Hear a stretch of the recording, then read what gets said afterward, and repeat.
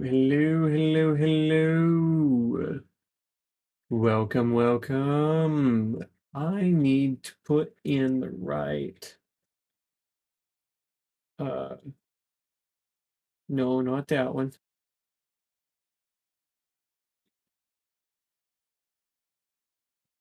That one. Great. Okay. Now, too big.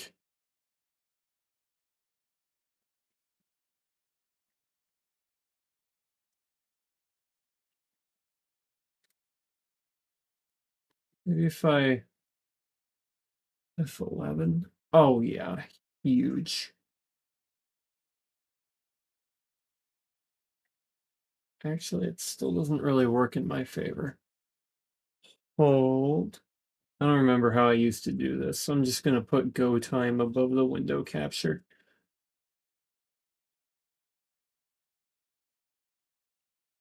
As far as like your console will self-destruct in 2 seconds, and today it runs fine. Yeah, it overheated. Oh, trying to move the window capture around so you can see it fairly well. Hopefully that's good. Hello, Cody. Welcome, welcome. Give it a little more. Oh, just like that. Yeah, okay, go time was better down here. We'll just adjust the window capture to where it fills the screen in a helpful manner. Oh yeah, right about right there. I think that's probably fine. Literally finished chapter 8 like an hour ago. Holy. You have a list now? What do you mean? What list? What are we talking about?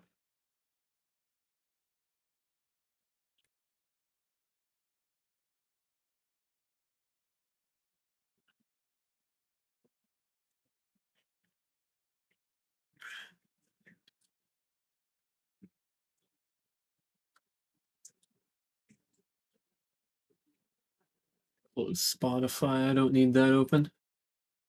Why is Chatterino not up? I specifically remember clicking that. Okay. Stuff to do or what chapters to read? No, because we're going to the very end. And that'll be it. I just need to turn on this. The music this time is a playlist or something by Athena 4 on YouTube. Dead King's hauntingly majestic dark fantasy music. What is this? What do you mean, what is this?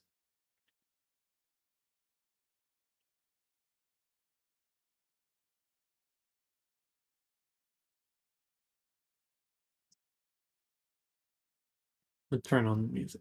Yeah, that's chapter 12, right?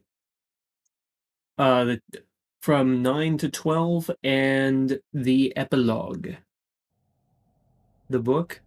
The book is my first book, The Black Forest, which is book 1 of the Sea of Memories, which is part of Act 1 of the Sea of Memories.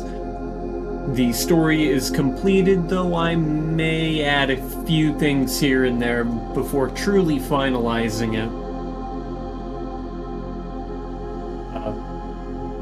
But this is the overall completed story. That's too loud!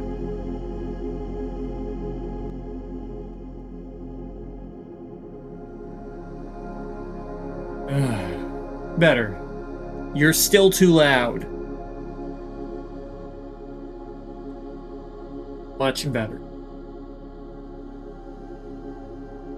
You got some D&D shit. Of course. Of course.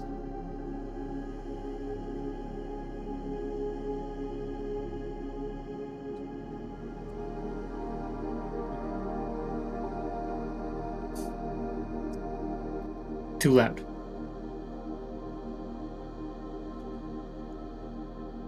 Okay.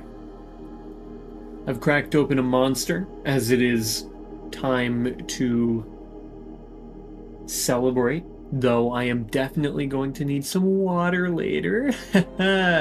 You know me. So we'll begin with Chapter 9.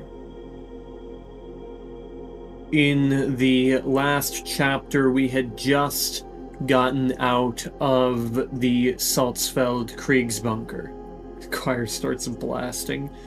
Yeah, when that happens, I literally will shout at the video, go too intense, and then just skip past it.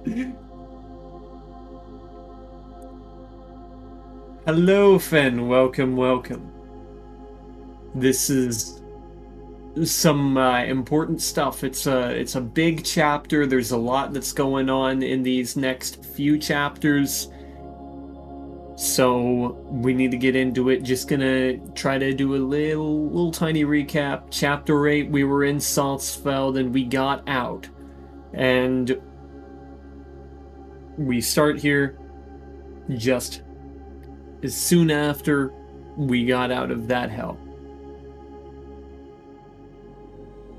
Chapter 9, Ruin. We returned to the pseudo-train, riding on the back of Ross. Congrats again on 400 subs. Thank you, thank you. We were no stronger than we were when we left for Salzfeld. In fact, we only came out mutilated and injured. Night Stalker halts Ross just before the pseudo-train. This is our stop. Night Stalker speaks up. Sliding off of Ross, Elizabeth, Edward, Michael, Dante, and I all slide off Ross in the same fashion, in that order. Night Stalker approaches me, handing me a piece of paper. I believe this is what you were looking for in Salzfeld. Something about it called to me. Night Stalker says as he hands me a paper marked Top Secret. I take a closer look as I take it into my hands. The document header reads MUTAGEN Project. 19th of July, 1972. The war is as good as lost. The following document will detail the last remaining hope for the Empire and the Reich to secure the existence of the Aryan race. This project is simply named the MUTAGEN Project, for the sake of secrecy. A classified party detailed that the East would be highly vulnerable to the release of a bioweapon capable of affecting local flora and rendering the soil in the area useless. Beginning with mutagen A01, testing will begin in an undisclosed location on a bioweapon that will be used to secure the Aryan race, and with it the success of the Empire and the Reich. Really good time because you're playing OG God of War. Hell yeah, completely different genre, but alright. The entry ended there, but there are several more pages. I decided to read the remainder of these documents while traveling, to understand what happened to the world we know while we made our way closer to Cascadia. Come on, let's go. Elizabeth, oh, that's Elizabeth. Come on, let's go. Elizabeth shouts lightheartedly. I walked up towards the pseudo-train, and Elizabeth extended her hand to help me up. Grab her hand and she helps pull me up into the storage car we had resided in before I woke up. The storage car looked exactly like we left it. Boxes and barrels were strewn about almost haphazardly, but they remained on the pallets and restrained the train car. The right back corner to where I entered was the only place that wasn't filled with assorted belongings and supplies. There laid an old mattress that lacked sheets, but had a hefty wool blanket, which covered at most 2/3 of the mattress. Sound like the damn e-book. Well, that's good. I'm not even a professional.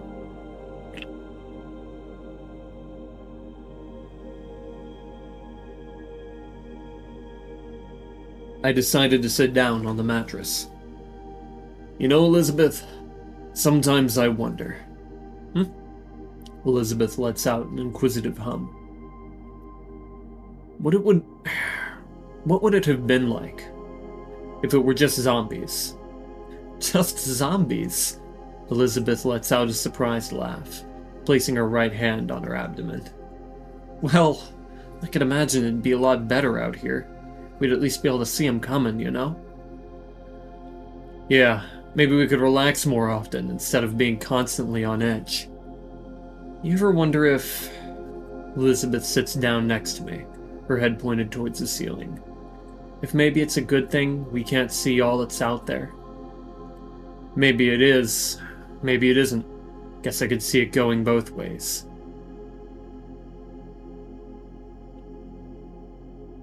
You know, John, Elizabeth turns her entire body towards me. If we manage to survive the devouring, what would you want to do?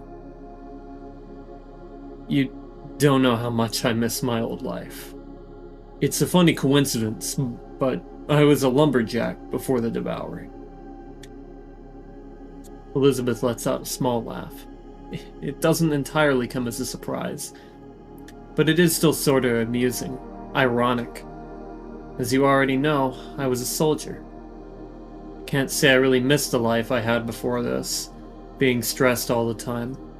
I only joined up with the Canadian Army because I wanted to be a part of the reason the Free Patriots Empire fell, and with it the Nazis too.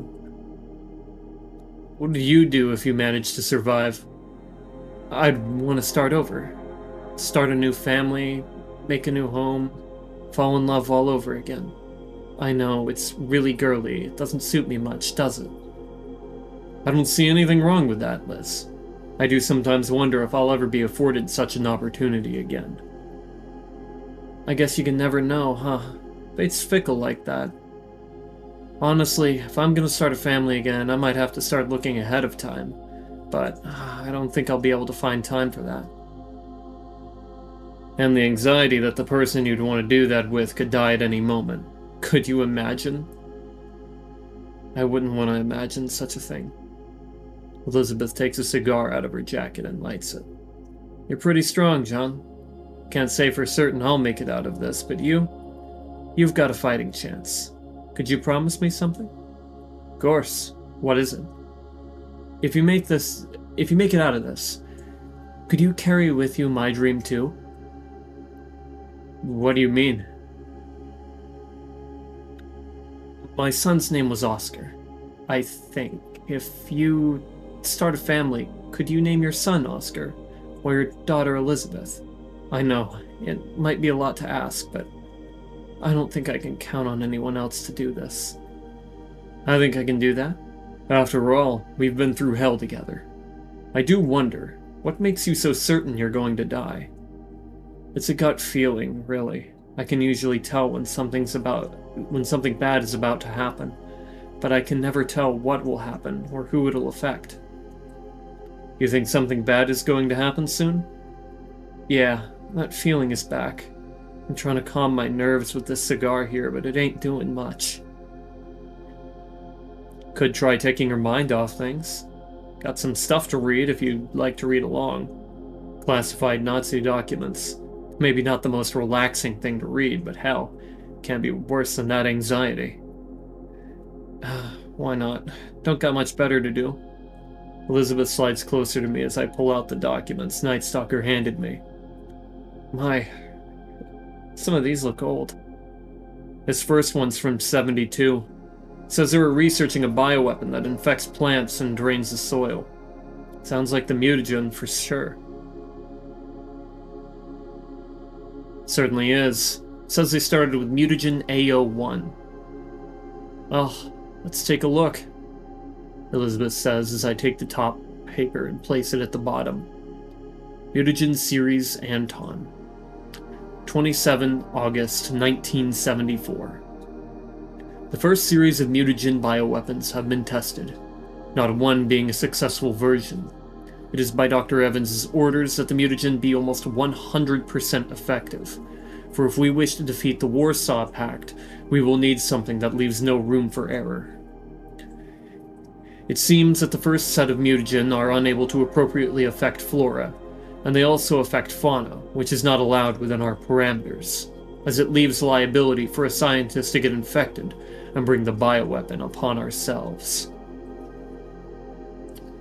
Mutagen series Friedrich. 4 February 1981. A breakthrough has finally been made in the mutagen bioweapons.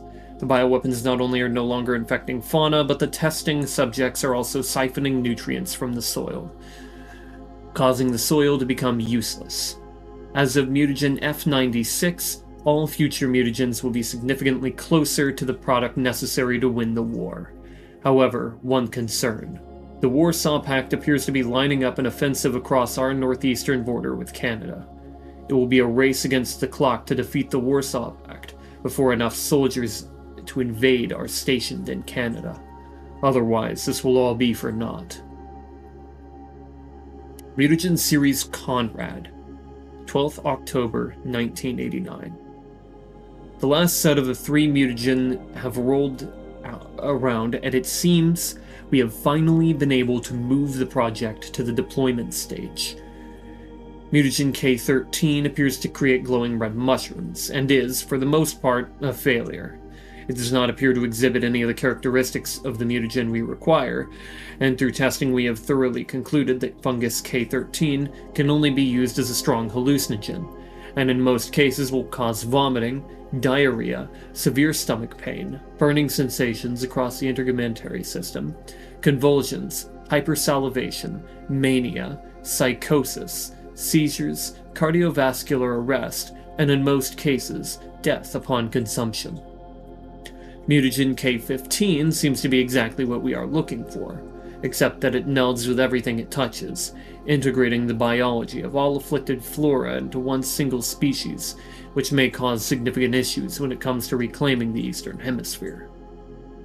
Mutagen K14 appears to be our solution. It perfectly captures what we need in the bioweapon, and is precisely what is required to finally eliminate the Warsaw Pact from our world. We must make haste, before the Warsaw Pact makes their move. Mutagen K14 deployment, 2nd of November 1989. Deployment of mutagen K14 in Cairo has just concluded, and the effects observable as of 1341 on the 2nd of November 1989 are better than we could have hoped. The numerous radio transmissions intercepted by the Empire have proven that the mutagen is currently wreaking havoc on the east, and at this time we are now beginning our advance into Canada. It looks like the Axis truly was destined for victory. Celebrations are in order. Mutagen K14 urgent, 9th November 1989. It is to my great dismay to announce that we have been sabotaged. It appears that not only has the mutagen appeared in Idaho, but it is also spreading at a rapid rate. Not only this, but someone reintroduced the DNA sequence that allowed the mutagen to infect fauna without our knowledge. The mutagen's effects on fauna were untested, as it was not considered a possibility that it would end up infecting fauna, but it appears that humans develop an unsettling hunger for meat in particular, and refuse to eat any sort of vegetation. All citizens should be ordered to evacuate to nuclear bomb shelters in hopes that they may survive the impending disaster. Mutagen Aftermath, 29th of November 1989. The mutagen has taken over the entire world. Radios have gone silent, and Himmler has retreated to his bunker. Only the capital is sending any communications to Salzfeld, and we've been cut off from physically visiting there. Not only this, but another mutagen, now recognized as mutagen K14b, appears to have mutated out of the Kriegsbunker. There is a mass of flesh growing at the very bottom of it, and it does not appear to be possible to destroy it. We have lost 31 soldiers to the mass as of time of writing, and it is growing at a rapid pace. Scouting records show that the variant mutagen also appears to be growing trees that are white instead of black, and it seems to be hostile towards the flora of mutagen K14a. The future is uncertain, and the Aryan race is now at stake. As I turn the last page over, revealing the first entry, I begin to fall asleep, the exhaustion finally setting in. I can feel a weight on my shoulder. It is comforting. Close my eyes, and I begin to drift off into sleep. Feel a gentle nudge on my shoulder. My eyes barely pry themselves open, and Elizabeth comes into view. She's leaning over at me with her right arm extended toward my shoulder. Hey, John, we're at our next stop, Elizabeth states softly. Remind me where we were stopping again? Yeah, okay, let me actually do that. Remind me where we were stopping again, I say with a croaky morning voice. We're in Boise, Idaho. Cascadia told Nightstalker that they would pick us up from here and make a stop at Kennewick for an offensive against a Nazi base they believed to be hidden there. After that, we should be Seattle-bound. Aren't cities a bit dangerous for us to be visiting? Boise is actually decently close to Cascadia's borders, and they have a station in the northern part of the city. We're in the south, so we'll have to head north if we want security. Anyways, since Boise is in close proximity to Cascadia, the danger is relatively lower compared to the unexplored cities like Denver. Are we just gonna leave the pseudo-train here? Yeah, Special Scout Division will be sent to gather the supplies on the pseudo-train, one that isn't so vulnerable. We've got civilians in tow, so we can't risk guarding civilians and pulling supplies at the same time. Sounds like they have everything planned out. Yeah, come on. We're already set up for a journey, just waiting for a certain someone to wake up. Elizabeth smiles at me. You could have just woke me up. I wouldn't have minded. Never can be too careful. Could have been the kind to sleep with one eye open, as they say. I get that. Well, shall we? I say, standing up and stretching my legs and arms. I still feel strangely light. Elizabeth nods, and we head off outside of the pseudo-train. It's so bright. I am met instantaneously with a bright, almost blinding light pouring in from the very top of the city. What I see before me is a ruined city, buildings of concrete reduced to rubble, and anything that was once made of wood burnt to ash. Pieces of corners and some pillars still stand, and off in the distance I can see a few small ruined skyscrapers, their concrete crumbling and the glass shattered. Twisted black trees crawl up to their very tops, strangling the buildings where they stand. A bonfire can be seen just before the city, and Edward is leaning up against the remnants of a concrete wall. I walk up to Edward, but something is off about him. He is holding some black clothing, bundled up messily as if they'd just been picked up off the floor. He's also not in uniform. He's wearing regular jeans, a white shirt, and a warm-looking gray hooded jacket. His hair is messy, as if it had been just patted down from being bedhead. He looks normal.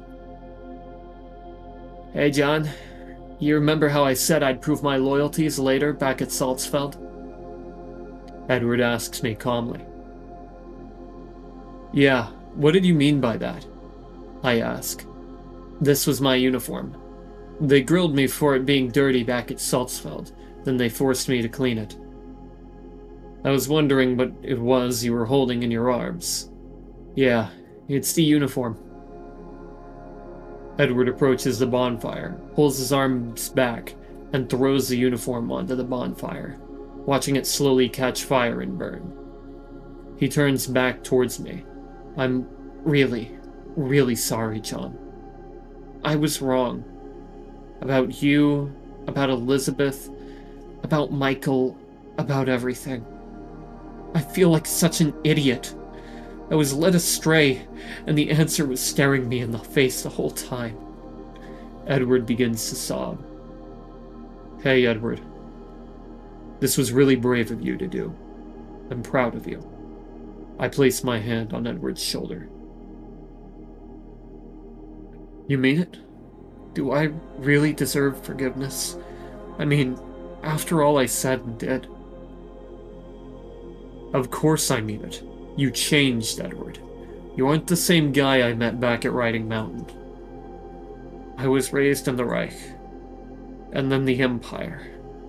They always told me I was a Herrenvolk, that people like the Jews and the Africans were unworthy of living. When the devouring happened, I was separated from the Reich and the Empire, and things started to change. First, it was you who asked Michael to save me back at the leper's arrest. Then, of course, Michael for actually saving me. Secondly, you lifted that shelf off me and Dante, a man I'd met mere minutes ago. And Dante, a man I'd met mere minutes ago, rescued me from underneath it. Then it was Elizabeth, who was injured because of my carelessness. I just felt a duty to patch her up. Then, at the research factory, when I watched all those people have their very life drained from their body in front of my very eyes, as a power source. But I think the last nail in the coffin was Nicole. To tell you the truth, I believe I've fallen in love.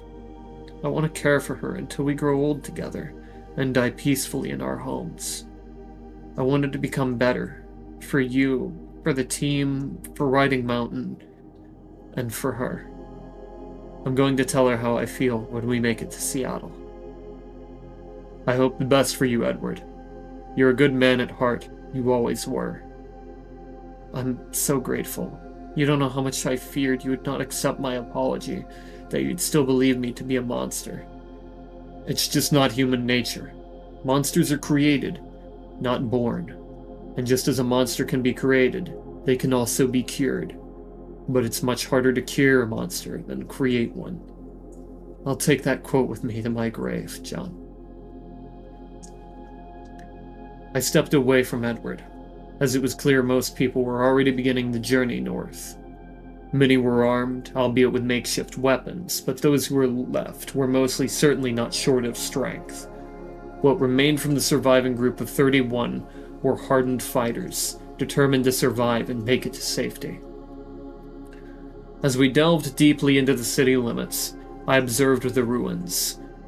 What remains of the walls was covered in tree roots and old Nazi propaganda posters. Busted cameras littered every street corner, graffiti covered the sidewalks. "This place is hell," one piece of graffiti read. I cannot disagree. I looked away from the graffiti and towards the street, seeing "Squeal, Pigs, Squeal" in pink spray paint on the road. I looked forward, and my eyes immediately widened. The bodies of uniformed Nazi soldiers were hung by nooses tied to every street lamp and black tree branch. Looks like an uprising happened here, I said to myself, looking from left to right. In purple was spray-painted panthers underneath the image of a panther. "Liz, what are the panthers?" I asked. "They were a revolutionary group on the West Coast. Before the war broke out, they were planning an uprising and receiving support directly from the Warsaw Pact. Looks like they won here, albeit a short-lived victory," Elizabeth responds. "They say a couple of the council members in Cascadia were Panthers," Night Stalker says. "Is that true?" I ask Night Stalker. "They're really only rumors, except one older woman in the council did officially state she was the leader of a Panther group in northwestern Oregon." "That's delightful. She must have been really brave to stand up to the Nazi armies like that. Certainly part of the reason she was voted into the council." The cracking of concrete can be heard above and to the right. The group looks upwards in concern as a chunk of concrete falls to the ground, breaking into numerous pieces. Then, it appears as if part of the building is moving. And then we realized all at once that part of the building was collapsing. "Run!" I shouted. "Out of the way!" People's screams fill the air as a giant chunk of concrete crashes into the ground with immense force. A roaring can be heard from within the concrete, and mere seconds after that roar, pieces of concrete are sent flying through the air. What emerged from the darkness inside the building looked almost like a frog with a half-inflated vocal sac. I instantly raised my pistol at the beast and fired a shot. It bounced off. I looked at the beast in fear. It appears to be looking straight through me, as if I wasn't even there. It then lunged forwards, charging into the center of the crowd, scattering the group. It seems almost like it's avoiding most of us, like it's zoned in on just one target. Night Stalker leaps into the air at the beast, striking it with his arms, transformed into blades. It's regenerative! We have to run! He tears off the creature's arm, but the regenerative pace is too fast. In just a few seconds, the arm returns in slightly different shape than before. This time, when Night Stalker plunges his arm at the beast, it slides right off. The Night Stalker is punched back and is sent flying through the air. He barely lands on his feet. He lifts his crossbow up, taking aim and firing at the creature, but it dodges out of the way and starts chasing through the crowd again. I chase after it in hopes of stopping its advance, but I'm quickly whipped away by the creature's tail, and a powerful pain is sent through my upper chest. I'm sent flying back several meters and land flat on my back, knocking the wind out of me. "Don't try to fight it, run!" Night Stalker yells angrily. "Intimidate Ross!" Night Stalker commands Ross, and a loud yet dismal roar reverberates throughout the entire surroundings. The beast was unswayed by the roar Ross let out. "It's strong! Get out of here! Hurry!" Night Stalker continues shouting.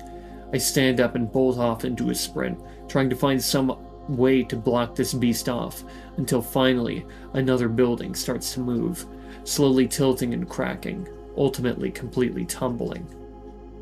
The ground crumbles and quakes from the impact of the concrete slamming against the pavement. The creature bellows from behind the collapsed building. "It's still alive?" I ask out of breath. "That there, John, is an Avenger," Night Stalker says with a harsh look of dismay twisting his expression. "An Avenger? What's an Avenger?"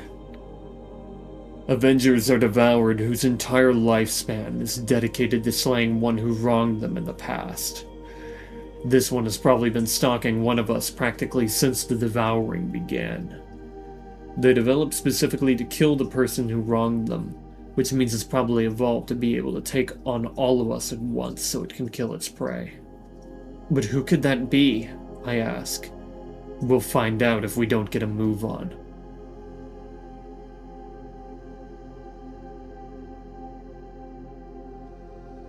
At this point, reverse it and kill it with its own arm. That wouldn't work. The creature gets stronger as it receives injury.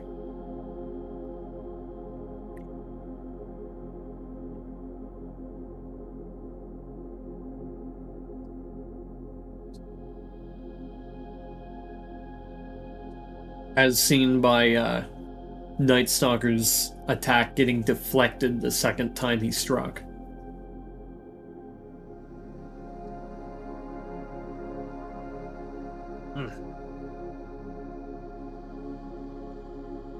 The group seemed winded, apart from Elizabeth and Michael. Edward was carrying Nicole, and Night Stalker and I were tired from getting kicked around by that thing. I caught my breath, and I could feel my head pounding. Doesn't that poison work on that thing? Gotta pierce its flesh first, else I don't stand a chance. Poison's useless if it can't enter the bloodstream. Right. Maybe we can outrun it, get to the station before it takes out whoever it's after. We can hope. It's a miracle we didn't lose anyone against that thing. Would the hunter blood work on it? It would need to pierce the flesh first. And it's intelligent enough that it knew to dodge the arrow that Night Stalker shot at it, even though it didn't dodge John's pistol.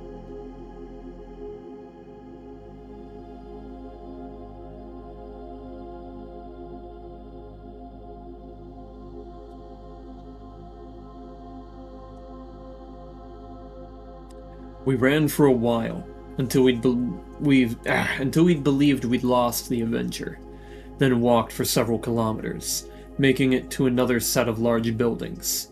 One large building had fallen into another, and pieces of concrete and glass littered the ground. Cars were burnt, crushed, or scrapped. Something strange, however, caught my eye. Giant white strings stretched from one building to another. Looking closer at the strings, I saw a helicopter stuck to one, half-eaten. Night Stalker, who is to my right, flings his arm out at my chest and halts. "Whoa, it's bad news," Night Stalker says. "What kind of crazy devoured got an appetite for helicopters?" I ask, and can hear someone snicker quietly behind me. "It's an arachnid, and it's hungry too. If that wasn't clear by the half-eaten helicopter. We're looking at this thing's home. I thought spiders didn't get the mutagen. You'd be mostly right, most spiders don't get it. Huntsman spiders, Goliath bird-eaters, and tarantulas, to name a few, however, they do get infected, unlike your usual house spider and jumping spider." I caught a glimpse of the creature, its 8 enormous legs clinging to the side of the building, breaking out windows and damaging the very concrete the building was composed of. Its unhurried crawl alone was enough to start even a seasoned survivor of the devouring. That's not just any arachnid. It's an evolved arachnid, Night Stalker says in a very serious tone. The evolved form is not only larger, but bolsters tougher skin. I now understand why they plan to send 2 whole Special Forces units to clear this place out. I'm surprised Iota Station hasn't called for anything sooner. There's even lake snapper shells here. Half-eaten, too. That spider has one hell of an appetite. Yeah, it's better if we go around this place, unless we want to end up spider food. The group and I ended up taking a detour around the arachnid. As we walked, we came across what may have once been a market, created shortly after the devouring. People flocked to small huts of salvaged wood and metal scraps lined a small park of sorts. Bright neon pink spray paint spelled out the word Panthers again. I approached one of the market stalls with a piece of corrugated scrap metal reading pharmacy in pink spray paint. Drops of dried blood stained the counter of the stall, pooling onto the ground behind it. There was no sign of a dead body, however. Ate 'em whole, even the bones were not spared. This is a cold reminder of why they were called the Devoured. I rounded the corner of the stall, and to my dismay, but not surprise, the makeshift shelves had naught but a few cobwebs and dust. I stepped away from the stall, moving over to the next as the others began to wrap up their search. A particle board sign sits crooked on top of the stall. Liquor, it reads in blue spray paint. I approached the stall, rounding its corners to the vendor's side. As I approached the stock, I felt something squelch behind my feet, as if I had accidentally stepped on a mouse. I looked down at the ground, witnessing a pale white flesh covered the ground in the puddle. I looked down at the ground, witnessing a pale white flesh which covered the ground in a puddle. The hell? I mumbled, stepping back, noticing a bloody mark where I stepped. I shivered in disgust, slowly backing away and joining the rest of the group. I walked alongside Dante and Michael as we came towards the city outskirts. The light from the city's center slowly fading away. Through the darkness, I can see the lights off in the distance. I ducked down, unsure if it could be a hostile group. Don't worry, John. That's Iota Station. Stand up. I stood up, approaching Iota Station carefully. Suddenly, a spotlight shines upon us with blinding light. As we approach close enough to be within view, I hear a familiar voice. Hey, I've seen you before. A man behind a megaphone calls out. Didn't think you'd be alive. Didn't think you'd be back. And alive, no less. I am We'll try it again. Hey, I've seen you before. Man behind a megaphone calls out. Didn't think you'd be back, and alive no less. I admire your tenacity. Reyes, good to see you. Alive and kicking. Night Stalker shouts. Oh, and with Night Stalker in tow. I thought that was you. Couldn't tell without the other eye intact. Guess what you say is true. You never really forget a face. Lost my eye in a bad scuffle with a devoured crustacean. Had me cornered. Took it out, though. And man, that bounty almost made up for the eye. Shouldn't you be able to regenerate it? Not without the required sustenance. And I can't get that back until I make it to Seattle or San Francisco. Understandable. Come on in. The Lumina is set to arrive in about 8 hours. We entered through the gates of Iota Station, met with 6 guards at the gate who greeted us kindly. I'm not exactly sure what I expected, but I didn't think the stations would be so empty. It was a big warehouse-like room with fortifications on each entrance. 2 for the trains, 2 for the entrances on either side. And a small cafeteria to the left, with 3 guards enjoying a hot dinner. To the right looked like some sort of training area, and towards the back was a large armory and sleeping area, packed with about 20 to 30 soldiers. Christmas lights and old light bulbs were strewn across the building alongside fluorescent lights. They flickered like the twinkling stars in a peaceful sky, bringing a relieving feeling over my shoulders. Alright, I'm gonna drink a little.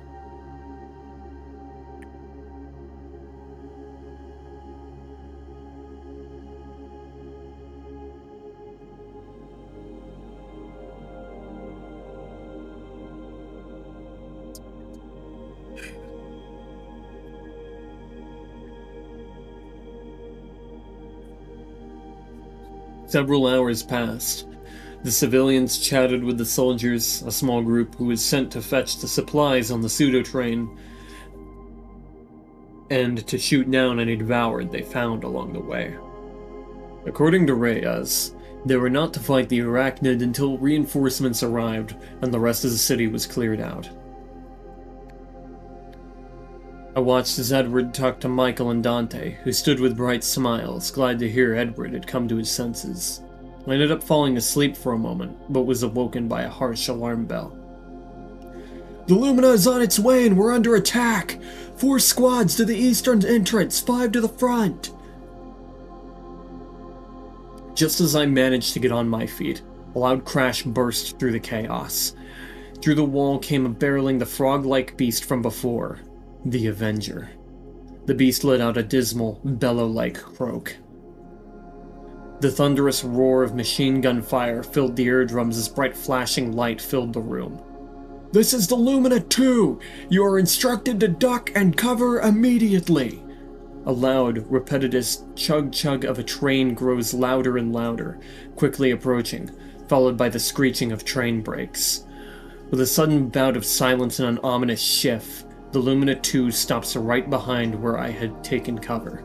A roar like 1,000 lightning strikes blitzes the ears and ricochets throughout the station. It sounds as if 1,000 bombs were going off all at once. The ground trembled beneath me at the sheer volume of gunfire. A smoke rose into the battlefield, obscuring what was going on, and eventually the gunfire stopped, following by a perturbing sound of the cracking of bones, tearing of flesh, and paired with a disgusting squelch.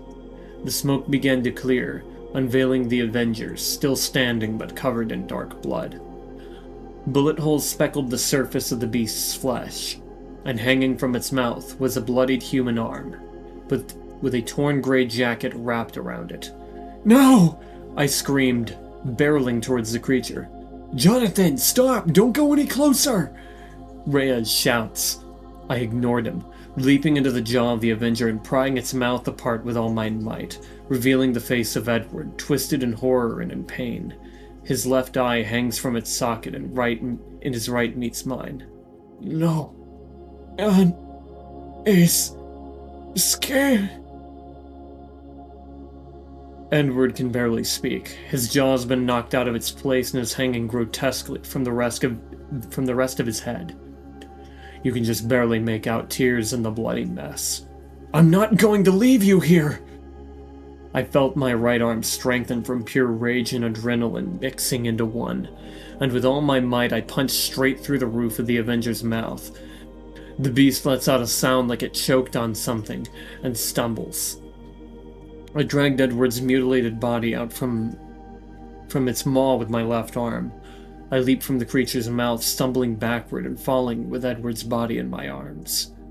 The creature continued to roar loudly, recovering from its daze and tossing soldiers around like they were beanbags. The bullet holes on the creature had sealed up, and an immense sense of dread set my mind ablaze, and a dismal, hopeless feeling came over me. Is this the end? Death at the hands of some regenerative frog beast?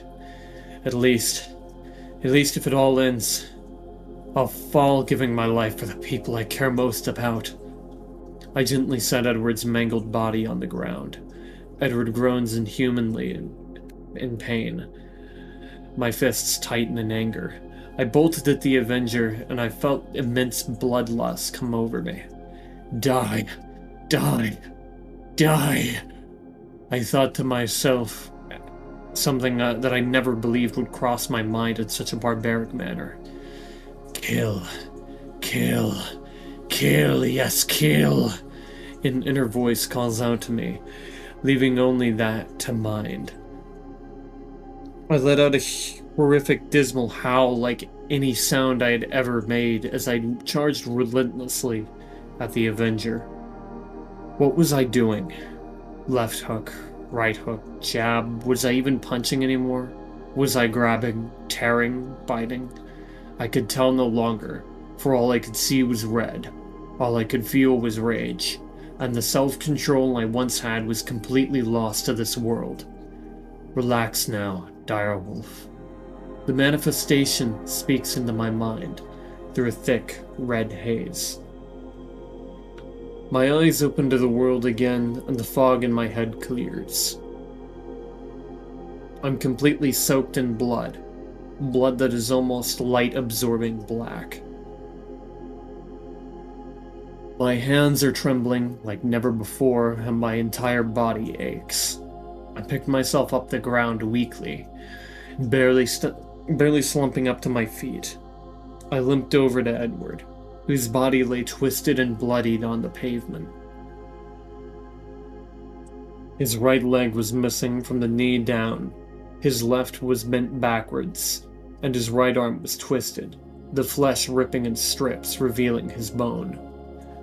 His left arm had been snapped backwards at the shoulder, his ribs poked at his shirt. His right eye, the only intact thing left on his body, looked at me. "Don't try to save me, John." Edward strained. "You have to live, Ed. You have to live, Ed. You just turned around. You had dreams." I shouted through sobs. "No. This is atonement." Edward's breath staggers. "Don't worry, Ed. Just end the pain, please." In tears, I take the pistol from my coat, the barrel's black metal just barely reflecting my figure, into my right hand. I reluctantly lowered the pistol at Edward, pointing it at its head. "I'm sorry, Edward. I couldn't protect you." I sobbed, barely keeping the pistol in my head, steady in my hands. "See you, Jan." Edward says as a gunshot rips through the air, echoing throughout the station. His head jolts backwards, and his life leaves his eyes. Suddenly, I hear movement from behind me. The Avenger growls menacingly, clinging to life still. It almost sounded as if it was laughing. It moved its two legs underneath itself, hoisting itself up. Get on the train, now! We'll take care of this thing! It was after Edward, move! Reyes shouts, saying nothing. Elizabeth, Michael, Dante, Nicole, Night Stalker, and I oblige, leaping onto the train. The train hums to life, letting out a loud chew from the front of the engine, followed by a shift. Chug, chug, chug. Gunfire began to let out its song of thunder, but it was just a numbing feeling.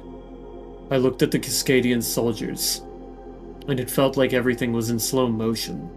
Soldiers shouting, firing weapons, taking cover. Then I looked at Edward's mutilated corpse, which lay lifeless in a pool of his own blood. And there concludes Chapter 9.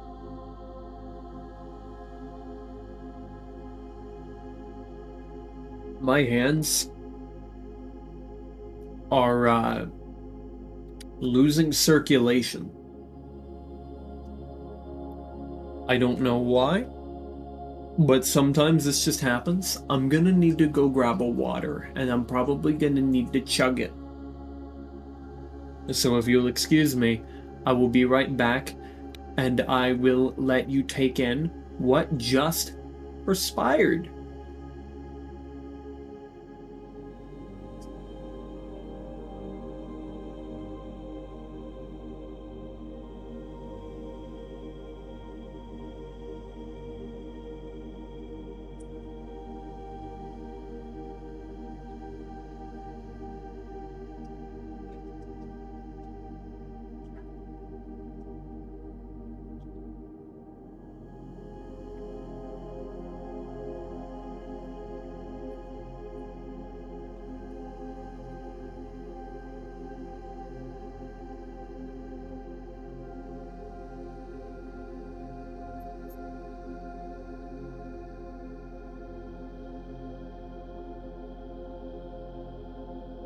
God damn.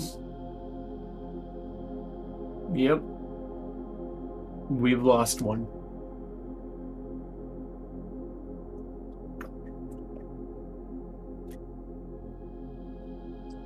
It's too cold to chug.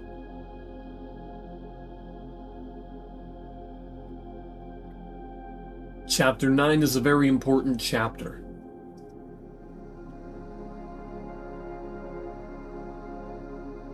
And what just happened is the reason it's so important. But maybe not for the reason you think.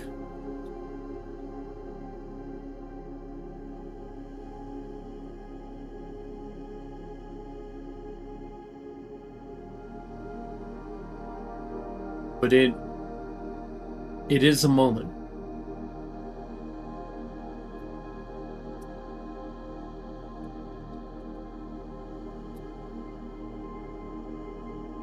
Now we move on to Chapter 10.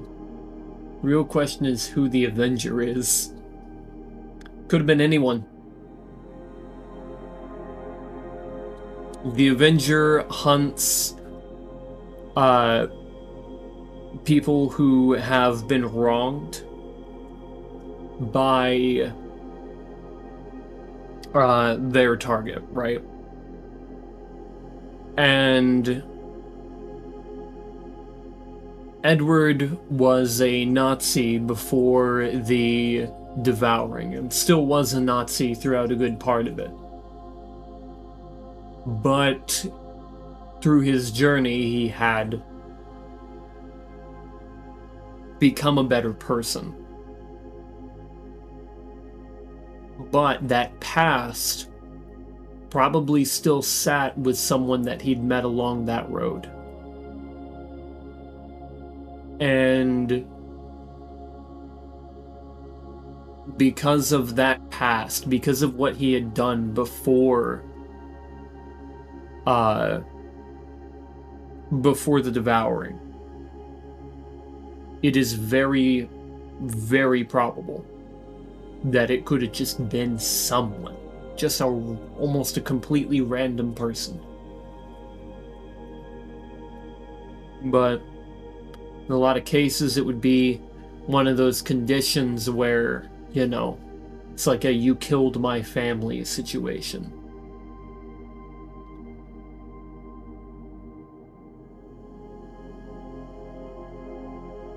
But it's possible that in a future installation, we could see some of the pasts of these characters in greater detail.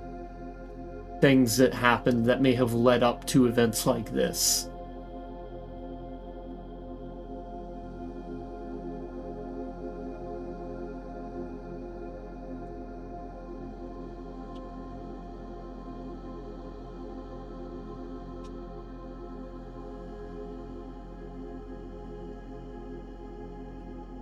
Now moving on to Chapter 10. Lumina. The train quietly hummed and rocked as it rode along the tracks. The lights, fixed upon the ceiling with makeshift bolts and scrap metal, flickered slightly when the train would rock. There was a quiet whiff of the Arctic winds from the outside of the train. The windows of the train were barred off by pieces of rebar and grates, and there were slots inside the walls of the train cars where and there were slots inside the walls of the train car where the soldiers would slide a piece of metal to the side and stick the barrel of a gun out to fire at targets outside of the train.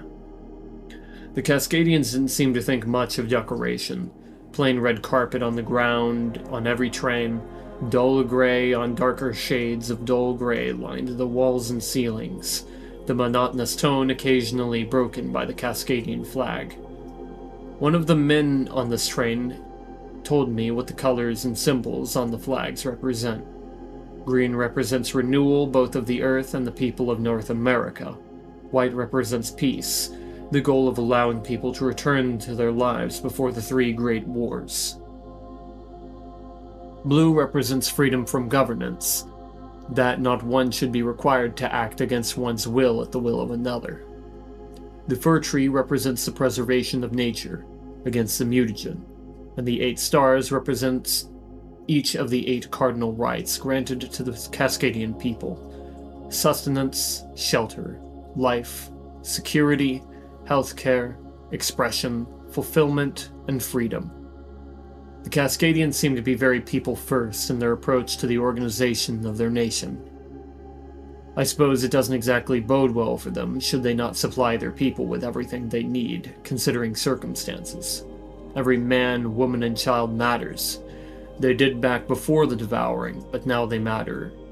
But now they each matter that much more. "Hey, John?" Elizabeth asks in a concerned tone, sitting next to me at the table. "I know what you're going through right now. Edward and I spoke before I woke you up that day. I was happy to hear Edward had finally changed his mind, but just like that, it didn't matter. I just want to know why," I said, my head sinking into my hands. "Why did it have to happen once he changed, once he finally came to his senses?" Night Stalker told me about how an Avenger behaves. Once one is created, it stalks its prey, much like the doppelganger. Avengers, however, never attack too early. They specifically prepare to take down the one who wronged them in the past. Unfortunately, this means that even if the person's behavior has changed and they've become someone better, the Avenger will still try to kill them. I can't get his face out of my head. I can't forget what he looked like either. Elizabeth places her hand on my back, trying to comfort me. "It's all my fault. If I hadn't... Don't talk like that. Please. There was nothing you could have done. Not even the Cascadian army inside the Lumina could take that thing down quick enough to save Edward. I feel like there had to be something I could have done to save him. There just had to be. You know, I felt the same way when I lost Oscar. That somehow I could have been there, protected him, saved him. Given the chance, I'd have done it all over again. Died to save my son and let him live life. But that opens things up to so many questions. What would Riding Mountain have been like if I wasn't there? What would happen to Oscar without a mother or a father to guide him and raise him? I just wish I could have saved him. I need to become someone stronger, so that I don't lose anyone else. So I won't lose you. And I'll be there every step of the way. Elizabeth turns towards me. And John, remember what I said in the pseudo-train? You can forget all about it. I'm not going anywhere.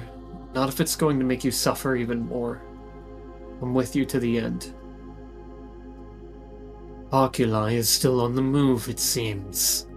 Damien's voice reappears in my head. I see his body materialize in the seat in front of me, but I can see right through him. His hands are placed upon the table, interlocked together. Oh, so you can see me now. Interesting.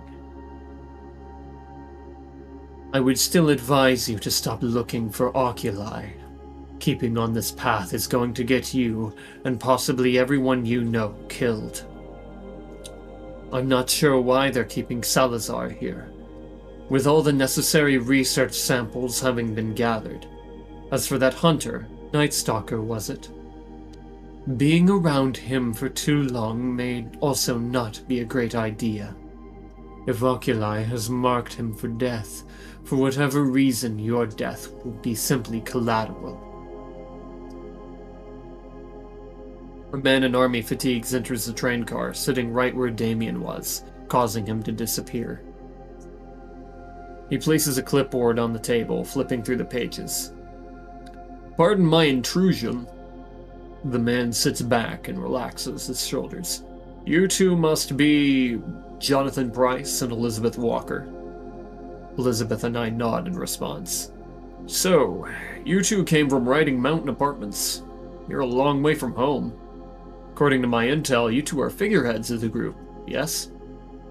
That's correct, Elizabeth states firmly. I am formally their leader. Jonathan, along with Michael, are assistant leaders. Says here you were harboring a Nazi among your ranks.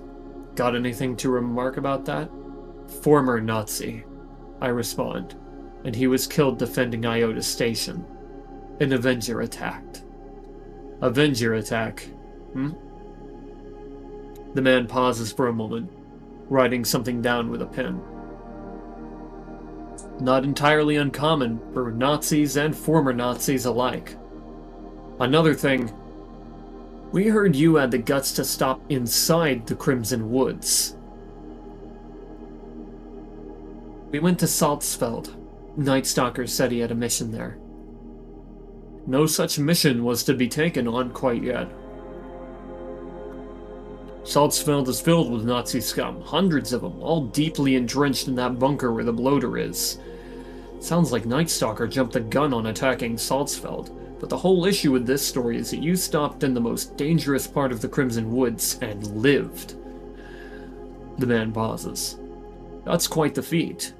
Though I wouldn't suppose you actually entered the Salzfeld Kriegsbunker after seeing that giant crater.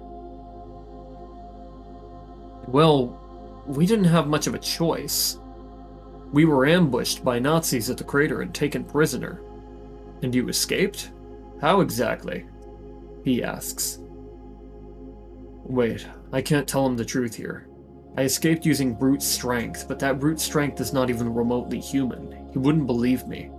What could I say here? I think for a moment. Night Stalker broke free and helped us escape. For the record, we were not without our casualties. We had a man, his name was Abel. He was shot dead in an ambush. Suppose they didn't quite gauge Night Stalker's threat. And what of the hundreds of Nazis holding that bunker? Do they remain? The man asks. Well, one in particular escaped. A man named Ribbentrop.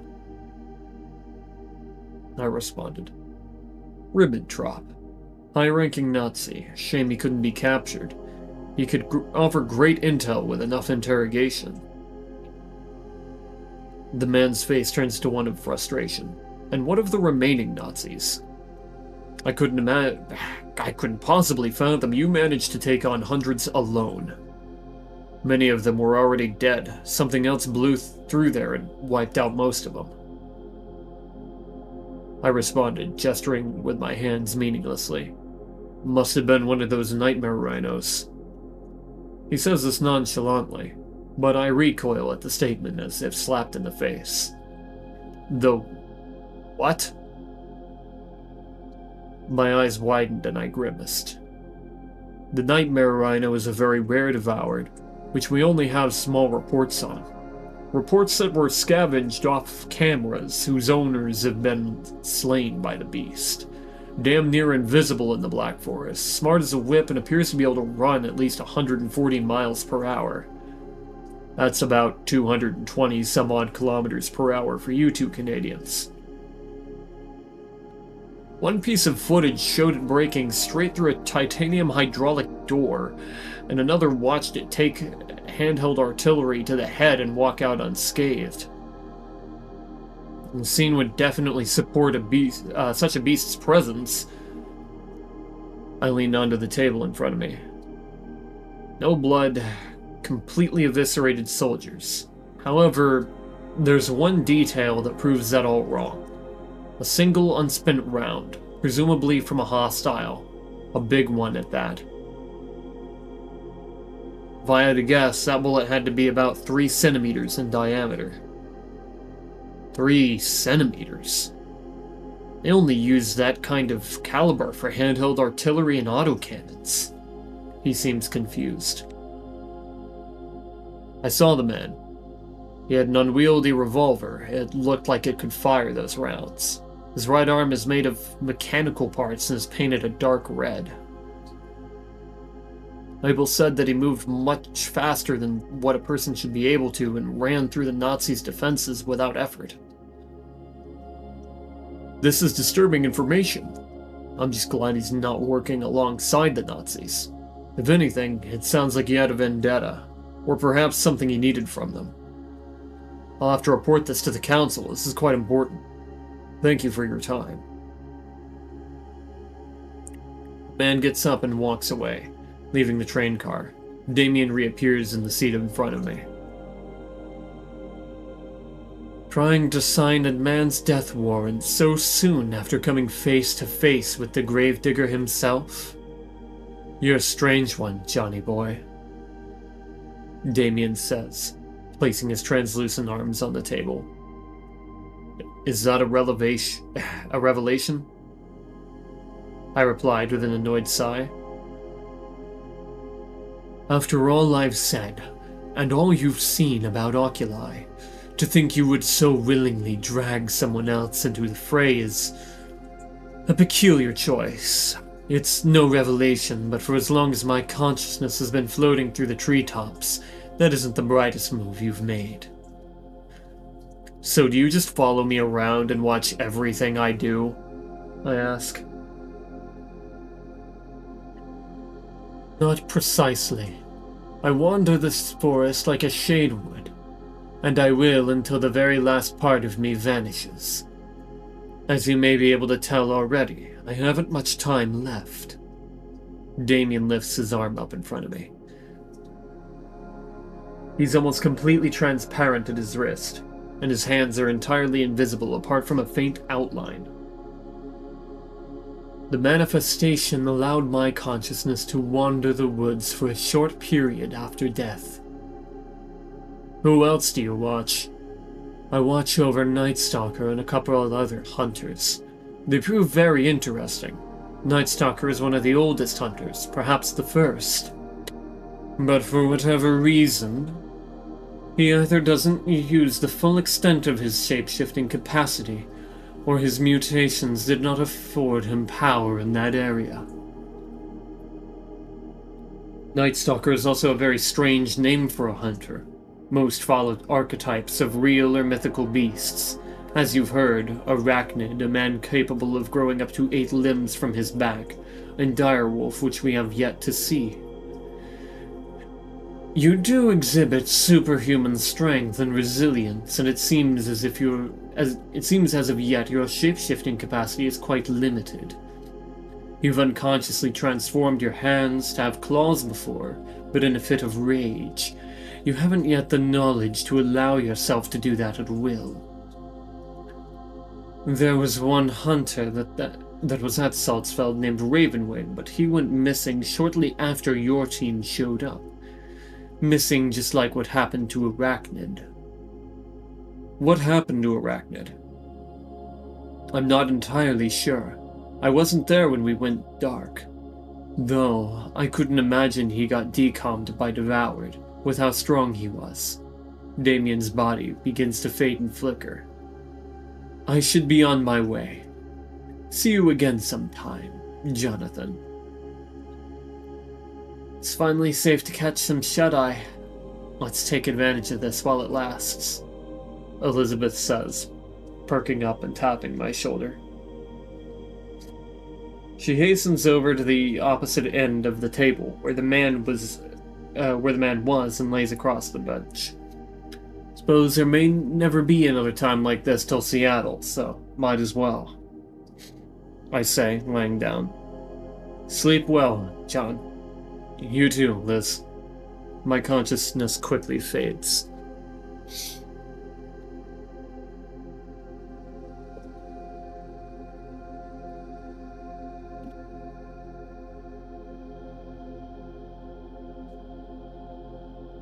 A little more water. Got about 130 pages to go.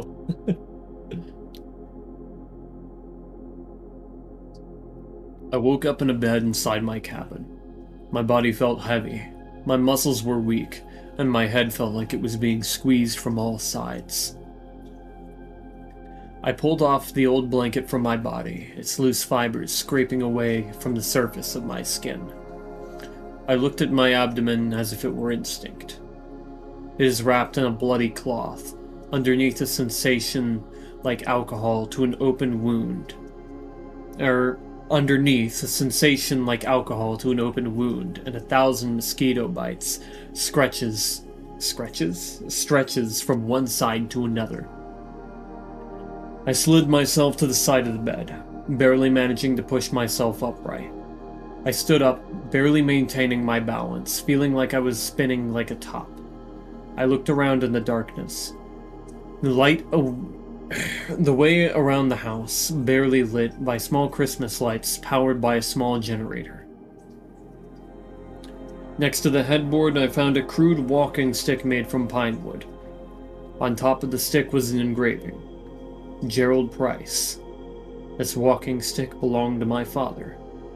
I meekly grasped it in my hand, putting my weight on it. I slowly trekked to the bathroom, each step accompanied by a creak in the floorboards, and a tack that echoed throughout the cabin. I managed to get within viewing distance of my mirror. I looked emaciated, as if on death's door, skin wrapped around a skeleton, eyes sunken deep into their sockets. My stomach cramped, and I felt something rise up my esophagus. I leaned into the sink and threw up a nasty black sludge, which writhed and wriggled as it slowly drained down the sink, leaving a dark, almost jet-black stain in the porcelain. I'm going to die, unless something changes fast. I looked back up at the mirror, and looming behind me, in the darkness, were 2 glowing red eyes, and forming beneath them, a devilish grin. Do you want to live? The figure behind me speaks in a ghastly tone. Are you the Grim Reaper? Here to finally reap my soul and take me to the afterlife? I asked, almost begging for the figure to put an end to my misery. No. I am your friend, you see. I want you to live. However, you and your wife both have 1 foot in the grave. Well, metaphorically, in her case. You act like you know me. Don't tell me you're some Jehovah's Witness. Far from it. I could offer you a bargain. 2 feet in the grave, 2 feet out. Telling me to kill my wife. Can't survive without her, you know. To the contrary, really. Your wife has only really been another mouth to feed. And leaving her outside like that, don't you think that's a bit cruel? I can feel the shade approach me on my right. Its presence is chilling like a cold breeze on a winter day. Tell you what, I'll leave you to think about it. Should she die by your hands, I'll make sure to alter your memories so you never remember any of this. You did not intend to sign a contract with this shade, but it seemed there wasn't much of a choice for you in the end. These are your true memories, the ones it hid from you. I cannot hold you in slumber for much longer. So during your next time of slumber, I shall reveal to you what truly happened between you and your wife.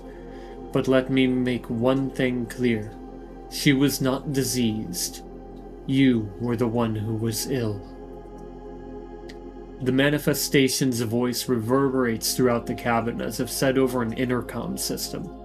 I begin to ascend upwards, my chest first. I can feel my body stretch, lengthen, and bulk up from the sickly state I was in, and I feel as if I am floating to the surface of a body of water, and then finally breaching the surface.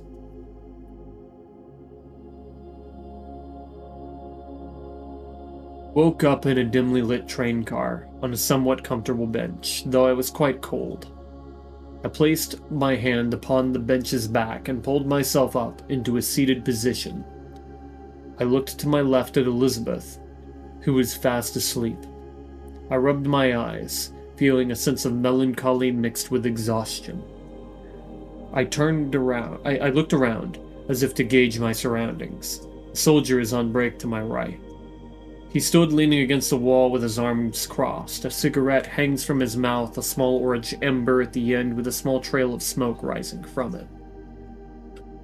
He wears a Cascadian flag on his left shoulder, and underneath it is a patch with 2 crossed pistons, leading me to believe he's some kind of engineer.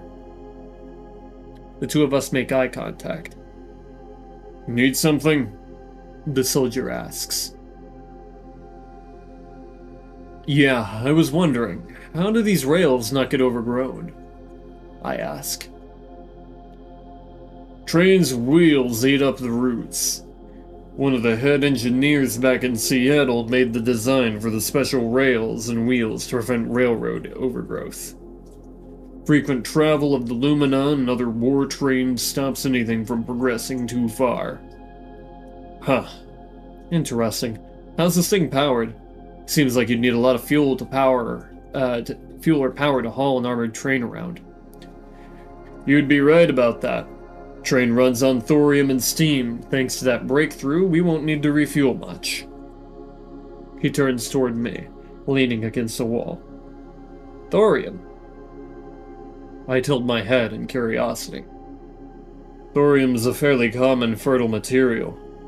We use a small amount of plutonium in the generators, and this material produces lifetimes of energy. Right. I remember hearing something about that being invented in Moscow before the devouring. We found schematics for a functional generator in Toronto during a scouting mission. He waves his hand in the air as if to point towards Toronto. You guys have been all the way in Toronto? Yeah. The place is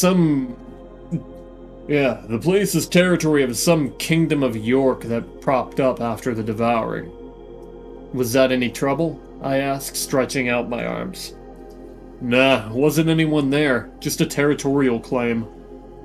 Plus, cities irradiated to hell and back. Got nuked real bad. Looks worse than that one city in Missouri. What was it? I think it was Joplin.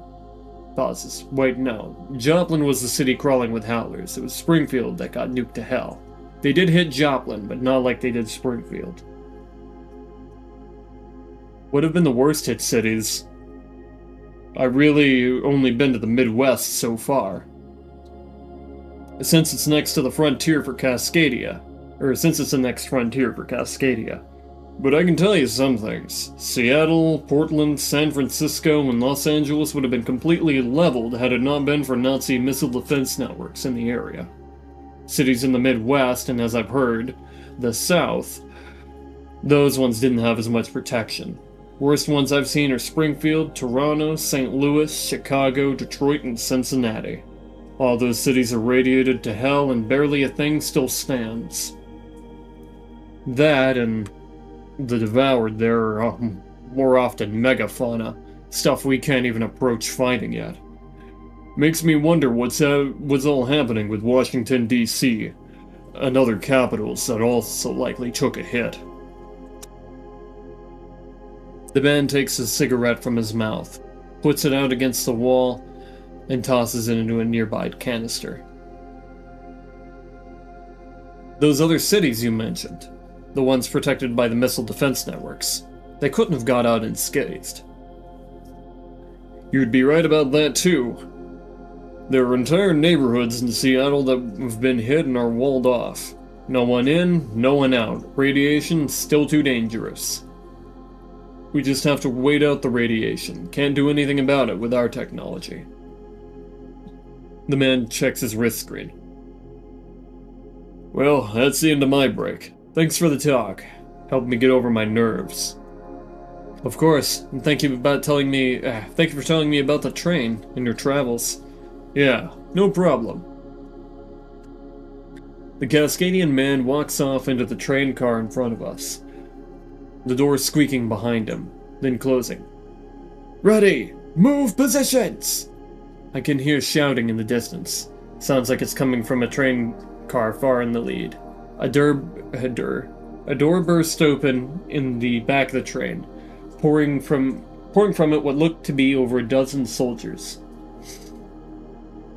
All wielding arms ranging from fully automatic high-caliber rifles to light machine guns. Set! Set! Set!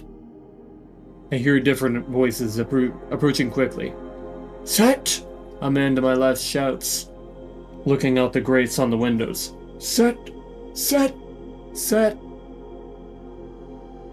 I can hear some call-out trailing off into cars behind me. Some sort of drill? The distant roar of gunfire can be heard, approaching rapidly before the soldiers all line up on my side of the vehicle. I can see that Elizabeth has woken up, startled awake by the gunfire and noise. What's going on here? Elizabeth is interrupted by the harsh sounds of explosive gunfire, and the cracking of wood, the screaming of trees, and the tearing of flesh as bullets pelt the forest and the devoured. It was over in a single moment, a sudden silence draping over and enveloping the train. Ugh. Another horde. Howlers are everywhere now. A female soldier says as she crosses back to the train car behind us. Sorry about your rough awakening, Liz. Had I known this would happen, I would have woken you up sooner, I said to Elizabeth. It was still the best sleep I've had since the devouring, she replies.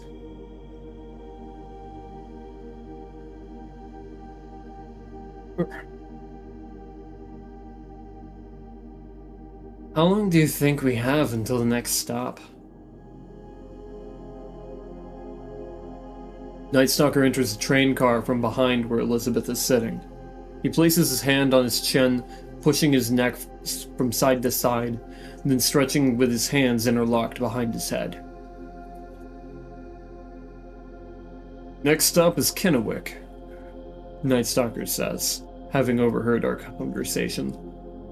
Been at conflict with the Nazis there, so we established a station there and will be moving on as soon as we stop at War Station Omicron. When'll that be? Elizabeth asks. If I had to guess, it would be in a couple hours. Then I suppose we should get ready in a bit, Elizabeth says. Well, actually, I was going to tell you the showers are open. Night Stalker says, pointing towards the front of the train. There are showers on this train? I ask.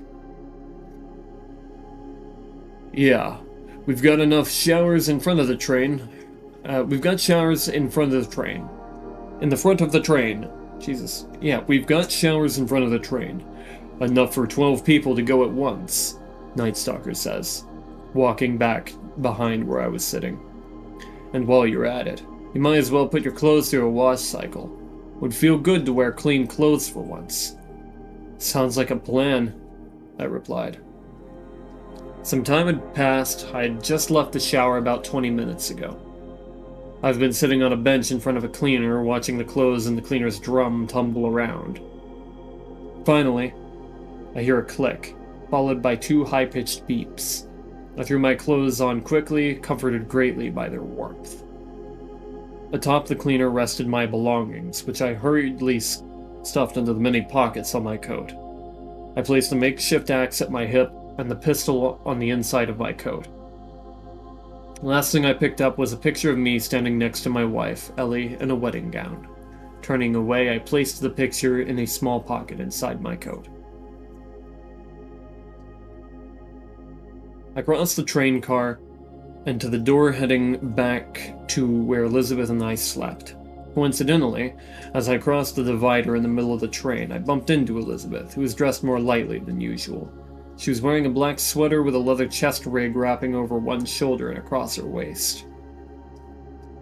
Her pants were black cargo pants, which were tucked neatly into her boots, which were also black. Oh, excuse me, sorry, I say to Elizabeth. No worries, John, she replies. No jacket today? Not yet. I just decided I'd go without it for a second. Feels pretty light without it. You should lighten up for a sec too. You could probably use the relief. Hell, you might be right, I say, taking off my coat and slinging it over my shoulder. You go on ahead of me. Thank you. I stepped between the train cars. Elizabeth waited for me just beyond the door to the next train car. After I stepped through the threshold, Elizabeth and I began to make our way back to the train car we slept at. We met with Michael and Nicole about halfway back to the train car. Hey, Elizabeth, John, Michael says, waving his right arm in the air. How are you two doing? I mean, with Edward having passed the way he did.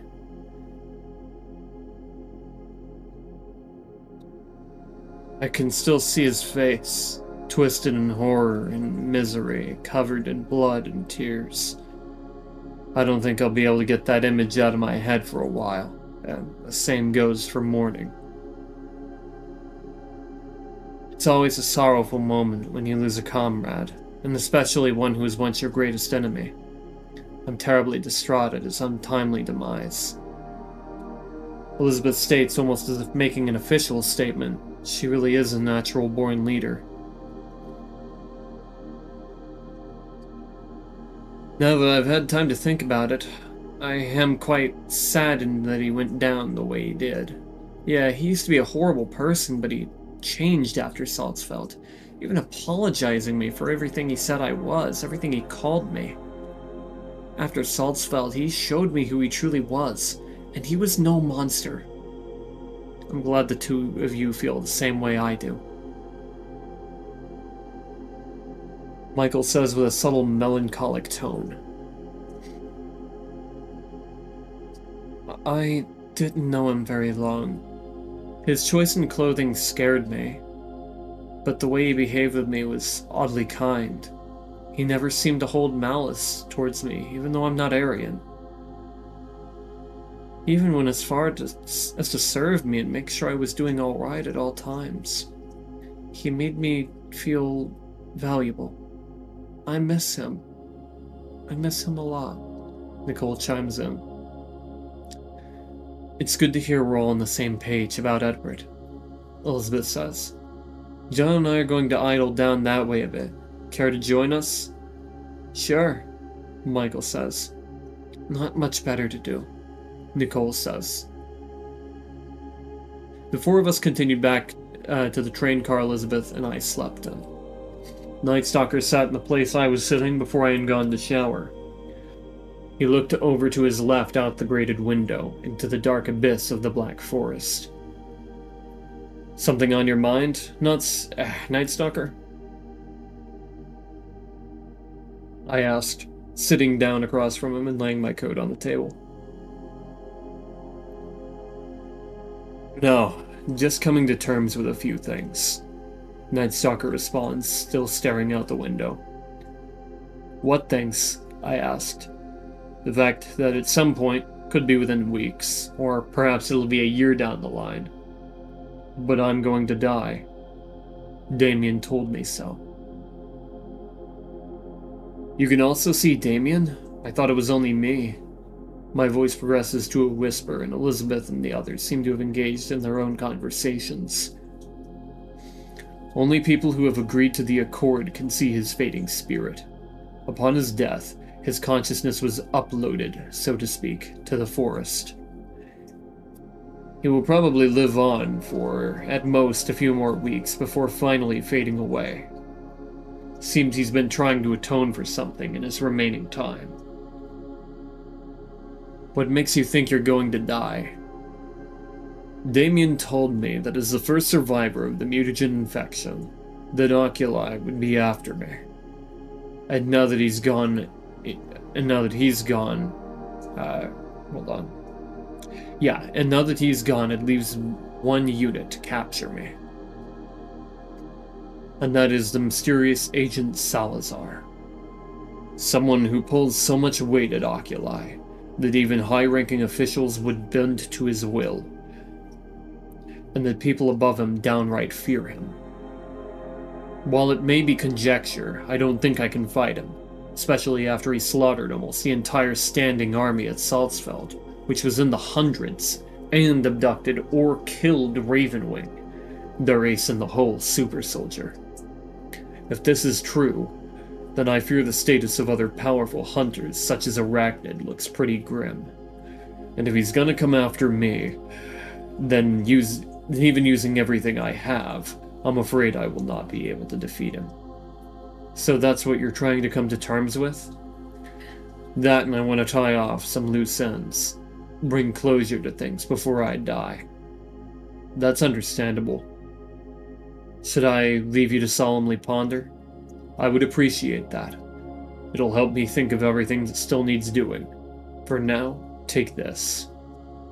Night Stalker slides a sort of decorative pen to me.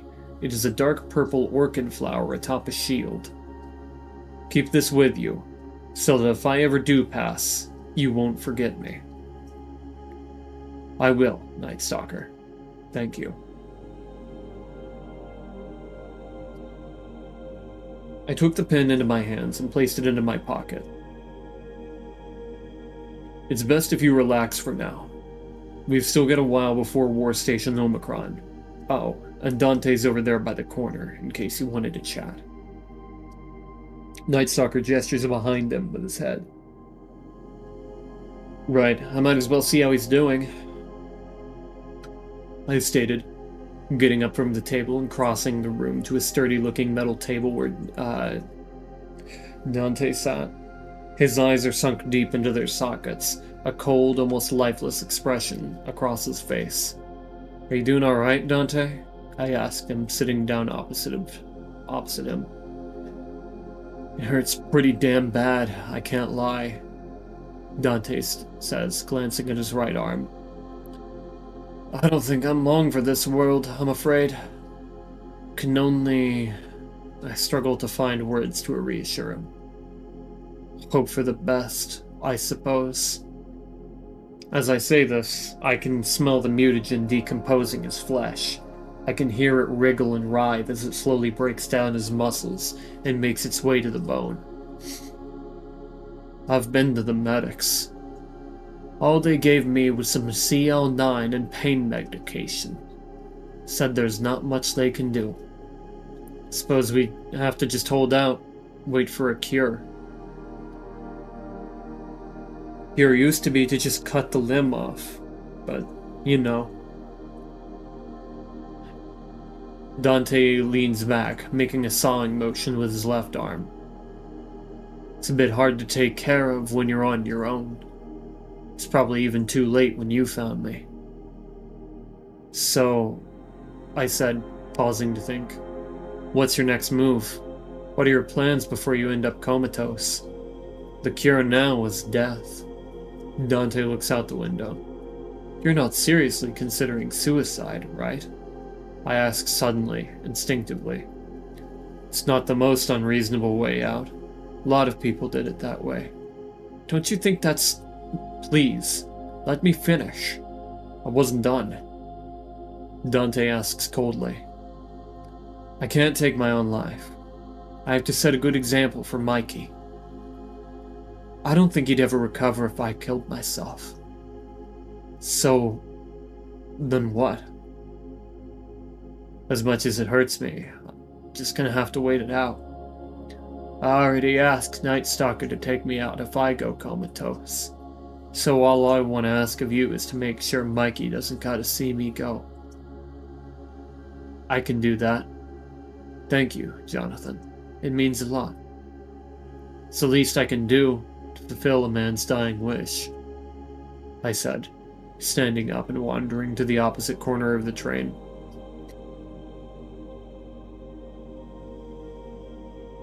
I made the decision to explore the train and get a feeling for my surroundings. I began to make my way to the front of the Lumina, observing the repetitive monotone walls broken only by the ragged old carpet stretched from one door to another, the flags on the wall, which were quite kind on the eyes. The dark green, white, and blue now revealing to me a rather uncommon flag color combination. I continued to the next car, a group of well-equipped Cascadian soldiers scattered around the train car, all with unique patches on their upper arms. I made my way to the next train car, surprised by all the white curtains and the computer sounds buzzing throughout the room. It was then I realized where I was, one of the medical cars. I stepped forward, the eerie silence of the medical car being broken by the occasional beep or buzz. I couldn't decipher their meaning, but I could tell some faint sounds were those of ECGs. John? A strained, breathy voice calls from behind the curtains to my right. I turn towards the sound, pulling the curtain aside, and entering the booth. A man lies in a bed of white, hollow-cheeked and emaciated looking. His eyes were almost a pure white. He had gone blind.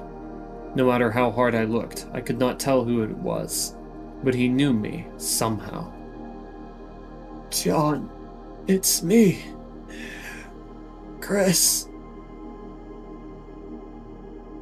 He heaved, his labored breathing creating a ghastly wheeze. Chris. My heart sank into my chest. They couldn't save you, then. They tried. Chris coughs, heaving, and finally, spitting up a black writhing sludge onto his chest. Their best. I'm so sorry, Chris. I wish I could have. Don't be sorry. Chris looks at me, but his gaze misses my eyes, and just stares off to my left. You did the right thing. You're not gonna make it, are you? I asked, my sad tone deepening my misery, unlikely his too. No. The mutagen clogging my lungs, eating away my eyes and my blood, and hijacking my brain. He coughs again, a black liquid seeping from his left eye. If I could see, I would wish I couldn't. The shades, they haunt my only sense. Hearing. You're just running down the clock? Living, knowing every second could be your last? I looked down at my own hands. I'll die when it's time for me to die. Even if that means to suffer more. But why? So that if I may die having known I lived life to its fullest. Chris winces in pain, but smiles. Your words, they mean a lot. I place my hand on Chris's shoulders. John, I wanted to say something to you. Yeah, go ahead. Say whatever's on your mind. For bringing me here after finding me in the woods. You saved me for just a bit longer. It's just human nature to help someone in need. You are a very kind man. Not so common in the woods. Chris grins slightly, crying. I'm simply human, I responded. Thank you, John. Chris's labored breathing and wheezing abruptly halts, his expression returning to neutral, his mouth hanging open slightly, his sunken eyes swollen from crying, and his cheeks soaked in black and clear tears, looked straight forwards, leaving nothing behind but a hollow gaze. A doctor entered the room through the curtain in front of Chris's deathbed. He wore a white lab coat with a green cross on his left breast pocket. His name tag reads Jason Torres. The doctor appeared to be in his late 30s, his face showing few signs of age, his skin only slightly rough. His green eyes met mine, a stern yet sad look coming across his face. You knew this man, I assume? He asks in a soft but deep voice. Yeah, not for long, but I did. I remember saving him from a ruin in the woods some time ago. I almost mumbled, hardly spoke up. He was in rough shape by the time he'd transferred to the Lumina. Mutagen had completely taken over his lungs. He was wheezing the whole time. Eventually it spread to the other area of his body, and slowly took more and more from him. We were hoping to get him to our primary facility in Seattle, but as I see now, we were too late. At least he died beside someone he knew, even if it were someone he only briefly knew. I'm glad you took his side in his final moments. If you had, he'd certainly have died alone. I meant to put hadn't there. Cold, and in a room with no one but strangers around. Dr. Torres sighs. If you will, please be on your way now. My team and I will have to move him to the mortuary, where he will await burial in the Cascadian National Cemetery. Yes, of course. I'll return to my train car, I said, walking away from Chris's deathbed, and out the white curtains into the halls. I looked back towards the back of the train car, where a tiny little waiting area sat. The faded white walls, grey rugs, and deep red chairs that looked just barely kempt, emanated a nostalgic feeling, one I'd never think I'd have for a hospital. I took a seat on a lonely chair in the corner, leaning back in my seat and taking it all in with a sigh. The train was almost warm, but not quite. My fingers and toes were still cold, but it was better than being out in the woods. For just a moment, I felt calm. This feeling, however, did not last.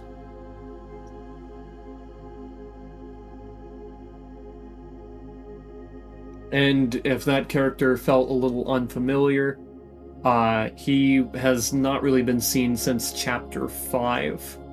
He was left with Cascadia, and this is his first reappearance since.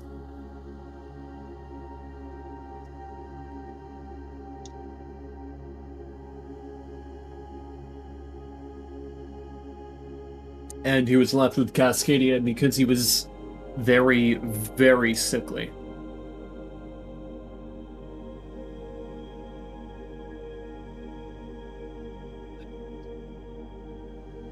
But yeah, that means that we have now lost 3 protagonists directly.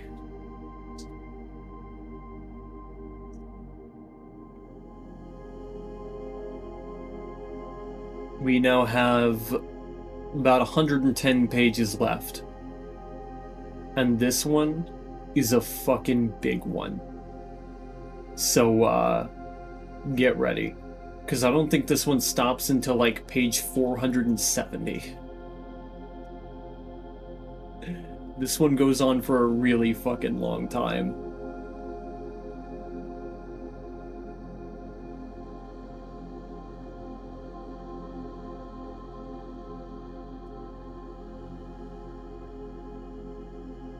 We'll begin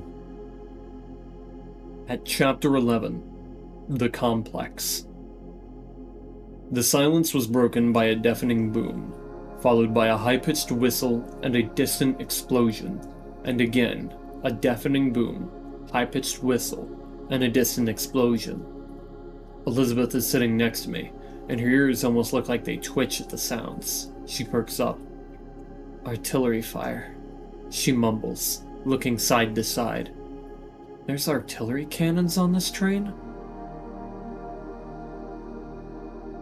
War trains are typically fitted with cannons and artillery to have a distinct advantage over our adversaries. However, it takes 3 or more artillery strikes to actually hit our target, since we have to knock the trees out of the way, and sometimes they are quite stubborn.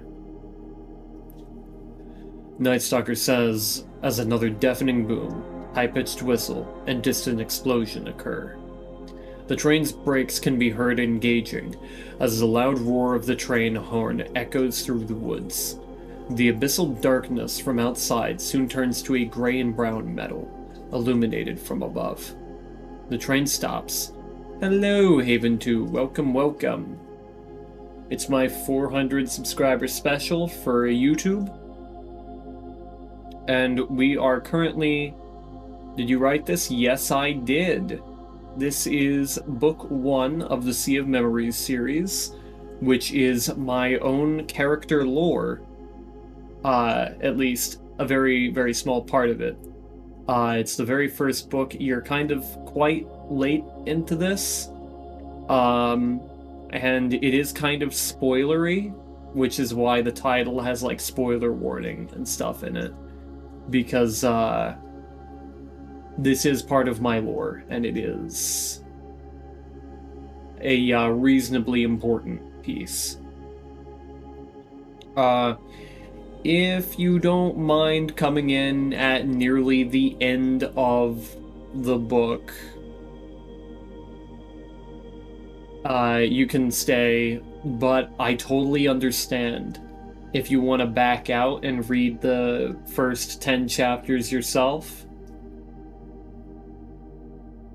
And only then start going through the rest of it, because I totally get that. It's,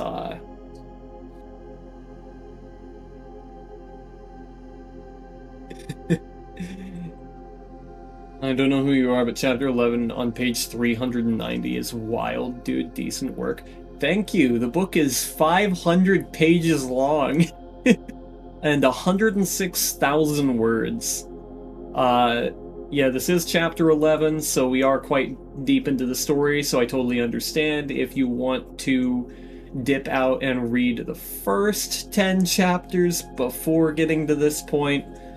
But if you don't mind starting, you know, at the wrong place, you're totally welcome to stay. Have you read all 390 pages this stream? No, this is the third, iteration of my read-alongs. I have had a read-along for 200 subscribers, 300 subscribers, and 400 subscribers. And,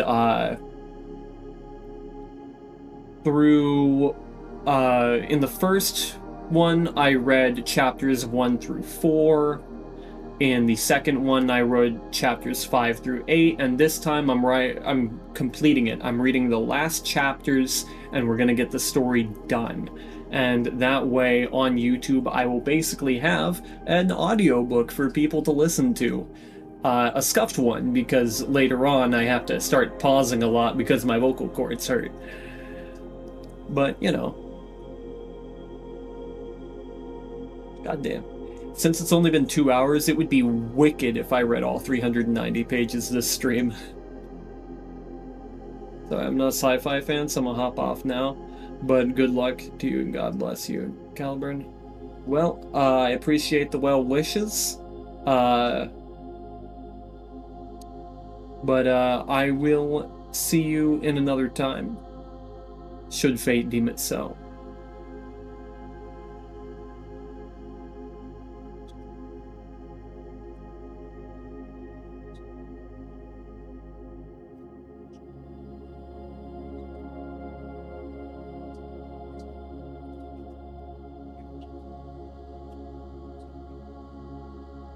The train stops, letting out a shift.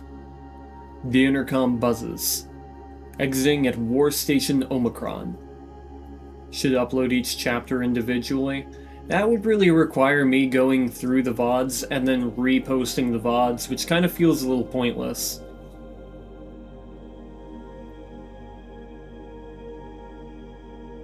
What I could do is put chapter notations inside of the VOD's description, and that will automatically slice up the VOD so that people can select chapters. It'd be a little redundant to have this doubled up in such a way.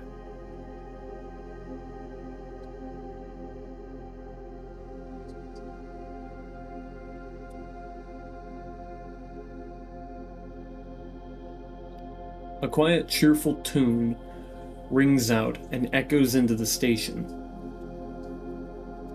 The doors on the side of each train open up into the station, letting out a mechanical hiss. Soldiers began to flood out of the train cars and into the station. Their rapid footsteps can be heard clopping throughout the station. We should go too, Night Stalker says to me kindly. They are going to fight the Nazis at a place we only know as the Complex. They've been putting up a resistance for months. They're deeply entrenched, and who knows what kind of firepower they're packing here. Heeding Night Stalker's call to action. Are they on an armored train? They're getting off of an armored train called the Lumina 2. And the Lumina 2 is a war train created by the fictional nation of Cascadia, a survivor group who managed to actually set up a city after the apocalypse. The train is loaded to the brim with heavy armor, weaponry, there's artillery cannons, there's even showers in the train. They have nuclear reactors on there too. And not just any nuclear reactor, we're talking thorium salt reactors. This thing is absolutely loaded, and it is their flagship armored train.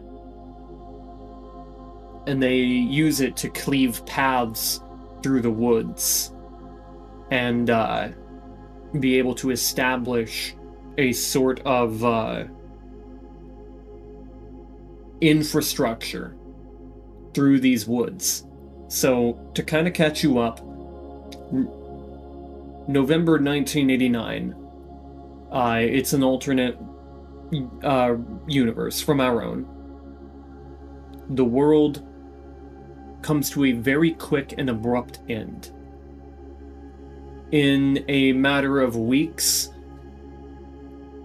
the entire world is covered in a forest that blocks out all of the sunlight. And these trees can grow up in like a literal hour.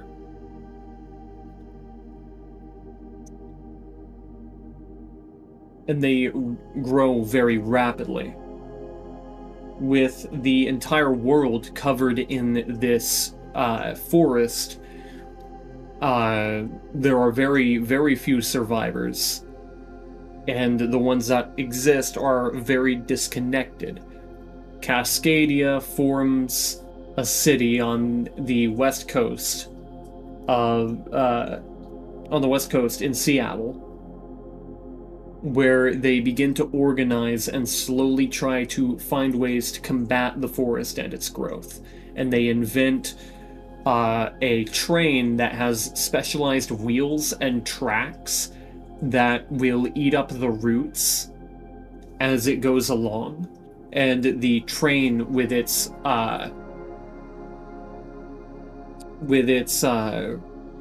front shape cleaves through trees as it's running along. So it's trying to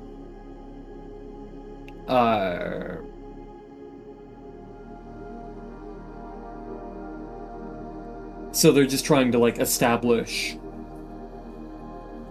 some semblance of an infrastructure after everything's already crumbled and fallen apart. And it works fairly well.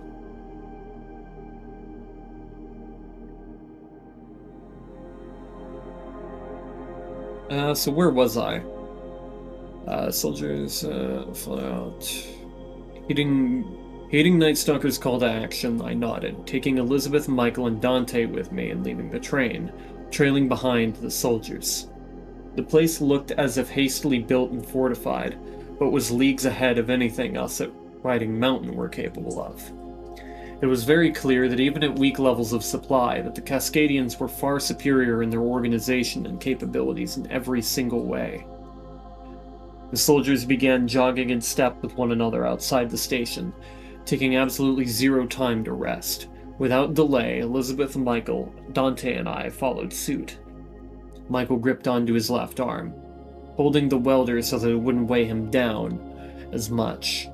There was anger on his face. I'm certain he wants revenge for what the Nazis did to him, or at the very least wants to see them brought to some form of justice, by the hands of Cascadians or his own. This very well could be where we die, fighting a war against the Nazis, almost as if fate wanted it to be this way, for the Nazi plague to be extinguished even after the devouring. And so, fate deemed it necessary that we jogged to an impending doom. We jogged through the woods, hearing loud bangs from the guards at the corners shooting down all the devoured in our path. Like it. Mix a Snowpiercer and Passage Train. Yeah. I don't remember much about Snowpiercer, but I really, really like shows that incorporate trains as a part of, like, survival. Like Cabaneri of the Iron Fortress. Fucking peak. Peak. Loved that show.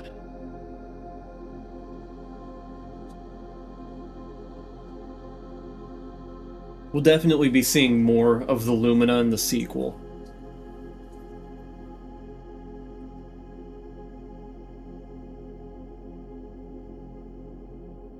Jogging through the woods, hearing loud bangs, shooting down all the devoured in our path. The pitter-patter of rain could be heard hitting the treetops.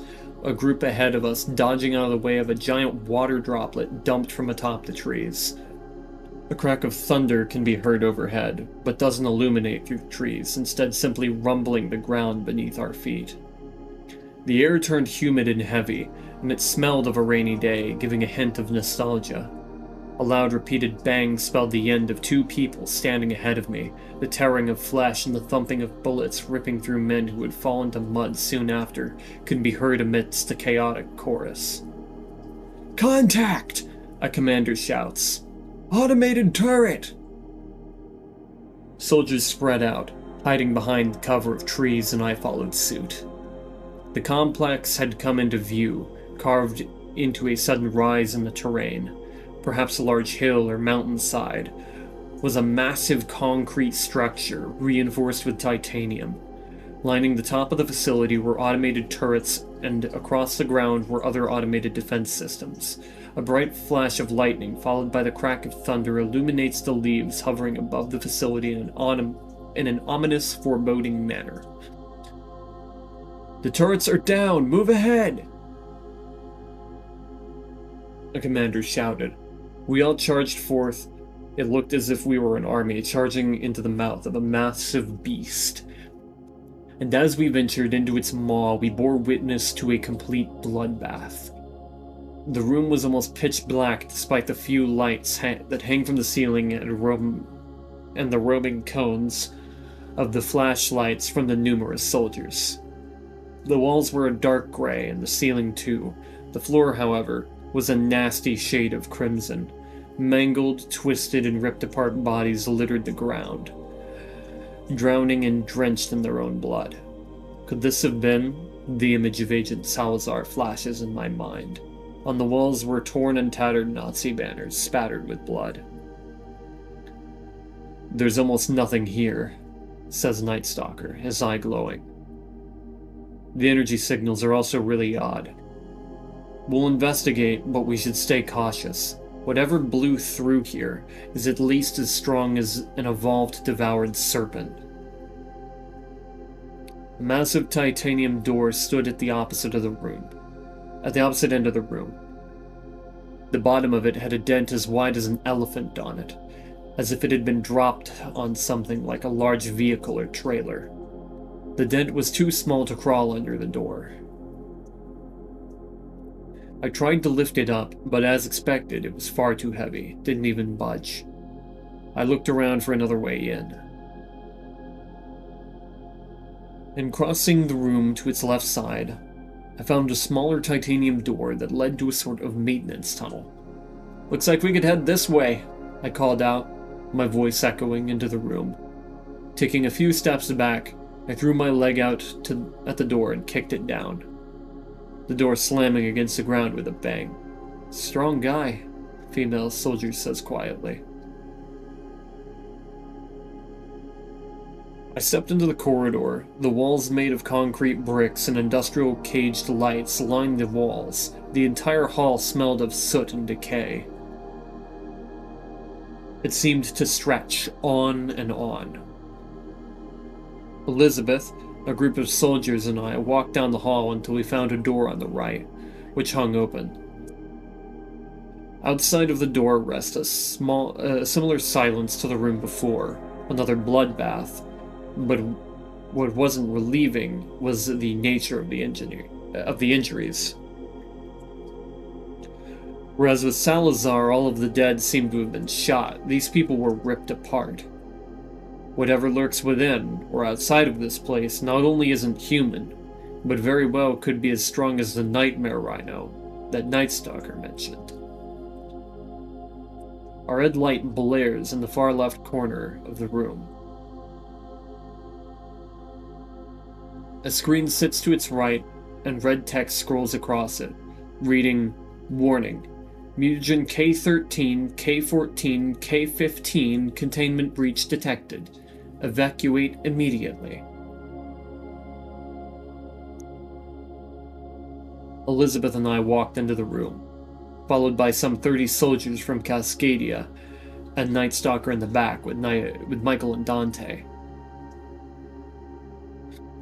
Our feet dipped into a pool of ankle-deep blood, bringing it to mind the feeling of walking in a swamp.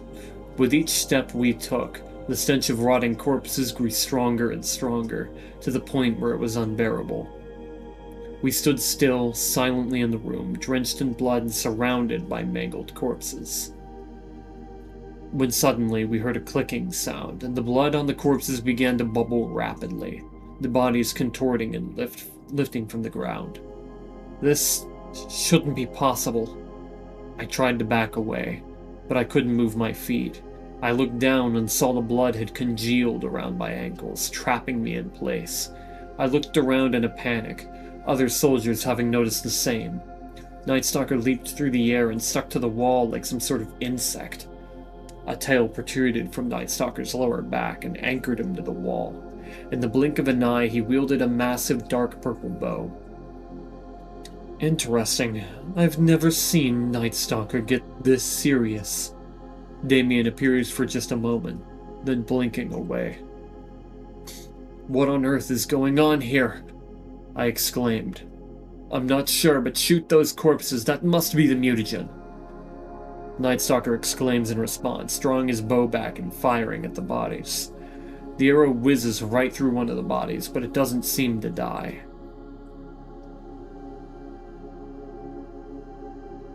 I drew the gun from my coat, opening fire at the body that walked towards me, and just for a moment I froze, seeing Edward's mangled body walking towards me.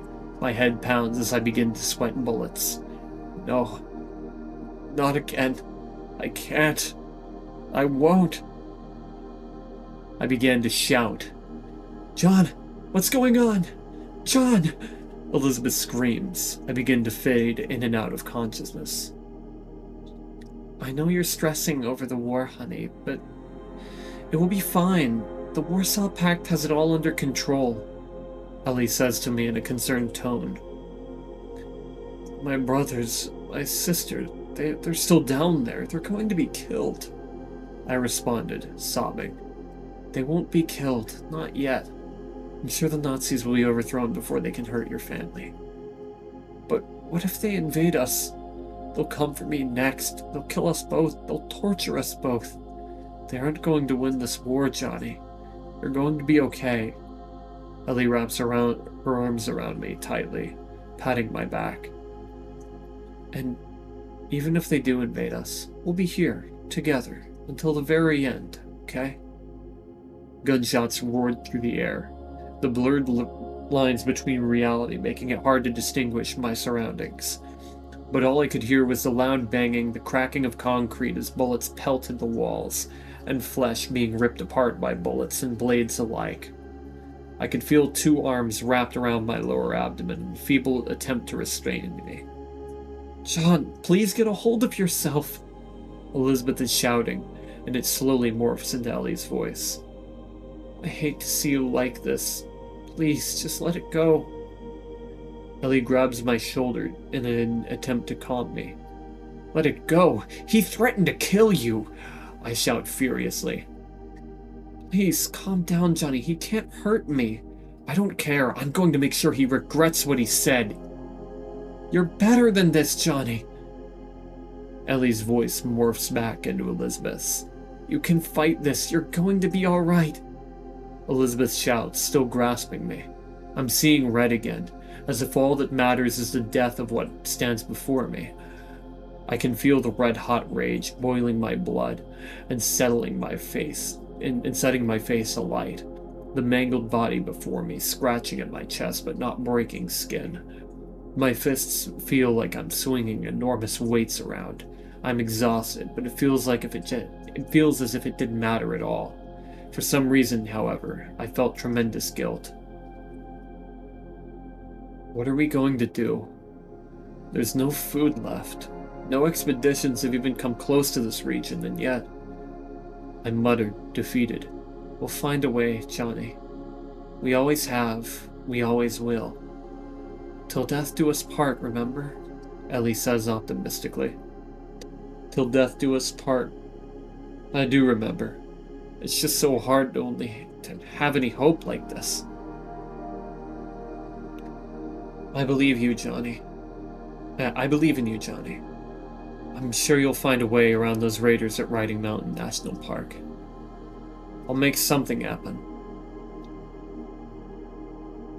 As I opened my eyes again, I could feel myself being dragged across the ground by Night Stalker's shapeshifted arm. Night Stalker's face is hard to make out through the blur, but it seems contorted, as if he's in pain. He hacks and coughs, a small jet-black blur appearing and vanishing before my very eyes. Did I hurt him? Is he injured? He picks me up off the ground. It's hard to tell, but it seems we're descending a flight of stairs. I look to my left. Elizabeth's face was too blurry, but she might have been afraid, or maybe worried. It was hard to tell for certain. I grunted as I rushed in through the door of my cabin, gripping at my abdomen. Ellie is sitting down at the couch with her face in total shock. She drops her book, bolting towards me and catching me just as my legs falter. "Johnny!" she exclaims. "Did they shoot you?" "No. They're all dead." I strained, taking a deep breath, sending a sharp pain into my abdomen. Overrun. By devoured. Holy. She pauses, placing herself under my arm and helping me get to the couch. "Oh my goodness, they really got you good." "It hurts. Really bad." "I can tell that much. Please save your strength. I'll do what I can." I open my eyes once more. Night Stalker is walking at an awfully slow pace and sitting down in an old chair. My body is too heavy to lift. I'm leaned up against something. I'm assuming it's the wall, the chilling stones sending a frigid feeling throughout my entire back. "Blood. Quick. Need it," Night Stalker says, and I can see a blur of crimson fly through the air and be caught by Night Stalker, who takes it to his lips. "How many did we lose?" I can hear Elizabeth's muffled voice echo throughout the room. "3, a man says somewhere to my left, muffled. "It seems like you're running out of options, Jonathan. What'll you try next?" A shade's voice overwhelms the ears. I'm in my cabin, alone, weakly holding on to my father's walking stick, using it to prop me up. "Anything. I just want to provide for the two of us. I just want for us to live."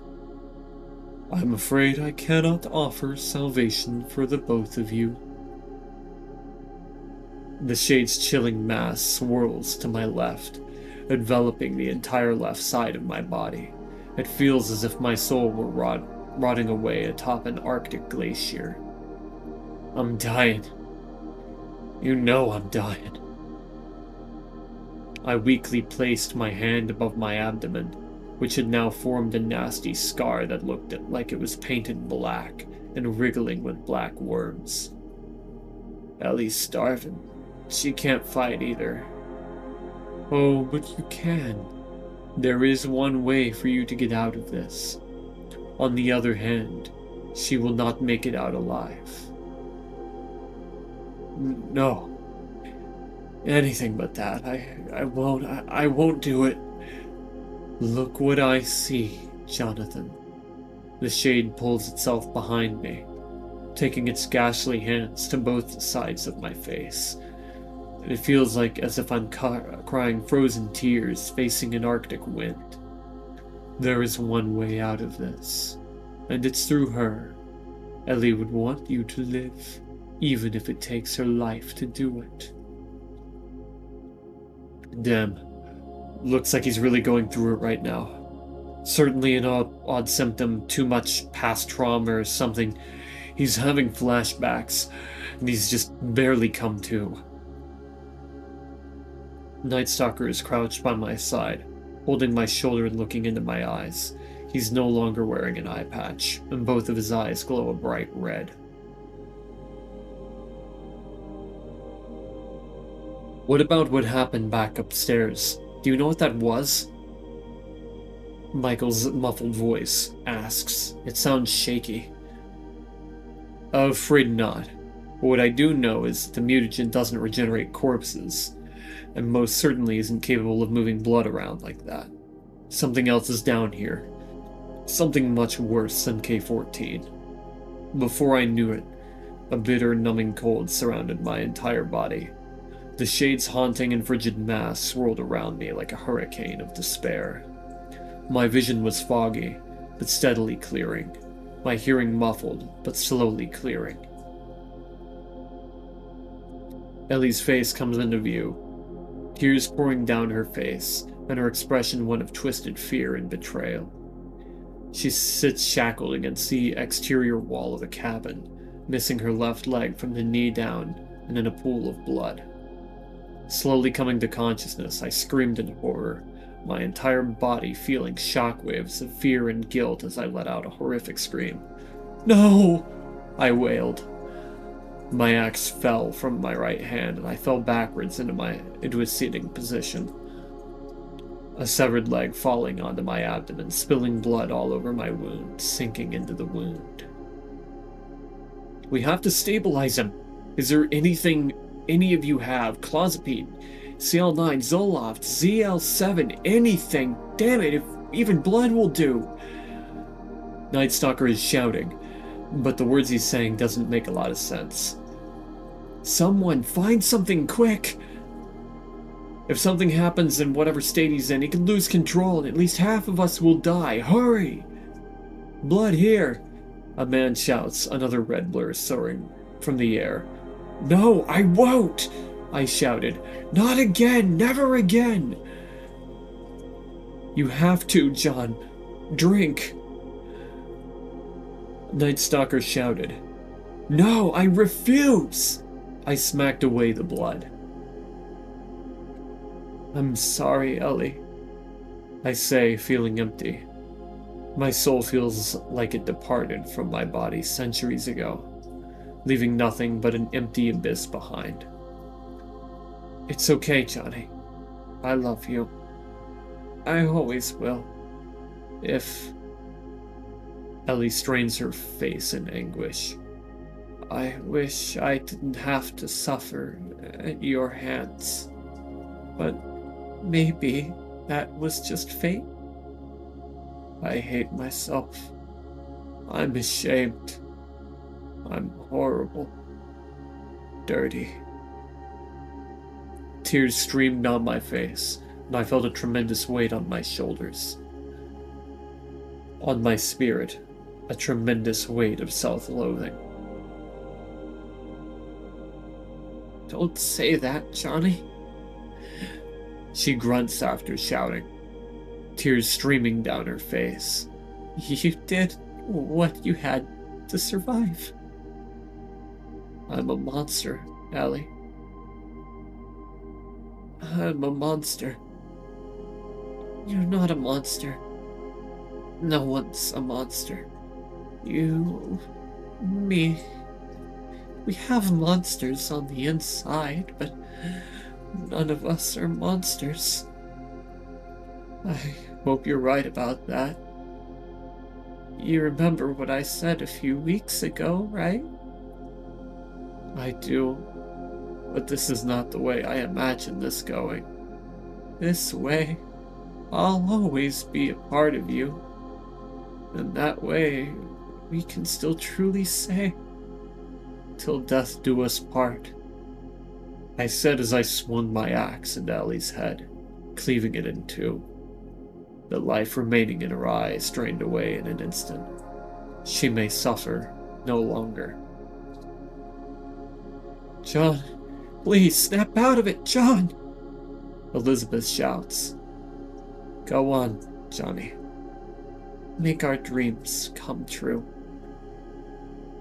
Ellie's voice pierces my very soul, and an aching pain comes over me like a boulder falling from atop a mountain, crushing me like an ant. I'm not a monster. My fists tightened, and I won't become one. I took Elizabeth into my arms, embracing her tightly. John? What? She exclaims in pure confusion. I'm not a monster, Liz. I'm not. You're gonna tell me what's going on with you. Elizabeth pats my back gently. But for now, just let it all out, John. Thank you. Thank you so much. More soldiers began to flood into the room. So many that I had lost count. Some looked puzzled, but most were determined in their mission to delve deeper into the facility. A few ran to the far end of the room where they got into position, breaching the door. I stood up with the assistance of Elizabeth. I'll be all right. Let's keep going. I say, trying to reassure her.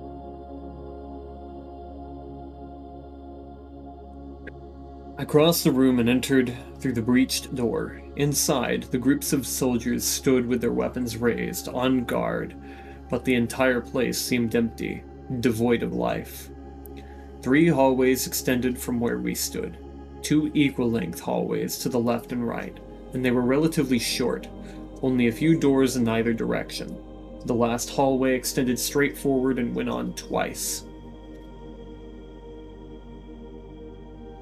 Maybe 3 times as far as the ones on the left and right. Seems we were in some sort of common area, a staircase directly in front of us. The walls were a tannish orange, the concrete floors a stale gray. A large red number 4 was painted on the wall. Fluorescent lights hung from the ceiling, some damaged and swaying gently, flickering in an ominous way. I stepped forwards with Elizabeth, and Night Stalker, who remained vigilant. I'm gonna take a sip.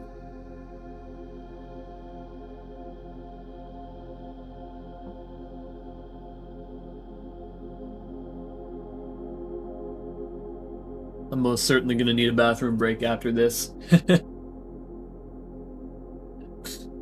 And,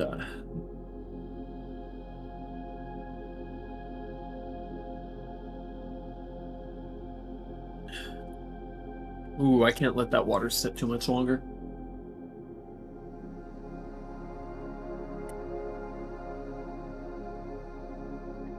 Okay. Alright. Noticed my voice was getting a little hoarse. That's that vocal cord damage speaking right there.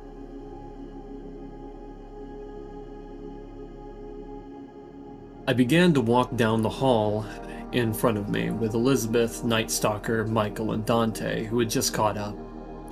Halfway down the hall, the walls changed from drywall to glass, revealing inside a cluttered laboratory. Lab equipment littered the countertops and the floor, and glowing red mushrooms could be seen in vials. To my right, Night Stalker picks up a piece of paper from the ground, reading it aloud.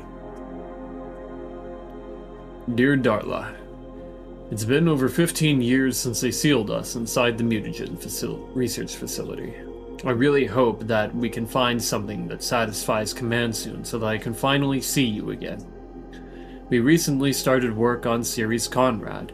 We got really close to something with Mutagen J99, so hopefully the K-series will prove to be the Wunderwaffe they were hoping for. I was placed on a team working on Mutagen K13 on Floor 4, but it looks like it might be a dud. Though the boys working on Floor 3 with K14 seem like they made a breakthrough. Floor 2 seems to be slacking, though. K15 isn't even synthesized yet, and the deadline is in 2 weeks. Whatever. Hopefully one passes testing on Floor 1. Love, Anthony. Night Stalker places the paper on top of a dead body. Was that the letter? I asked. It was. These people, they weren't even really Nazis, just regular old scientists. Those soldiers we saw out there dead, those soldiers were stopping them from leaving. Night Stalker replied. Anthony probably hasn't spoken to his beloved Darla in 15 years. But it seems they kept some sort of correspondence. Maybe that was the only thing keeping Anthony going. I think you're probably right about that. He's got some others, but they're written in some pretty poor English. Darla couldn't be anything but English, right? Night Stalker continues to search the body. I'd assumed so. Strange that her English would be so poor. I began to walk towards the end of the hallway. I've got a sneaking suspicion, Night Stalker mutters.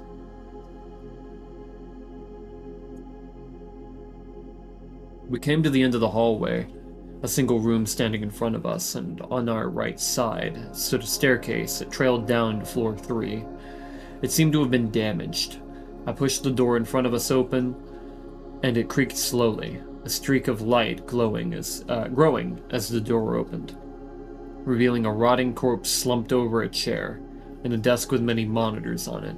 It seemed to be a small security room. Half of the monitors read no signal. The other half depicted numerous different rooms, the majority appearing to be laboratories filled with various lab equipment and samples. The others looked to be conference rooms, break rooms, and pantries. I entered the room noticing a small black pistol lying on the ground beneath the corpse's hand. I looked at the corpse, noticing blood splatters on the wall behind it. The room reeked of roadkill that hadn't been picked up in weeks. This man took his own life. I moved past the body and looked at the desk. Upon the desk itself was written, "This place is hell," dozens of times. The keyboard was busted, keycaps littering the table surrounding the keyboard. To the left of the keyboard sat a small analog clock that seems to have been smashed repeatedly. It no longer functioned and was stuck reading 1:17. I looked at the screens. It appeared that floor 3 was in fact working on MUTAGEN K14. I couldn't find any working monitors that were labeled floor 2 or floor 1. I turned around and walked back to the room I came from. Okay, I actually do have to go to the bathroom now, so I will be back. Just one moment. Do I have a text? Yes, I do. I have text, right? Yes, BRB is perfectly fine.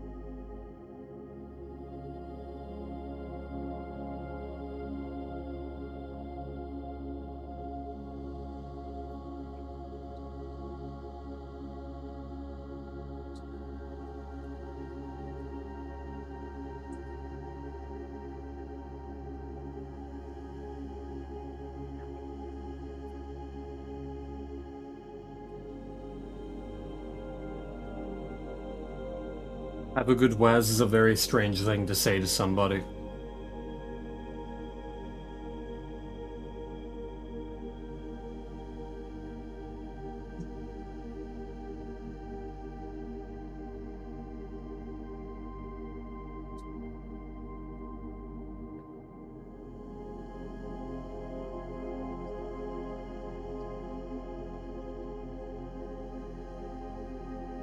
Anyways.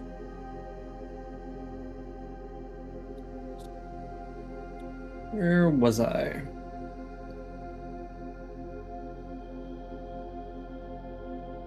Night Stalker looked at me with curiosity. He gestured with his head, pointing to the stairs with body language. Seems it would be time for us to move down a floor. Find anything useful? Night Stalker asks as we begin to carefully descend the steps to floor 3. Security guard shot himself in the head there. But also looked like this next floor ahead of us is in fact going to be where they ended up researching mutagen K14. If I recall, that is the mutagen that ended up creating the forest, right? I responded as we hit floor 3, the soldiers making sure the area was secure. Seems some roots have made their way through the floor here. That's right. Interrogated a few Nazis for that intel. They're pretty tight-lipped about the whole thing. They were pretty tight-lipped about the whole thing, too. Seems they didn't want to admit to destroying the entire world. Night Stalker states. I sure wouldn't want to admit being even a part of the reason the world is like this, so I understand the sentiment. Not to say I understand any of their other ideas. As I say this, I vaguely recall Project Soulcatcher and the other in the other experiments they ran on their prisoners to advance their sciences. This floor looked almost like a carbon copy of the previous floor. The group stepped forward into the halls, this time This time entering some of the labs. I entered the first lab on the right. Miscellaneous lab equipment was strewn about the countertops Miscellaneous lab equipment was strewn about the countertops, and some broken equipment littered the floor. I could see at least 12 depicted what the fuck?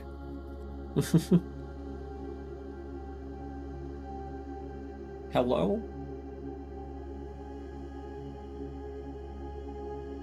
Thank you. I could see at least 12 dead scientists in this room alone. Some sitting in chairs,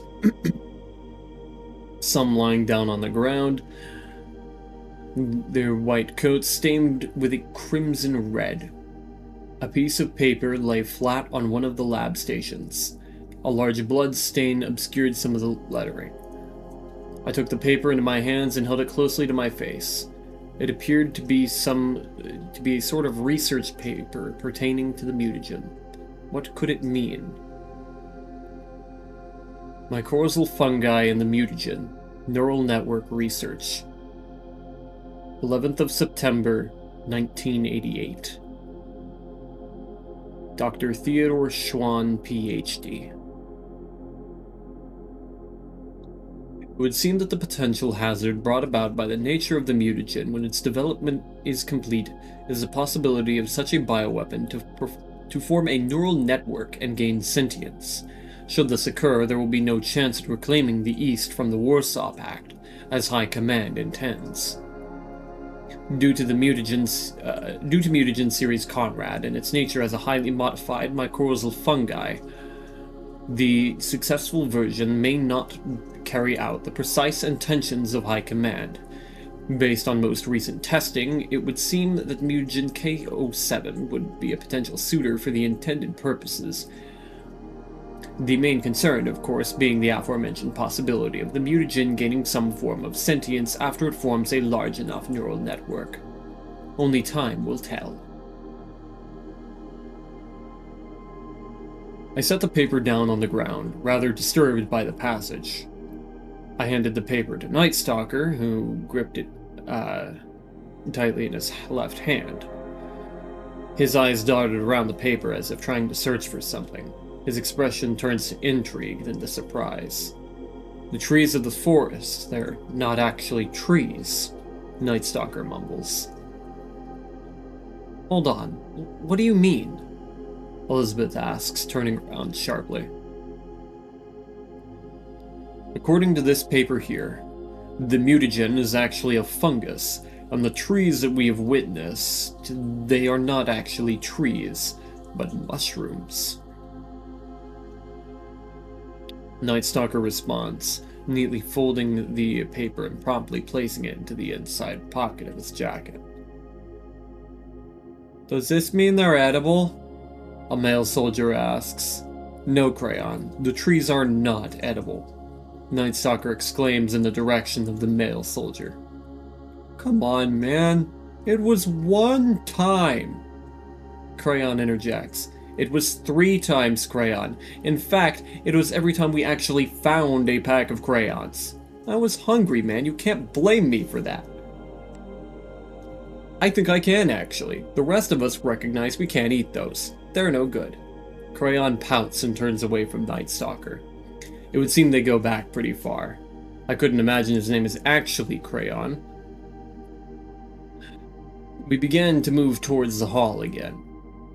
And once we came back out to the halls, I looked back at where we came. There was indeed a floor below us. We moved through the hall back to the staircases. We looked to the one on the left, which descended to floor 2. The steps were wrapped in roots and covered in red, glowing mushrooms, emitting a soft red light. We began to go downstairs, witnessing an ominous sight. The floor below was covered in roots, and the bodies that would have littered the floors are hung by their necks. Crayon, yeah. I love Crayon. Crayon's great.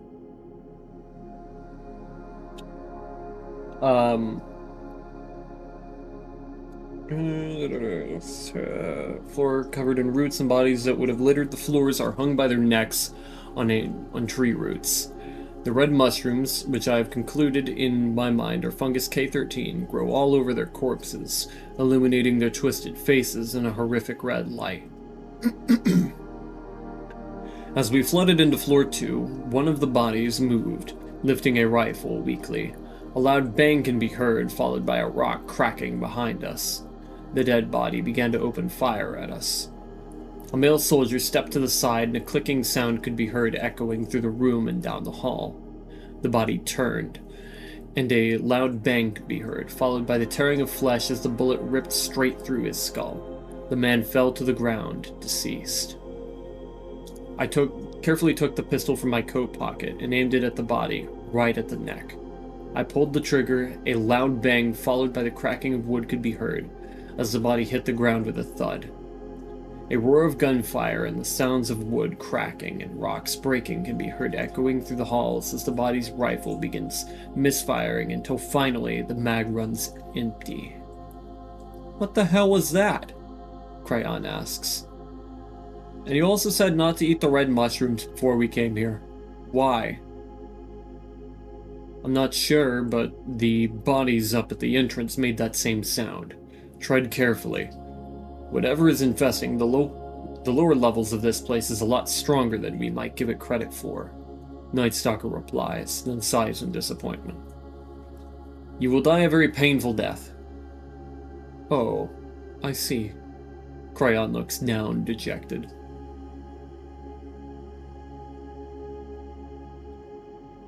We carefully stepped out into the hallway. Peering down at Samal, bodies hung by their necks turned and looked at us, their eyes a deep bioluminescent purple.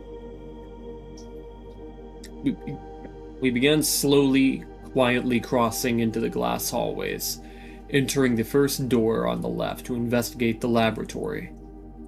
Vials of deep purple appear to have been locked away behind glass. I crossed the room to look at the many cabinets filled with this deep purple substance. As I approached a tall cabinet, all of the vials lit up, then slowly faded back to their previous state. I waved my hand at the vials, curious as to what made them light up. As I waved, the vials lit up, following my hand. They can sense my presence. Could it be this and the creatures upstairs at the entrance be related? I looked around the cabinet, noticing a relatively new-looking piece of paper on the counter to the right. I picked it up, took it in my hands, and read. Mycorrhizal fungi and the mutagen. Mutagen series Conrad Rendition 15. 18th of October, 1989. Dr. Eleanor Ajax, Ph.D. It would appear that mutagen K15 is not precisely what High Command is looking for in the mutagen project. But we did follow the parameters as closely as possible. To get such a violently different result to the team above us working on mutagen K14 as we have seems odd. However, whether or not this holds any relevance to the experiment at large is yet to be seen. Mutagen K15 appears to react to movement and sounds, making a quiet clicking noise when movement or noise is detected. In the last testing phase in which mutagen K15 was tested, it seems that mutagen K15 will attach itself to flora and begin to meld all of the properties of each flora into one megaflora. Such a mutagen would thus constitute the population of creating an inanely hostile environment after release, should it meld with any carnivorous plants, which based on all projections would be considered an inevitability. It is my professional opinion that mutagen K15 not be released from this facility under any circumstances, that the testing pod in which K15 was tested be thoroughly cleaned and sanitized to the best of one's ability, and all samples be locked behind tight security. I folded the paper twice and gently placed it in my coat pocket. I looked back at the vials, mesmerized by their behavior. So these are all fungi? I waved my hand over them again, watching the way their faint purple glow followed the motion of my hand. Sci-fi shit this is, Dante says, looking over my shoulder, the vials lighting up to the sound of his voice. Do you think this stuff is what controlled those corpses up top? I asked him. Could be, with the way it reacts, and it seems like it. And all this, was for some damn bioweapon. Dante looks down, tightening his fists in frustration. So that these vermin could exact their vision onto the entire planet. Disgusting. I can't even imagine what they'd have planned next if this didn't work. I watched the vials, finding something hauntingly beautiful about them.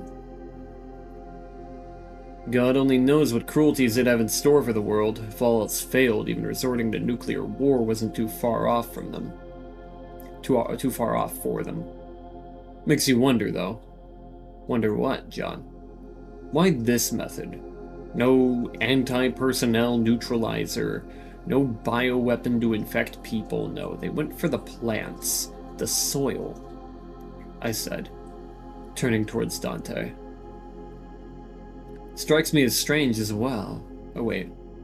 Strikes me as strange as well. Damien appears on my right, holding some sort of vial. They wanted to... Wait, you might be onto something. Taking the fights to the plants? The soil? They wanted Europe for themselves, so why destroy the ability to grow plants if they wanted to reclaim the East? Dante ponders, placing his left hand on his chin. With all the testing, they'd know for sure how much this affected the soil, right? They'd know they'd be hard-pressed to clear the woods out, even if it were just the woods. Could it have been desperation? You could be right. I can't be sure. But in their condition, there was no way they would win the war militarily. They'd lost Europe. Japan surrendered to the Soviet and Chinese armies. German High Command went into exile into America, and after that, Argentina, Brazil, Peru, all liberated by the Warsaw Pact. surrounded by a Warsaw Pact member in the north and the adversarial Stalinist Mexico in the south, with forces surmounting on both borders. It very well could have been desperation. Dante pauses to think, but the question remains: would they really be willing to ruin their idea of a perfect world with a near certainty they'd never see the East cleared of the woods? That's a good point. I don't know. John, Dante, let's keep moving, Elizabeth says quietly. There's not much left in these rooms. We began to walk outside of the room. Then, as we crossed into the hallway once more, we faced the other end of the hallway, which looked different than the other floors. We all seemed to have a silent, mutual agreement that it's worth checking out, and so we began to head down the hall. The corpse is turning and watching us as we carefully stepped through the hall.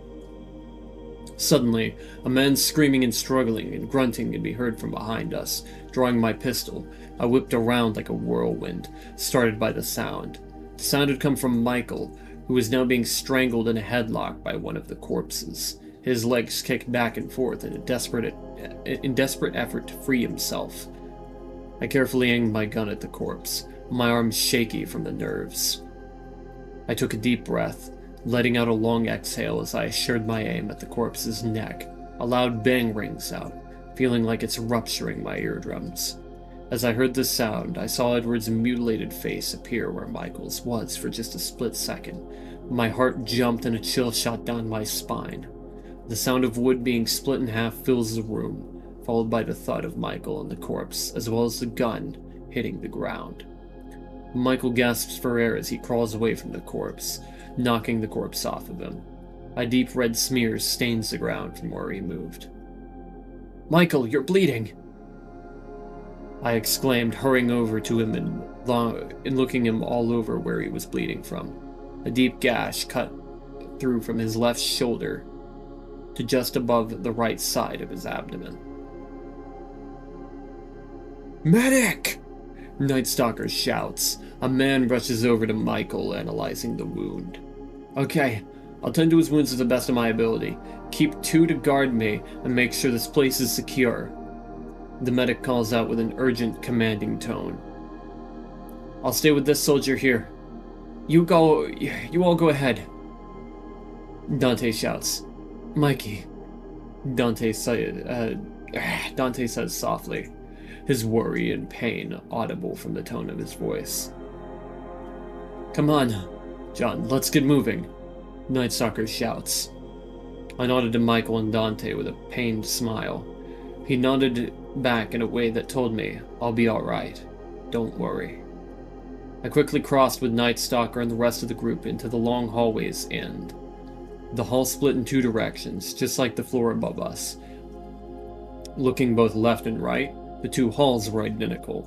In front of us was a sight that was difficult to miss. The entire wall was made of titanium and concrete. It looked heavily reinforced, as if to keep something in. The faint off-white light reflected from the top of this, cascading down the side of the wall until it reached the bottom. This gradient of light made this wall look impossibly large, a trick of lights. A hall appeared to extend off to the, whoa. I messed up the words there. Probably because of the fucking program. A hall appeared to extend off to the right, light emanating from a small secondary path on the left wall. Just as I took a step towards the hall to my right, I heard a loud crack. Night Stalker's hand grabs me by the shoulder, pulling me back with unbelievable strength. Before my very eyes, I saw the entire hall crumble apart. Chunks of concrete, pieces of steel, and shards of glass pounded and crashed against the ground, shaking the entire facility. The lights flickered on and off as the deafening crashes echoed through the entire facility. "I've got a bad feeling about this," Night Stalker mentions ominously, "but we must go deeper. If there are Nazis, we kill them. If there are victims, we extract them. If neither are present, we find answers.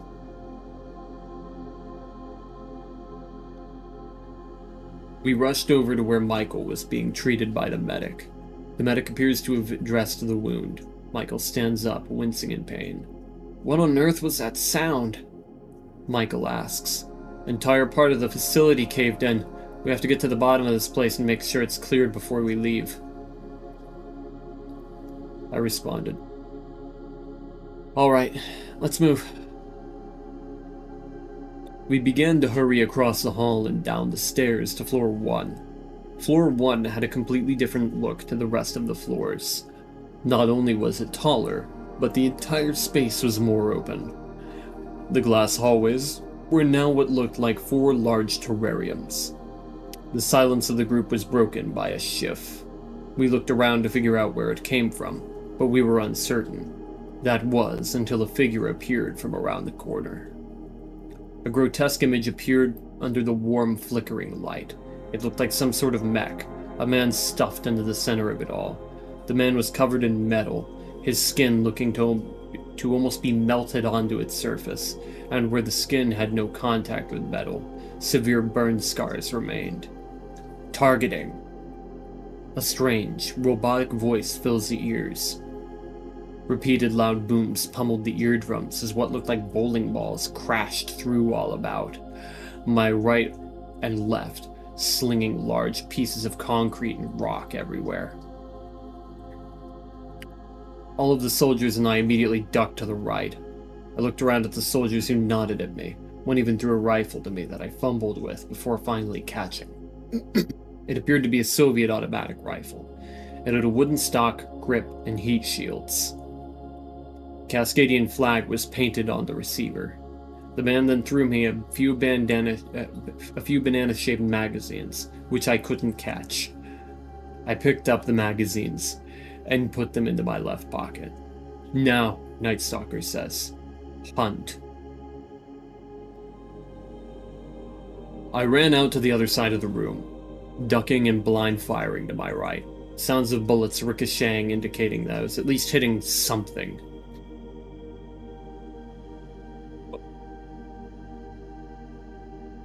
I ducked down at the other side of the room as a roar of gunfire filled the room.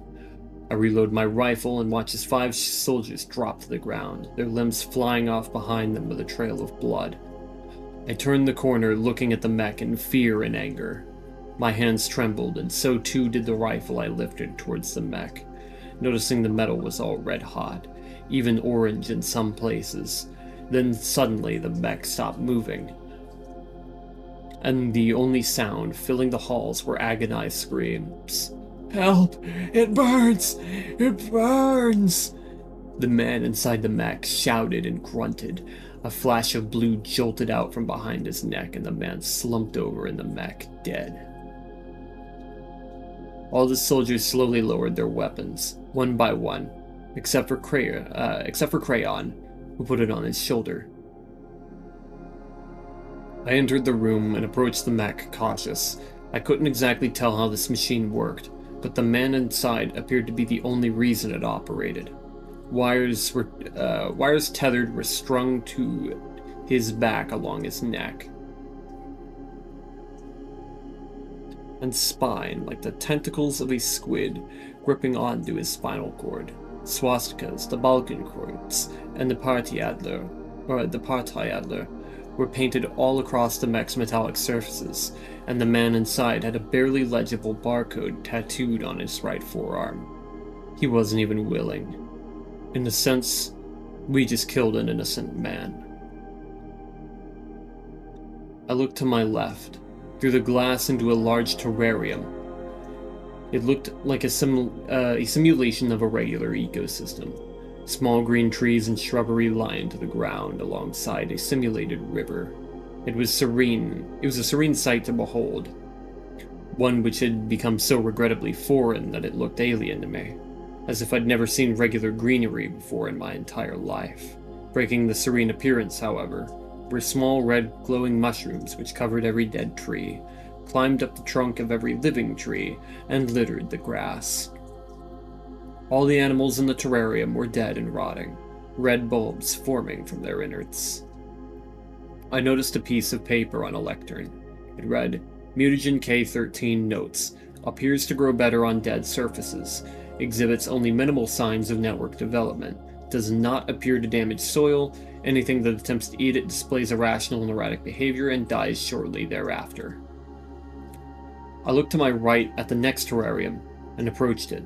It looked like the Black Forest, but there was a small collection in the far right corner of the terrarium that looked like the Crimson Woods. Black and deep gray, vine-like trees stretched across the entire terrarium, even through the artificial river. Their jet black and dark green and gray leaves blocking out the light from above. The crimson trees, however, let in just a little red-tinted light from the corner, which the animals seemed to avoid. Yet strangely, the animals were all alive in this container, which was strange considering the nature of the Black Forest. I approached the container and looked closely at what appeared to be a regular cardinal. Upon closer inspection, the cardinal's eyes appeared to have a slight glow to them. I wasn't quite sure what to make of this. Could this creature be artificial? No, that would be inconceivable. The Nazis are incapable of such a thing. Making a mental note of this strange appearance, I checked the lectern. Sure enough, this one was Mutagen K14. The paper read, "Mutagen K14 notes. Grows on all conceivable forms of soil and rock. Appears to take over the environment it is placed in, siphons all nutrients from the soil, doesn't seem to infect fauna, and appears to mutate into two variants. K14, a dark tree-like growth, and K14b, a white bloody tree-like growth. Cause of this mutation is unknown and appears to consistently localize itself in the same area. Further testing may be necessary after potential deployment. Doesn't seem to infect fauna. That can't be right." I looked over to the next terrarium on the left of the one I'm standing at.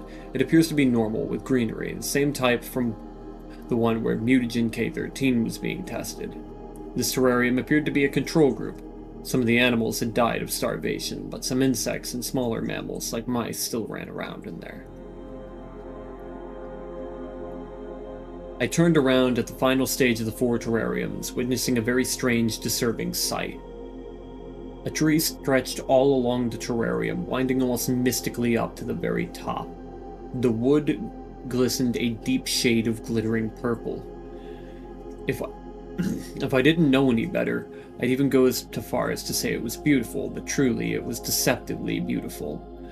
As I approached the container, the wood lit up and clicked, as if interacting with my presence, just like the vials. I could hear a chirping sound coming from the terrarium, but couldn't identify where in the terrarium the bird was. Then, from the tree emerged a beak, followed by a head, then a body, attached to the tree by what looked like stretched out putty. It flew and fluttered around. I shifted my stance, disturbed. The bird flew over to me and looked at me, chirping and tapping at the glass. Its eyes were a bright, luminescent magenta, and its body a deep, glittery purple. It pecked at the glass, making a high-pitched ting, ting, ting with its beak. I am unsure as to whether I should find this beautiful or terrifying. I decided to look at the lectern for more information. It read, "Mutagen K15 notes. Behaves similarly to Mutagen K14, but doesn't appear to infect fauna. Instead, it melds with fauna with itself, and in a process referred to as assimilation. Assimilation appears to occur with all beings unrelated to itself, and in the span of 1 week, the mutagen has completely taken over the entire ecosystem of this terrarium. This does not appear to be the bioweapon intended by High Command, but it could be worth looking further into for its strange properties. The sheer capacity that this mutagen exerts terrifies me, and the potential that it could assimilate the Black Forest comes to mind." I shook my head back and forth, attempting to clear my head of that thought. I turned to Night Stalker, who had appeared on my right. He seemed to be cautiously observing mutagen K-15 and looked almost like he was in some sort of trance or state of deep focus. He studies it closely for another minute or two before finally perking up. Well, I suppose there must be more on this deeper inside the facility. No point wasting time trying to analyze it here if all the work is already done for me. Let's check out that reinforced room, Night Stalker says, walking towards the end of the hall. We came to the end of the hall, making a left, and finding a large bulkhead. Night Stalker crossed the hall to the bulkhead. It was labeled Archives, and has an presidential seal on the door. Night Stalker pulls on the handle of the bulkhead, and to all of our surprise, it was left unlocked. The room inside was dark and rather small, so only a few of us managed to squeeze in there. Elizabeth, Night Stalker, and I entered the room along with 6 Cascadian soldiers, including Crayon. A well-equipped Cascadian soldier flashes a beam of light at the room, unveiling a massive door that took up the entire wall. It appeared to be some sort of hydraulic door, a massive heap of titanium which cast a dark shadow on everything around it, accentuating its extreme size. And it looked to be tough enough to withstand a direct hit from a missile. Beams of titanium reinforcement stretched from every corner of this door. One thing was certain, the entire facility would give in before this door came close to budging. In other words, we weren't getting through without some sort of access code. Night Stalker walks over to a terminal that appears to be the door's control panel. It seems rather old, low-tech equipment. Night Stalker leans over at the terminal with a determined look on his face. He places his hand on the terminal, and his eyes begin to faintly glow. Older gen device hasn't been updated since 1982. Night Stalker says confidently. You know coding, Night Stalker? I asked. Worked on coding all throughout high school and college, actually. I wanted to be a hacker for the Warsaw Pact, but that never really turned out the way I was hoping, obviously. Night Stalker responded. Coding's too difficult for me, Crayon interjects. It's like that one time I was really hungry, so I kind of just started gnawing on a piece of wood. Crayon pulls out a small piece of wood from his vest. It was half chewed up. What on earth is he talking about? Crayon, that's... Night Stalker places his right hand on his face and sighs. That's not food. Fills my belly, Crayon says, tapping his abdomen with his right hand. I have no words. Night Stalker pauses. Just live your best life, Crayon. Aha!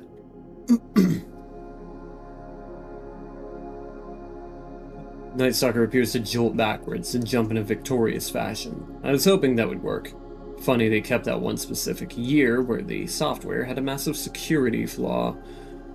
The room is completely silent. No one has any idea what Night Stalker is talking about. I looked at Elizabeth, who shrugged her shoulders. I looked at Crayon, who was chewing on the block of wood, and didn't seem to notice my gaze. No one? Oh well, now or never. Night Stalker pulls the lever on the door and an alarm blares. Oh boy. You guys get to hear my German. With a fucked up voice, too. Hell yeah. Warning. Archive door is opening. Please ascertain all mutagen samples are secure before exiting the archive. Achtung. Die Tür des Archivs wird geöffnet. Bitte stellen Sie sicher, dass alle Mutagenproben sicher sind, before Sie das Archive, would that be archive? I think it'd be archive. Archive? I don't know. Verlassen. I fucking butchered that, but oh well, we did it.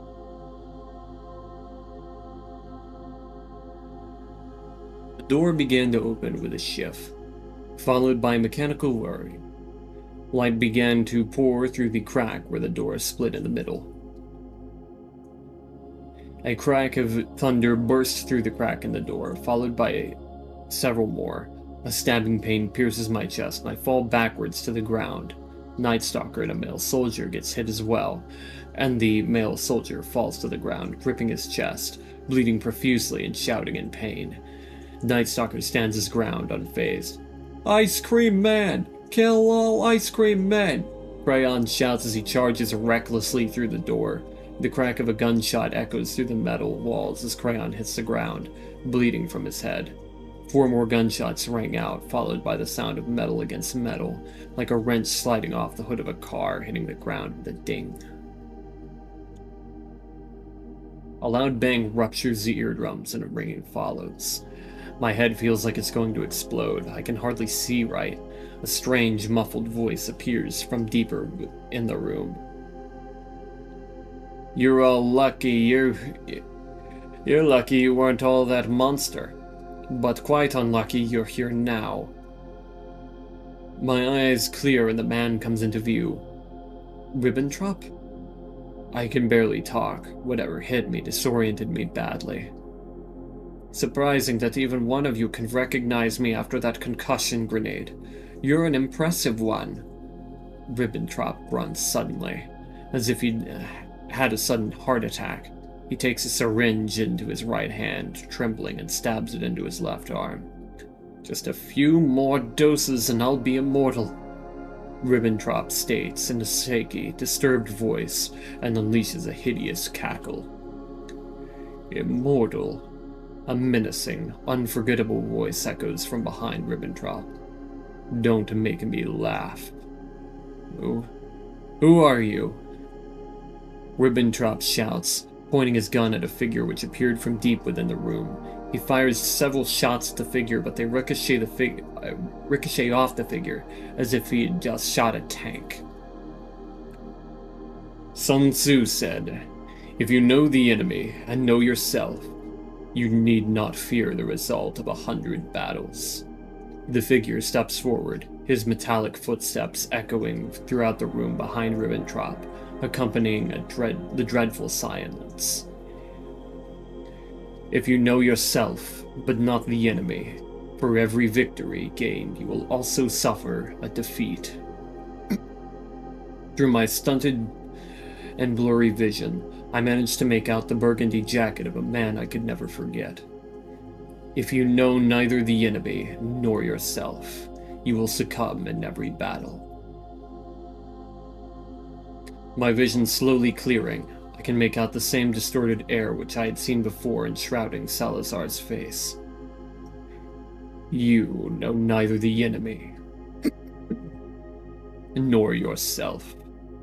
A fatal error, for every story has an end, and this one is yours." From seemingly nowhere, Salazar lifts his massive revolver slowly at Ribbentrop, who appears to be frozen in fear. Checkmate. The sound of the revolver was incredibly distinct, unforgettable. A high-pitched clang, followed immediately by a thunderous roar that sounded more like an explosion. It felt like it had gone by in slow motion.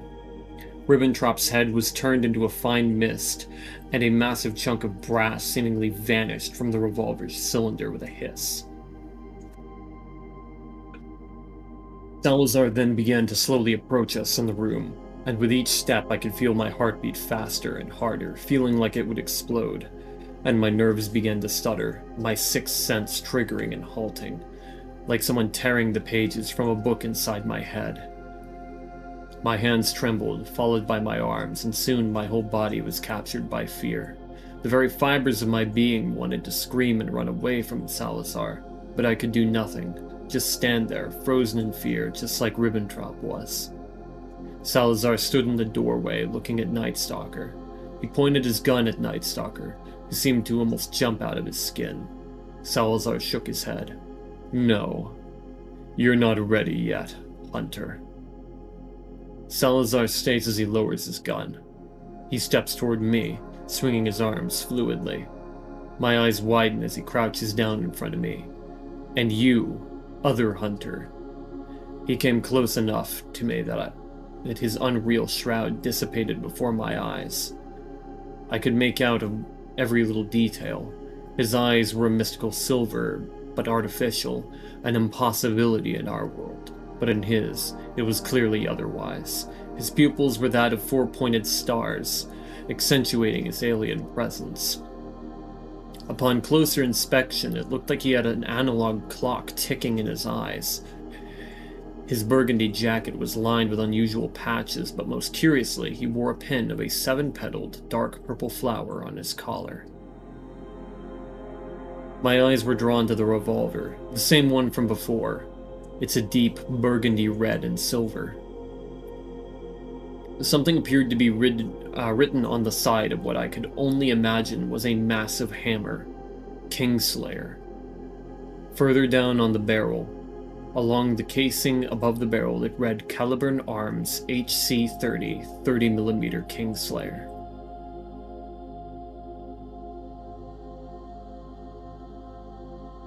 Something appeared to be engraved on the very end of the shielding, near the end of the barrel itself. Epilogue. You are nothing of importance, but you push your luck. Salazar glares at me, inducing an inexplicable fear. I could feel the nerves in the back of my head heating up until they were about to burst. A female soldier shouts as a loud repeated bang is followed by nothing but ricochet. In the blink of an eye, Salazar appears immediately before the soldier, as if he had teleported straight there. Who the hell are you? Salazar takes her by the arm, and with just his right hand, her arm lets out a grotesque sound, the slow tearing of flesh and muscle alongside what sounded like a branch being slowly split in half. The woman's wretched screams can only be akin to a banshee's screech as her arm is bent and broken before her eyes. To stand against me. A blade appears from the outer side of Salazar's left forearm, and in the blink of an eye, the female soldier is decapitated. May you live on solely as a warning. My work is done here. Salazar drops the body like a sack of meat, walking back into the room angrily. Just like that, Salazar vanished, but my nerves, they did not. I took a minute to take in what had just occurred before my very eyes. Why on earth was he after Ribbentrop? Couldn't he have just taken him out at Salzfeld? Or perhaps he planned for Ribbentrop to escape. I barely managed to stand to my feet, and most of the Cascadian army appeared to have been frozen in fear. Their mouths held ajar and their eyes looking as if they'd bulged out of their sockets, ready to jump right out of their skulls. Nightstalker managed to stand up, using a tail he'd grown. What the hell? Her bullets bounced right off of him. Nightstalker picks up a piece of metal, presumably a bullet, off the ground, taking it in between his thumb and forefinger, and looks closely at it. Surely enough, these bullets ricocheted. Curiously enough, there's no sign it even put a scratch in his gear. Nightstalker seems to have pondered something silently, sliding the bullet into his front right pocket and stepping forwards. Afraid to say it, John, but it looks like you're in the spotlight. Damien appears, leaning up against the doorway. His body was almost entirely transparent, a mere outline being the only defining factor of him left. Too much further, and I'm afraid he'll be ordered to decom you pretty soon. You walk a dangerous path. I looked at Damien. Well, if the price of knowing the truth is my life, then I'd like to think that's a pretty good deal. Well then, aren't you a selfless one? And here I was thinking there might have been a chance that in another life you could have fit right in with the Oculi rank and file. As if. If you're anything to go by, I wouldn't join up with you even if it killed me. Quite a shame, really. Maybe I'm just getting too sentimental about the past. Hell, I am, in most senses, dead. Right. How long is your soul gonna float around in this forest, huh? Considering how my spiritual figure has almost lost all opacity, I don't reckon I'll be around much longer. And I mean I have seconds left on my lifespan.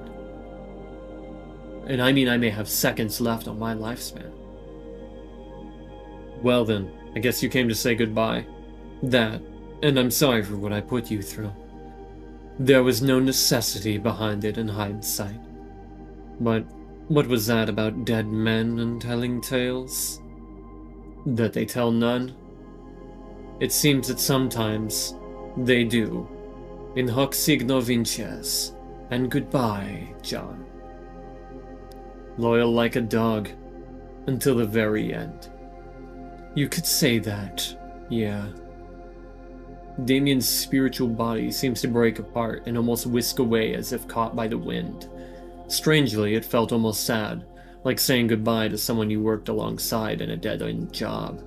In all honesty, I'm glad he's gone, but I suppose I wouldn't mind him helping me for just a little longer. Standing up, I crossed into the room, approaching the bloodied, dead body of Ribbentrop. Night Stalker followed behind me. He looked every which way, seemingly scanning the area for what, however, I was unable to decipher. The area was made almost entirely of metals. To the right, a massive hulk of iron and concrete, crossed with titanium and lined with red alarm lights, which blared with no sound. It was clear that they built this place with the sole intention of keeping whatever they locked inside from getting out. In this case, over 1,000 catastrophic bioweapons stored in countless vaults, which lined the full metal halls that extended far, far to the left. At the very back of the room seemed to be some sort of document archive. I looked at Ribbentrop's headless corpse, blood pooling onto the floor surrounding his neck area. His uniform was covered in metals. Putting aside the crimson stains covering his entire uniform from head to toe, the uniform was very clean. I noticed a small white piece of paper hanging from within his coat. I picked up the piece of paper, reading what was written on it. Aloud. Orders from Himmler, seal the horror. I spoke an ominous message. The horror? I can't sense any devoured. Does that mean it's sealed? I guess so? This message is really vague.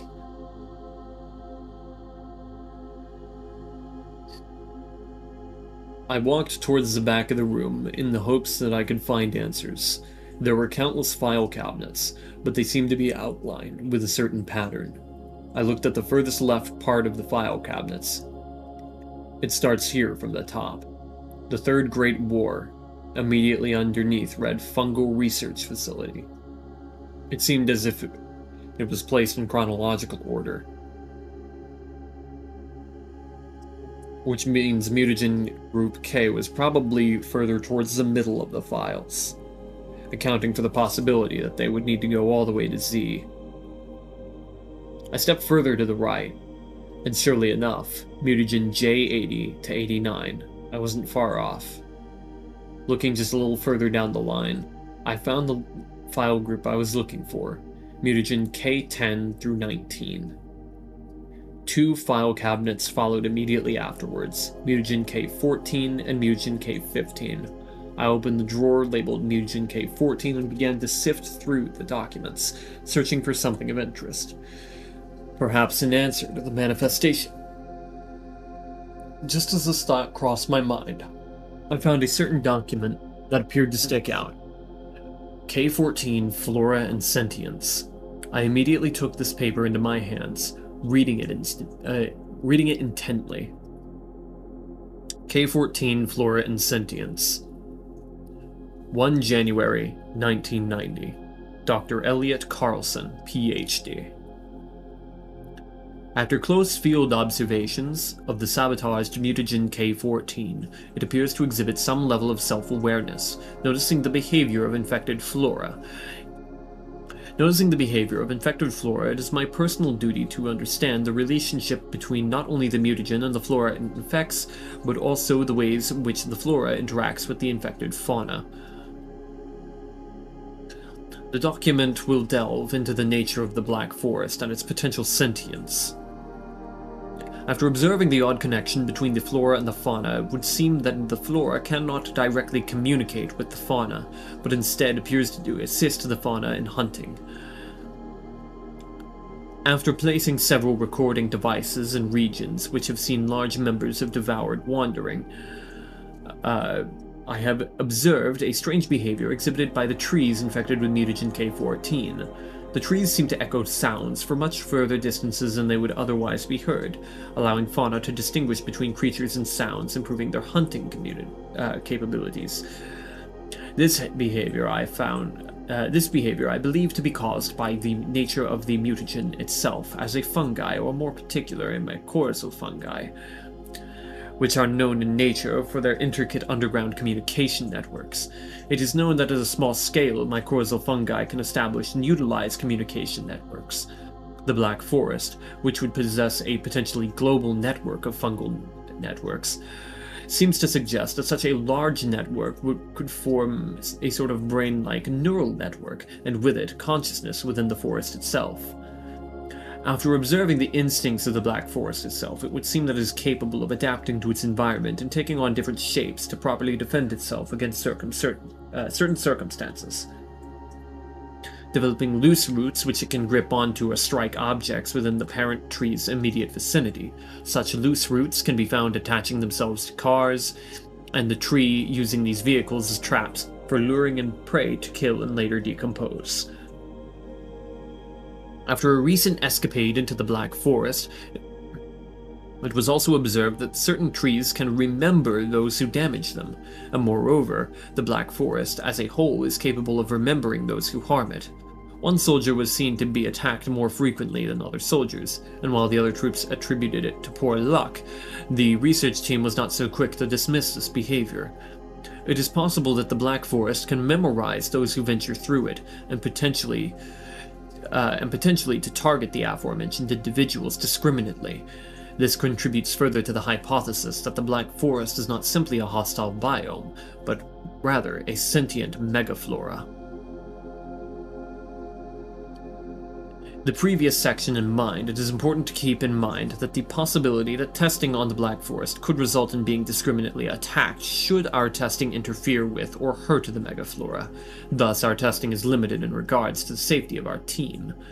While the concept of the Black Forest being sentient megaflora may seem like a far-fetched theory, the amassing evidence, extensive mycorrhizal fungi networks, indirect communication between flora and fauna, adaptation to a variety of environments, and the ability to memorize individuals suggests that the Black Forest is in fact sentient. Acknowledging this could save countless lives and open up the possibility of communicating with the megaflora, allowing for a sort of ceasefire or truce between humanity and the Black Forest.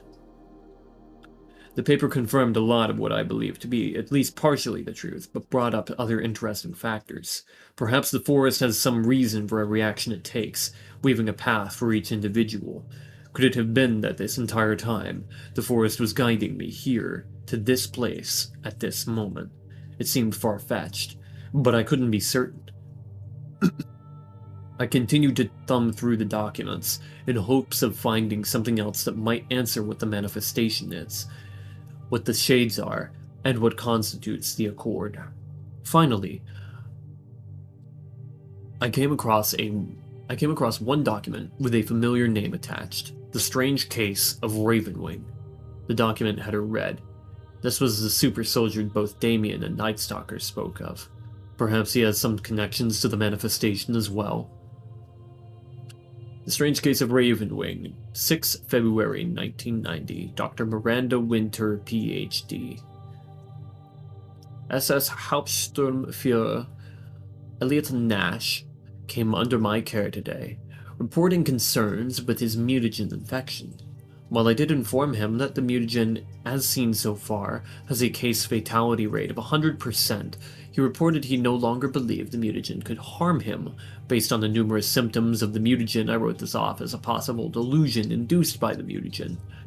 The following paragraphs will provide a brief history of Nash's symptoms and the development of the mutagen. When he came into my care initially for the treatment of a wound inflicted upon him by a howler, the wound was clearly infected, the black fungus of the mutagen having already started its growth on the wound. This infection type was listed as direct contact transmission. The fungus immediately starts growing on the wound, causing severe pain at the afflicted area. In this case, it reaches from the right trapezius to the right infraspinatus area. A week later, Nash came into my care with concerns about the discoloration of his wound. The entire afflicted area had turned black as the fungus began to kill and decompose his flesh. He also reported he had changed his diet as he had strong craving for meat. The disease progressed as it had for others infected before. Nash then entered the final stages of infection, the specifics of which are still yet to be understood. He came into my care, reporting that his wound had spontaneously healed, but also reported seeing dark figures wherever he went. That they spoke to him. This was still par for the course for people infected prior. Shortly thereafter, Nash went into a comatose state, recognized as the final stage of infection. This comatose state lasted for a week before he had woken up. This was an unusual occurrence, as those who went comatose would usually not wake up as themselves. They would have begun transforming and eventually awaken as devoured.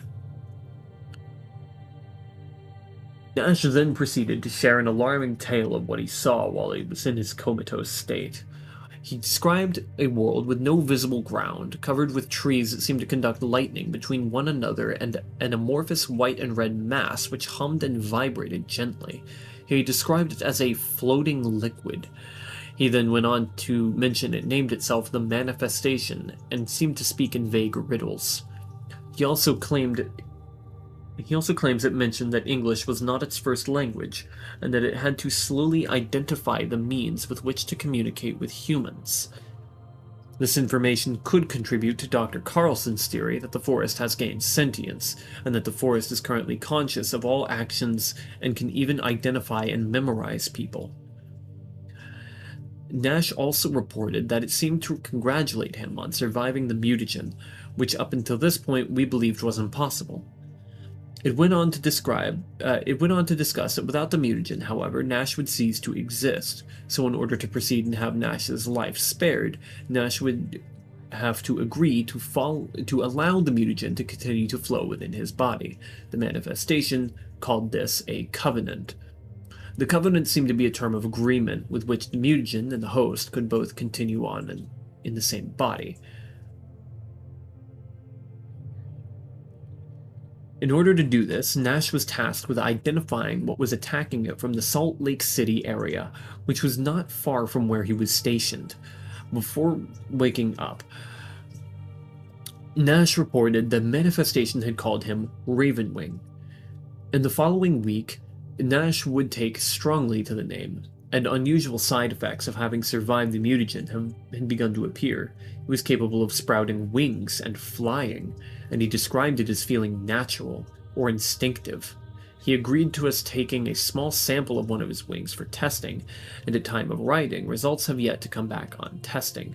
In conclusion, I believe it is worth noting that this information could help the survival rate of mutagen infection, and at the very least provide insight on the way the forest operates. If possible, it may be beneficial to find other mutagen survivors, what Nash calls stalkers, and to conduct thorough testing to further understand mutagen infection and survival rates. The bottom of the page is marked with an official seal of the German American Health Science Department. It seems that the FP government is interested in this case. Perhaps they want to make more super soldiers like Ravenwing? I noticed I had already neared the end of the folders in this cabinet. Thumbing through just a few more, I found another that caught my eye. Ravenwing sample test results, mutagen K14 and protein K14. 10th of February, 1990. Dr. Samuel Evans, Ph.D. Thank you for delivering the sample to me covertly. Riding Mountain still suspects nothing of their humble medic. Thanks to Sergeant Walker's absence, I have been able to go about most of my tasks without a hitch. Unfortunately, she took both Edward Haas and the suspected hunter with her. Ravenwing's sample is made up entirely of the mutagen. Well, moreover, it is made up of a protein produced by the mutagen, and it's identical to the flesh of the devoured, and thus extremely versatile in its structure. This we call protein K14. It is the output of the mutagen when it decomposes flesh and plant matter. It would seem the cycle goes as follows.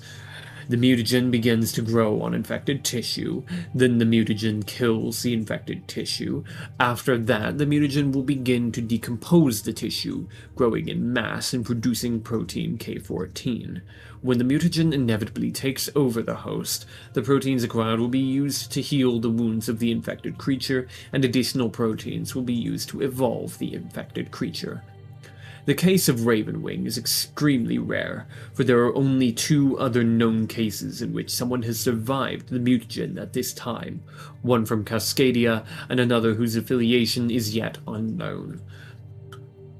The extensive meat diet reported by Ravenwing is likely a symptom of the mutagen and its requirement to decompose biomatter. With the case of Ravenwing and other hunters, they require a large amount of protein K14 in order to regenerate and utilize their shape-shifting capabilities. It is essential that the diet of Ravenwing shifts strongly towards more meats, as they contain lots of protein that, when decomposed by the mutagen, will produce plentiful protein K14, which Ravenwing can utilize during missions for regeneration and shape-shifting.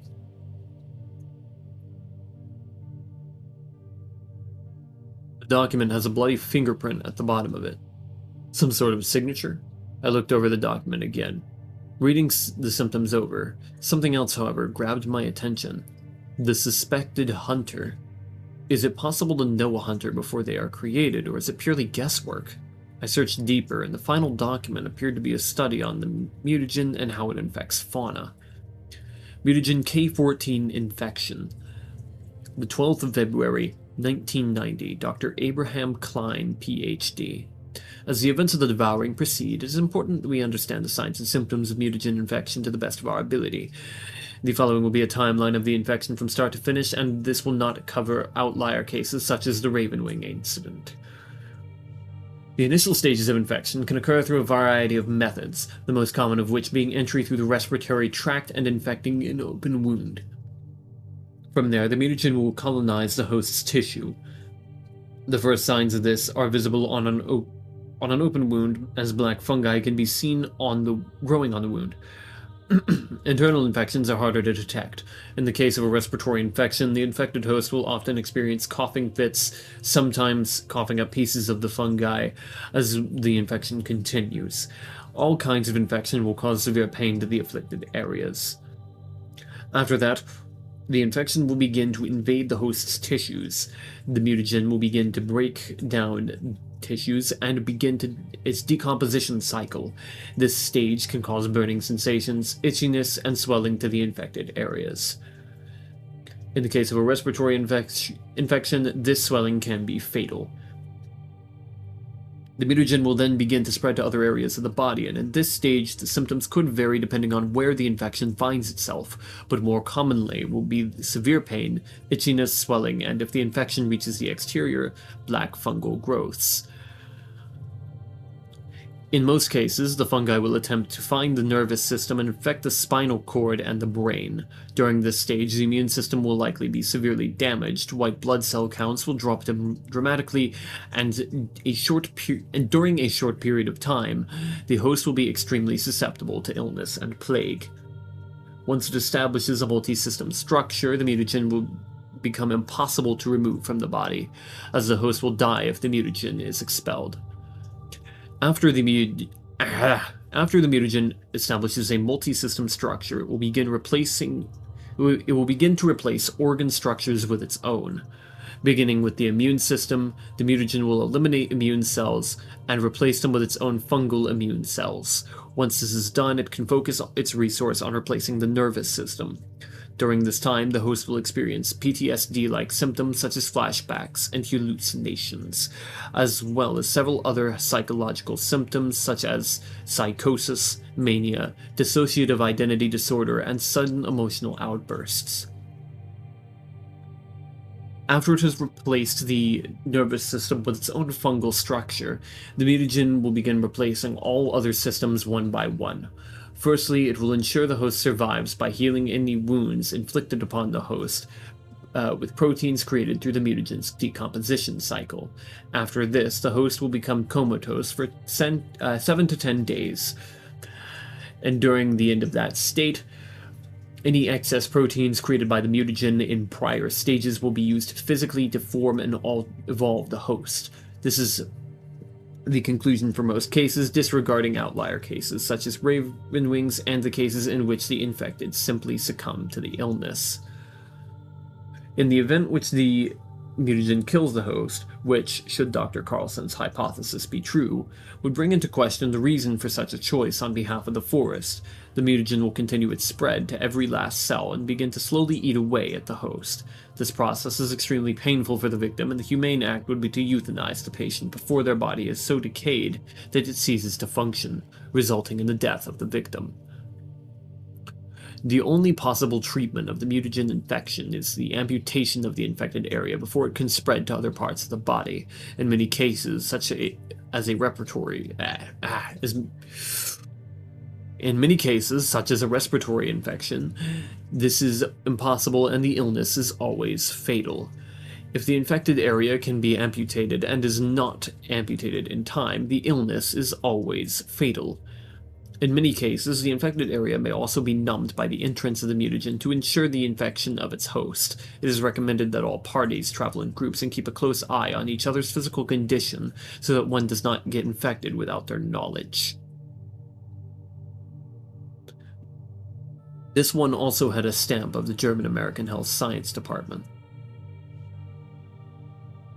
I took all the important documents I read through, folded them neatly, and stashed them carefully into the inner pocket of my coat. When I pulled myself away from the archives, I could hear a loud clicking echo through the room. I looked around, trying to detect where the clicking was coming from, when my search was interrupted by a loud slam. The entire room trembled, and the numerous soldiers in the room nearly lost their balance, stumbling around for a few seconds before regaining their footing. At that moment, the lights went out, and we were all trapped in darkness. A deafeningly loud, ear-shattering roar ripped through the air and pounded the eardrums all the way to the brain. My head pounded, the pages turned, and it felt as if time was at a standstill. A harsh clicking echoes throughout the room. I can almost hear it bounce off the walls, to the ceiling, and back to the deepest recesses of the room. The room trembles as if it were too terrified by the mysterious roar. I frantically scrambled, searching for my tool belt for my lantern. I barely managed to grip my lantern in my hands, frantically turning it on. Its warm orange glow was one of many to ignite the group like stars in the night sky. A couple of soldiers with flashlights taped to the end of their rifles shine their bright cones of light towards the back of the room. A loud crash fills the ears, followed by another deafening roar. From within a cone of white light appears a grotesque figure, slithering towards us. Its skin was a harsh blend of deep browns, dark purples, and thousands of little red eyes. Is that, in the blink of an eye, the creature slams into the wall behind us. Concrete cracks, metal bends, metal breaks. The ground trembles tremendously. I can hear the pained screams of soldiers flattened beneath the beast. On the right, stuck to the right side of the reinforced wall, Night Stalker can barely be seen in the light, drawing back a bow. His eyes softly glow, barely casting a light on his expression. His eyes narrowed, his brows furrowed, and he seemed to be locked on target. The whizzing of an arrow can be heard flying through the air from my right, and to my left, hitting a final shick as it pierces the beast's flesh. Bang, bang, bang. Gunshots are fired toward us. Surely enough, illuminated by the soft light of the soldiers' lanterns, their bodies melted into the creature's exterior flesh, were 5 Cascadian soldiers, gripping onto their rifles with ghastly expressions on their faces. It looks more like It looked more like their eyes and mouth were simply replaced with holes, and as if their skin had been dehydrated like jerky. Gunshots rang out through the room, splashing blood all about the floor, tearing through the flesh of the beast.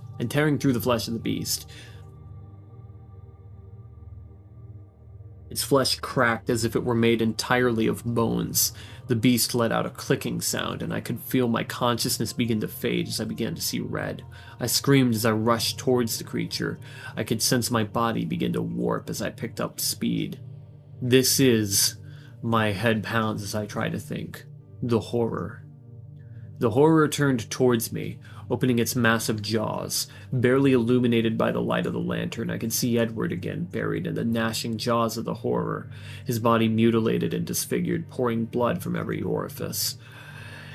He reached up his arm at me out of fear, and my sprint screeched to a halt. My head pounded. "Direwolf, what are you doing?"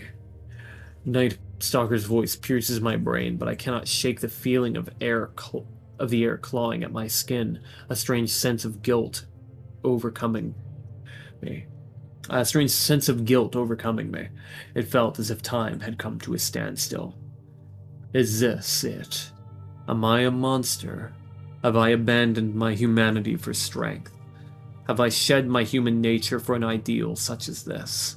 I looked down at my hands, which had a thick fur wrapping around them with claws extending beyond my fingertips. I felt a sharp pain through my face, as if I was being cut open. I watched as my face elongated like a wolf's snout. No, the monster doesn't concern himself with morality, nor ideals. The monster only concerns itself with actions in service of its own vanity. To want for strength so I can protect those I hold dear. It is not the actions of a monster. It is simply human nature. It feels as if a boulder slammed into the side of my body, flinging me through the air. The horror's tail slammed around the room like a whip with the weight of a wrecking ball behind it. I hit the side of a pillar, sliding down, landing firmly on my side. I can feel the wind knocked out of me. My eyelids were heavy, obscuring my vision. Through the cracks of my vision, I could see the horror whipping around in a whirling dance of chaos. I pushed myself off the ground with both my legs and arms, leaping into a rapid sprint. I turned towards the horror. I watched as the horror completely engulfed a small group of soldiers, wrapping itself around them and melding them into its flesh. The horror let out a reverberating clicking sound that sent a shiver down my spine. I hesitated to move forwards for a moment, and the horror grew a large appendage from its side and swung at me, throwing me into a wall. I can't hesitate, or else I'll be killed. I coughed up a black sludge onto the ground below, and I began to feel weak. My arms, still transformed, looked as if they had aged in my fighting. "John's a damn werewolf!" A male hunter shouts. "Another hunter! A hunter!" A female soldier shouts. I leapt into the air at the horror, striking at its flesh with my left hand's claws as I pulled my gun at my right, firing it thrice. I only heard nails on chalkboard and what sounded like bullets hitting a sandbag. The horror was left unfazed. Whizzing through the air, an arrow can be heard as it drives itself firmly into the horror's flesh. Night Stalker looks concerned, his eyes widening in fear. Finally, he shouts, "My poison isn't working! We can't fight this thing! We must run! Jonathan, revert back to normal! Why should I?" I shouted, confused. "I'll explain later. Just revert." I took him at his word, reverting almost like it was second nature to me. A strange sense of invigoration came over me, as if I had miraculously gained a boost of energy. The horror turned towards the Night Stalker and rammed into the wall behind where he stood, ripping a massive crack in the concrete and punching a hole in the wall. Chunks of concrete flew through the air, hitting the ground with a thud accompanied by the clanging sounds of titanium beams bouncing off the ground. Dust kicked up into the air. Visibility decreased further. Not again. Not Night Stalker. I plunged into the dust cloud in search of Night Stalker, but I was met with the clubbed tail of the horror, which slammed me into the wall again. I hit the wall hard, I could feel my back break and readjust itself back. It felt like thousands of worms crawling onto my back and pushing my body back in place. My vision began to blur. The horror let out a horrific bellow, followed by a repetitive clicking. I looked out into the dust, searching for Night Stalker, or at least a silhouette. At that moment, a bright flash shined through the dust, and I was suddenly lifted up off the ground. Night Stalker had grown two appendages, much like a forklift, from his shoulders, and used them to hold me. I looked back at Night Stalker, whose face was smeared with a black, writhing sludge. His left eye held closed, and a sludge appeared to pour from the right side of his mouth. "Running out of proteins, John. We gotta run." Looking back down at the battlefield, it was clear that many had already fled. Blood spattered the ground where light illuminated the ground, red polka dots on a black ground based on what I could see. It appeared we had lost 20 people in just a couple minutes at most. The horror roared once again, the clicking sound chilling me to the bone. "Retreat! Everyone, retreat!" Night Stalker shouts into a handheld transceiver. I looked at the horror. The horror reeled back to its right, then leapt to its left, crashing itself onto 8 people. Blood splattered against the walls, following a gut-wrenching squelch. The light then disappeared from that area of the room. Night Stalker headed towards the door to this room at a breakneck pace. I managed to look over in the direction he was headed, spotting Elizabeth turning the corner just before a bolt of what looked like acid splashed all over the concrete, corroding the concrete and burning through it like it was nothing. The horror turned to the right just before the door, and Night Stalker and I swung underneath the door, and I could feel the breeze and smell the putrid stench of the tail, which blitzed right past my head. The faces of the soldiers that were crushed could be seen on the side of the horror as it swung back around, trying to squeeze through the doorway. We entered the hallway. The cracking of concrete and what sounded like nails on chalkboard could be heard as the horror viciously scrapes the ground with its claws in an attempt to break through the doorway. With a harsh bang, the horror breaks through the door, resuming its pursuit. Night Stalker and I swung into the next hallway, bolting past the terrariums. My vision pulsed. My eyes burned. I could sense almost nothing with this pulse, not even the horror itself. The only things I sensed were Night Stalker and the terrarium where mutagen K-14 was tested. The horror, which trailed behind us, smashed into the wall, trying to turn into the hallway. It suddenly barreled towards us with immense speed. The stairs were in sight. 3 soldiers, Michael, and Elizabeth already climbing them. Just as Night Stalker and I made it to the stairs, the horror slammed into the staircase and the surrounding areas, shaking the entire facility. Chunks of concrete fell from the ceiling, breaking on the spines jutting from the horror's back. It sounded as if the entire building was bombed, booms, cracks, and the bending of metal all washing through the ears like a shockwave. The stench of soot, rot, and sulfur was overwhelming. In a single moment, I saw my life flash before my eyes, the horror closing the gap between Night Stalker and I, the wall, and itself. Then, it felt as if time stopped. The horror seemed to struggle to move forward. A woman could be heard grunting, straining, as if whatever she was doing was taking all of her strength. The grunting soon turned to a shouting. I looked towards the sound of the noise to the left of Night Stalker and I. A woman with blonde hair and green eyes, wearing an unusual tan uniform and a patch of a flag on her right shoulder, a blue striped flag with a white field on the left. In the center of that field, a yellow bear and 2 yellow stars. "Go! Now!" she shouts and grunts. Night Stalker leapt into the air and jumping straight to the next floor. "What on earth is the GCR doing here?" Night Stalker asks himself. "I don't even know who the GCR are, but I'm thankful she showed up." I said to Night Stalker, "That woman is Basilisk, California's best hunter. I'm just not sure why she's all the way up here in Kennewick, but boy am I glad she is." Night Stalker continues to run up the stairs. Basilisk leaps up and begins to run up the stairs as well, followed by the horror, which climbs up the stairs like a mole. Basilisk caught up to us quickly. You two look like you're running low on proteins. You must be absolutely famished. She shouts in between breaths. He and I were both getting thrown around by that thing. My arrows couldn't even take it down. Nightstalker replies. Basilisk's eyes lit up in fear and Basilisk's eyes lit up in fear and surprise.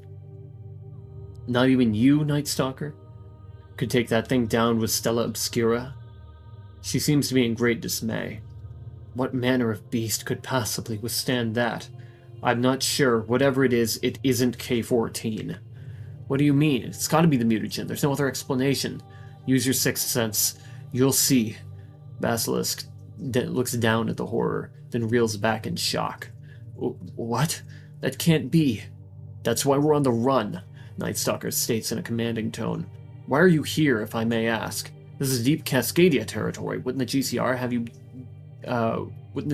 have you dealing with Imperial Texas? We actually just ended that conflict. I came here to check on that planned invasion of the Kennewick complex. Victory, I'm assuming? Their leader went missing, their front line collapsed, and a democracy was established in the region. The place broke into 4, maybe 5 different countries after that. What do you think happened to the leader? No idea. Said he vanished without a trace. Nightstalker looks forward as we finally reach the top floor and begin to move towards the entrance. The horror roars, shaking the complex and startling many of the Cascadian soldiers still standing guard on this floor. What are you guys doing standing around? I told you to retreat! Nightstalker shouts. Retreat? We haven't heard anything about a retreat. A soldier shouts in reply. Damn it, you gotta be kidding. This thing interferes with electronics? This is a nightmare! Run, now! Nightstalker's pure frustration could be felt through his voice and his words. No, not now. Nightstalker grunts. He takes me and sets me down on the ground carefully, retreating in his appendages. Gotta conserve strength. I looked around for a way to stop the horror from escaping. The room was covered in a thick layer of blood. Walking forward was like trudging through a swamp. It felt as if the blood faintly grasped at my legs as I crossed through the crimson lake. The horror roared again, stepping forward menacingly, and with a slow, final step, it moved its left paw forwards, dunking it into the pool of blood. The blood reacted violently to the step, splashing chaotically as if something were drowning underneath the horror's paw. Splashes of maroon splattered across the horror's dreadful body and menacing snout, painting its gnashing teeth. Then finally, it happened again. The blood began to grip my legs. I couldn't move once more. Maybe, if I transformed my legs. I tried to change shape. My legs burnt out in a tearing pain, and I could feel my heart pump and seize. I fell to my hands and knees reflexively, trapping me even further in the blood. I tried to move my arms, but it was like hundreds of hands covered my body, holding me down against the pool of blood. A massive scaly serpent coiled around the room, an arm ripping me through from the grasp of the blood. You're gonna owe me for this one, dire wolf. Basilisk's voice pierces through the chaos. She's strong, maybe stronger than Nightstalker. I wonder what other hunters could be out there. Basilisk sweeps me away with ease, slamming into the door between the entrance and to the complex and this blood-painted room. The door shook. The bending of metal could be heard as Basilisk's transformed weight pressed into the door. Basilisk held me in one massive, scaly arm, tossing me underneath the door. I slid through the underside of the massive door, which had been bent open from the force of Basilisk slamming into it. The peace of the moment was almost immediately broken by the tearing of metal and screaming of soldiers as the horror pursued us, trying to flee underneath the door. The horror had grown even larger and tougher, with its massive claws slicing right through the metal with ease. A chilling, immeasurable horror cast over me as a realization dawned upon me. The realization that we would now be running straight back to War Station Omicron. My legs buckled, my stomach turned, and I felt weak. Direwolf, you must feed soon. The manifestation speaks to me, causing a strange pulse through my vision, highlighting the trees in white. I felt myself begin to lose control as a dark hunger took me over. No, my child, you mustn't. I woke up in a completely white room. My arms and legs were restrained beneath tight metal clasps, which chilled me to my bones. Directly in front of me hung an analog clock, which ticked away. The surface beneath me was soft, like a bed. My entire body ached as if it had been hit with a hammer all over my body. Pain pulsated with my heartbeat. The room had that strange smell you'd attribute to a hospital. Was I in a hospital? I listened carefully to my surroundings. The bed rocked gently. I could barely hear the sounds of wind battering windows, the sounds of metal riding along metal. I was on the Lumina 2, in some sort of infirmary, one different from the one Chris had died in. A black-haired woman in a white robe entered the room. She wore a black tool belt loaded with all kinds of different medical supplies, ranging from syringes and a stethoscope to band-aids and small pieces of cotton. Oh, good. You're awake. You've been restrained. You've been out for about 3 hours. You have been restrained for the safety of those aboard the Lumina. Are you aware of your actions which led you up to this point? Oh, I probably should change that voice, shouldn't I? Oh, good. You're awake. You've been out for about 3 hours. You have been restrained for the safety of those aboard the Lumina. Are you aware of your actions which led you up to this point? The doctor's voice is deep for a woman. She talks in a chillingly cold tone, devoid of any joy. It sweeps over me as if she were reading to me a death sentence. Right. You can't speak with a feeding tube in. Apologies. She continues. I am Dr. Morrigan. W voice change. Fuck yeah. I am Dr. Morrigan. Mara Morrigan. Approximately 4 hours ago, your body shut down your prefrontal cortex, stimulated the amygdala, and initiated what we have come to call feral blood hunger. This is the last stage in the mutagen's attempt to keep your life intact. In this, you attacked blindly into War Station Omicron. 2 soldiers were killed, and a civilian was put into critical condition. Immediately afterwards, an unknown devoured came charging through the gates of War Station Omicron after you and a group of about 7 people, including a soldier from the Greater California Republic. Being forced to flee, the soldiers stationed at War Station Omicron were forced to flee on the Lumina 2, and War Station Omicron was destroyed by the beast known only as the Horror. The casualties sustained in this attack were steep. We lost 113 soldiers. I could feel tears well up in my eyes as a pain punched deep into my chest. 113. All dead. Night Stalker entered the room, covering his face with his right hand. His pale complexion, combined with his almost completely expressionless face, made it seem as if he'd just seen a ghost. How is she? Night Stalker asks in an extremely dark tone. His voice resonates and reverberates through the room.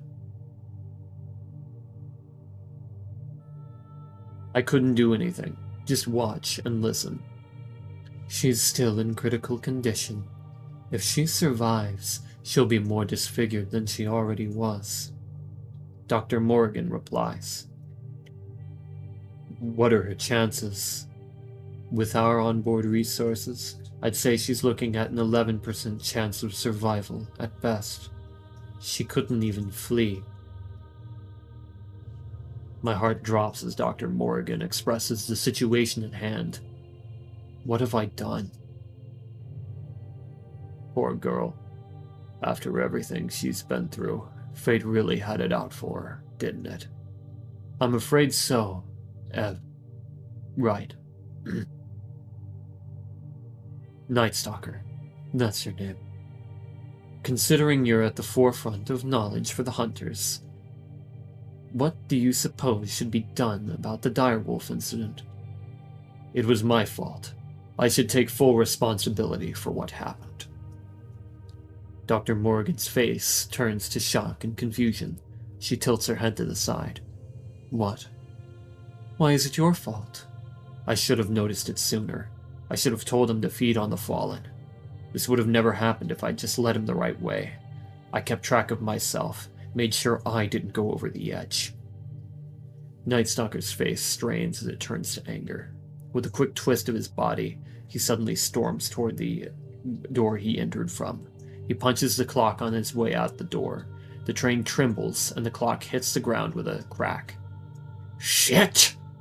Night Stalker shouts as he continues out the door. Dr. Morgan approaches the busted clock, picking it up carefully and placing it back on the wall. It stopped ticking. The clock read 1:17. She looks toward the door with a sense of sadness. As dark and mysterious as ever, Day. I sure hope one day you'll open up to another person. Can't shoulder all that weight on your own. Dr. Morgan approaches me, bringing from just out of my field of view a desk and a chair. She sits next to me, leaned over. Her brown eyes met mine. Hunters, your biology perplexes me. No man could ever live through what you just withstood mere hours ago, and here you are, living, breathing, and even conscious enough to make eye contact with me. I suppose I should begin removing your restraints and such, considering you're only a threat when you're starved. She begins by removing the feeding tube over the course of several minutes, allowing me to finally speak. What have I done? I say in a voice drowned in sorrow and guilt. You will see for yourself in just a moment. Allow me to get these restraints off of you.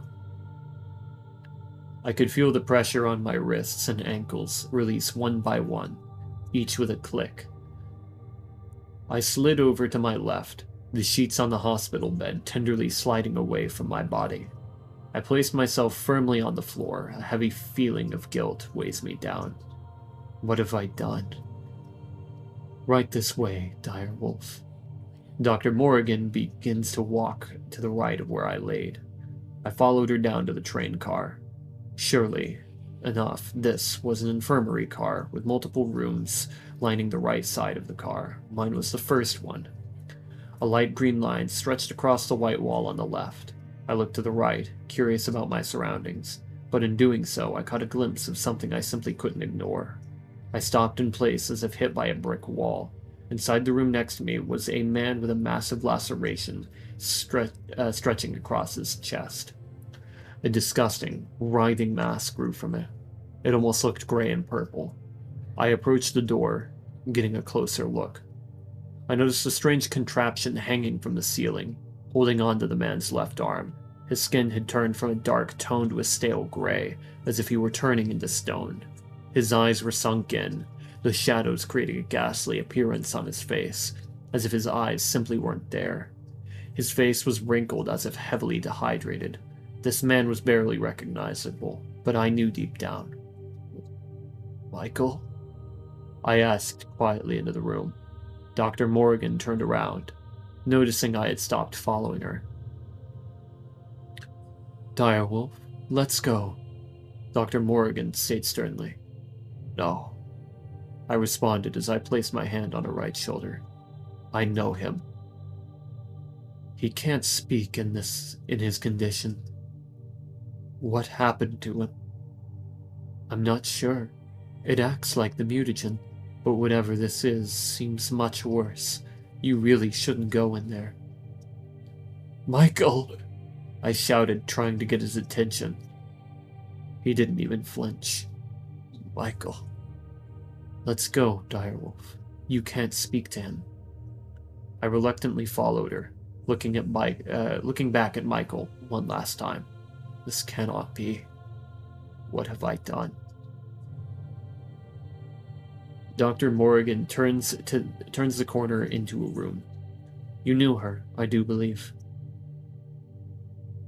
The sound of a heart rate monitor, accompanied by her voice in a morbid manner. The sound of a heart rate monitor accompanied her voice in a morbid manner. This was the woman you attacked. I looked at the woman laid on the bed. She was covered in bloody bandages. The only part of her body that was visible was her left eye, which lay closed. A slight sense of relief came over me, knowing this wasn't Elizabeth. She was missing her legs and her arms. So, it was Nicole. I'm afraid so, direwolf. My stomach twisted and turned. I killed Nicole. These hands, again. I began to sob, dropping to my knees. How could I have let this happen again? My shouting was interrupted by a loud beeping alarm and the sound of a heart rate monitor flatlining. Get out of here, direwolf. We have a code blue. Dr. Morgan pushes me gently to the side as she reaches towards a small rotary phone. Attention, all medical staff. Code blue in A4. Code blue in A4.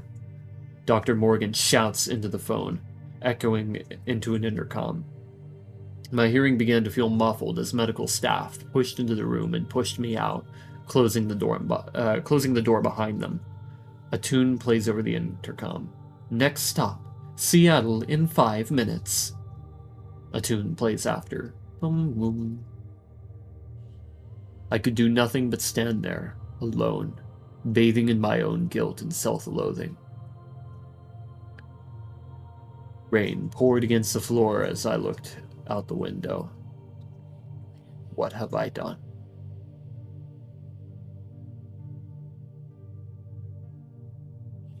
And we've made it to chapter 12. A lot happened there. And I was right. That chapter does not stop until page 470. Lovely.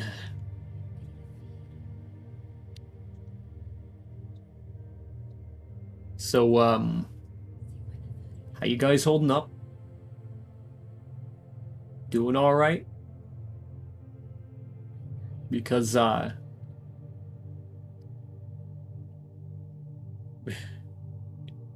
we just finished the, climax of the story. Holy shit, why you gotta do me like that shit? Literally shaking. Yeah, dude. Man, I was putting my fucking heart and soul into the voice acting too. Holy.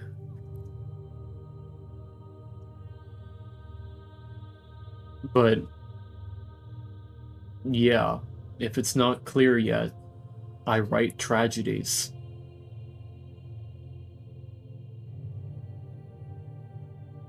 Chapter 12.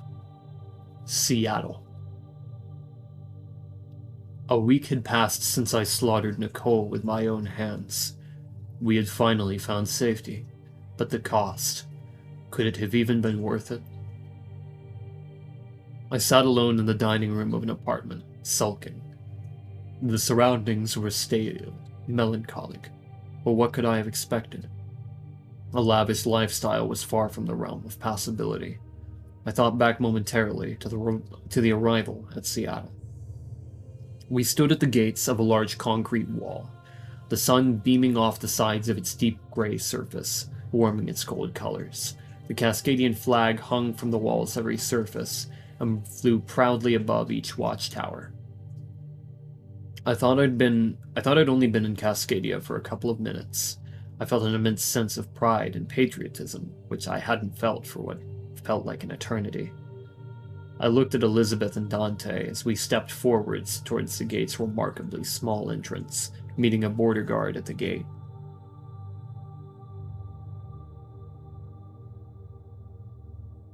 And you three, you're from Riding Mountain? A male border guard asks. His eyes are a warm brown, and he wears a rebreather around the bottom half of his face, leaving his black hair visible. That's correct, Elizabeth states. Where are the others that were under your care? Elizabeth turns away, grasping her shoulders tightly. They perished on their way here. We're the only three left from Riding Mountain. Oh wait, that was MC, hold on. They perished on their way here. We're the only three left from Riding Mountain. I stated firmly, placing my hand on Elizabeth's shoulder. I offer you my condolences. So you're Jonathan Price, and she's... The border guard continues to go through the checklist. Elizabeth Walker, Elizabeth states. Thank you, and this gentleman here is... Dante Hawkins, Elizabeth answers for him. He's been pretty distraught since his brother passed. Unfortunately, not an uncommon occurrence these days. The border guard stands up, revealing his slate gray uniform, the Cascadian flag on his left shoulder. His name tag read, Hayes. We're finally safe, but at what cost? Elizabeth states solemnly, her face clearly uncertain of how to feel. I know this. I tried to console her. The gates opened, revealing a sprawling city before us, doused in warm light from the sun. Truly, we were safe. I suppose this wasn't the worst way to live. It was better than starving alone in my cabin. Would have been better than starving in a group of survivors.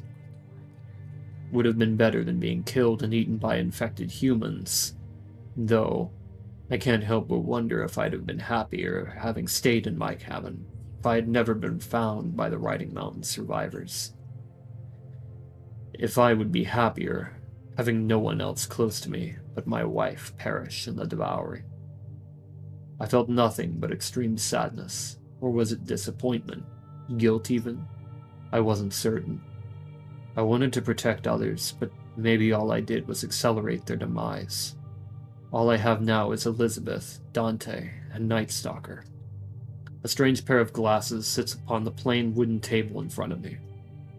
I picked them up and placed them in my hands, looking over them. I found these in the Mutagen research facility. They're quite the technological marvel. Makes me wonder how powerful Oculi really is. I've already seen everything there is to see on them, so I thought I'd lend them to you. Night Stalker's voice plays back in my head. I looked at the frame of the glasses, carefully reading a slightly luminescent inscription on the side. Next to a logo of an impossible triangle read the words, Arcana Daydream. You know, John, you're not going to get anywhere just looking at them, Elizabeth said, limping out of her bedroom. I know this. I'm just slightly afraid of what might happen if I put them on, I replied. What's the worst that could happen? It's just a pair of glasses. Elizabeth places a hand on my shoulder. I have a feeling that if I put these on and look through them, that the man we saw at the Mutagen research facility will come after me next. That seems a bit far-fetched. You sure you're holding up well, John? Night Stalker said I should be fine. Staying away from the Black Forest would only diminish my senses, nothing else. He also said he needed to stay in the forest. Why was that? He's got a mission. A mission to find others like him. Hunters. I don't know what for, or for why, but he has to gather them. If you need, I can stay close while you look through the glasses, keep you safe. Elizabeth's eyes reveal a look of worry. I appreciate that, Liz. I smile at Elizabeth, and she smiles back. Of course, John. We're a good team, I'd say. Put those glasses on. I know you've got a reason to be so anxious about what's in there. I took the glasses in my hands and placed them up to my face. Some sort of display appeared in the corners of my vision, and a screen appeared in front of me. Connecting to extranet, the screen read, "Error. Extranet receiver is damaged. Loading in offline mode. Complete." On the screen it seemed nothing out of the ordinary, but it seemed like they had loaded an entire computer on just a pair of glasses. Clearly this tech wasn't from around here, but to even think this was in the realm of possibility, it was madness. I suppose, of all the things on the menus, which felt like navigating a labyrinth, the most important item on there appeared to be Logs, Agent Salazar. As soon as I opened the logs, it began to play a sort of motion picture on the glasses, which made it feel as if I was at a real theater, or even as if I were actually there. Loading simulation matrix. Complete. The glasses read. Recording date, 18th of September, cardinal year 1955. Recording location, San Francisco, California. Free Patriots Empire, Earth, Kilo Prime 3.1358875135000121. Recording POV, Salazar. Initializing. I opened my eyes. I sat in an old coffee shop, a steaming cup of coffee sitting before me. I spoke to no one, but no sound seemed to ring out through the coffee shop. No one even looked my way. You know what I said about sending me to timelines before CY 2000, right? I spoke, unable to control what I said. You do realize I can't constantly supply you with your specific requirements. Might I mention against protocol for every single mission that sends you before CY 2000, right? A voice replies from within my head. What is going on? You say that like I give a shit. You're gonna supply me properly, or I'll tell the High Council you're sending insufficient supplies to the most important division in Kilo. Well, aren't you cutthroat, Captain? Fine, I'll get you your supplies. Sometimes you have to twist an arm or two to get your way. You would know working for Oculi as long as you have. Suppose I should have expected you of all people to get your way no matter the price. Yeah, you should have. Now leave me to my idle time.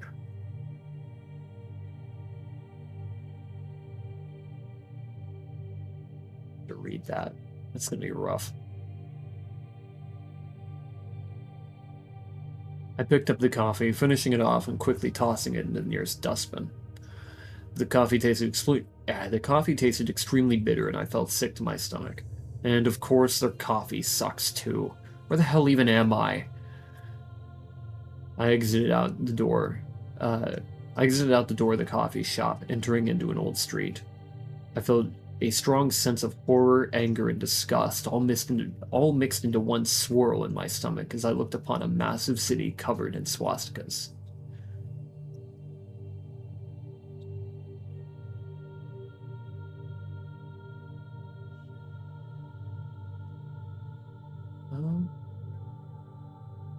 Cordial.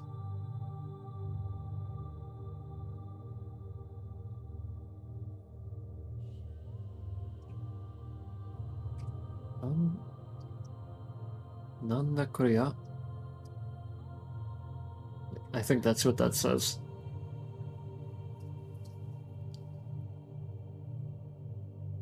Nanda Korea. Korea. Korea. Okay. Nanda Korea. I said something I didn't quite understand, punching the nearest brick wall and putting a hole straight through it as if it were nothing at all. I chuckled slightly, looking down at my hand, which was covered by a now damaged glove, revealing a red mechanical hand underneath. They're gonna hear about this. Recording end. Loading next recording. Recording date, 12th of January, cardinal year 2006. Recording location, Salt Lake City, Utah, Free Patriots Empire, Earth, Kilo Prime 3.135887513500121. Recording POV, Salazar. I opened my eyes. I was in a completely unfamiliar area, in what seemed like an elevator. The mission is simple, Salazar. Dismantle their time gate, shut down Project Soulcatcher before it gets out of hand, and eliminate the hunter in the area. In and out. A distorted voice reaches out to me from within my own body, like it was playing in my own head.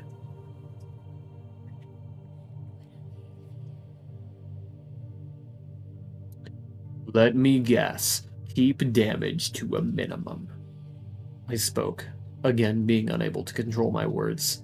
That's correct, Salazar. Kill as few soldiers as possible. Sorry to disappoint, but that isn't going to happen. You know my policy with Nazi scum. A loud static burst my eardrums.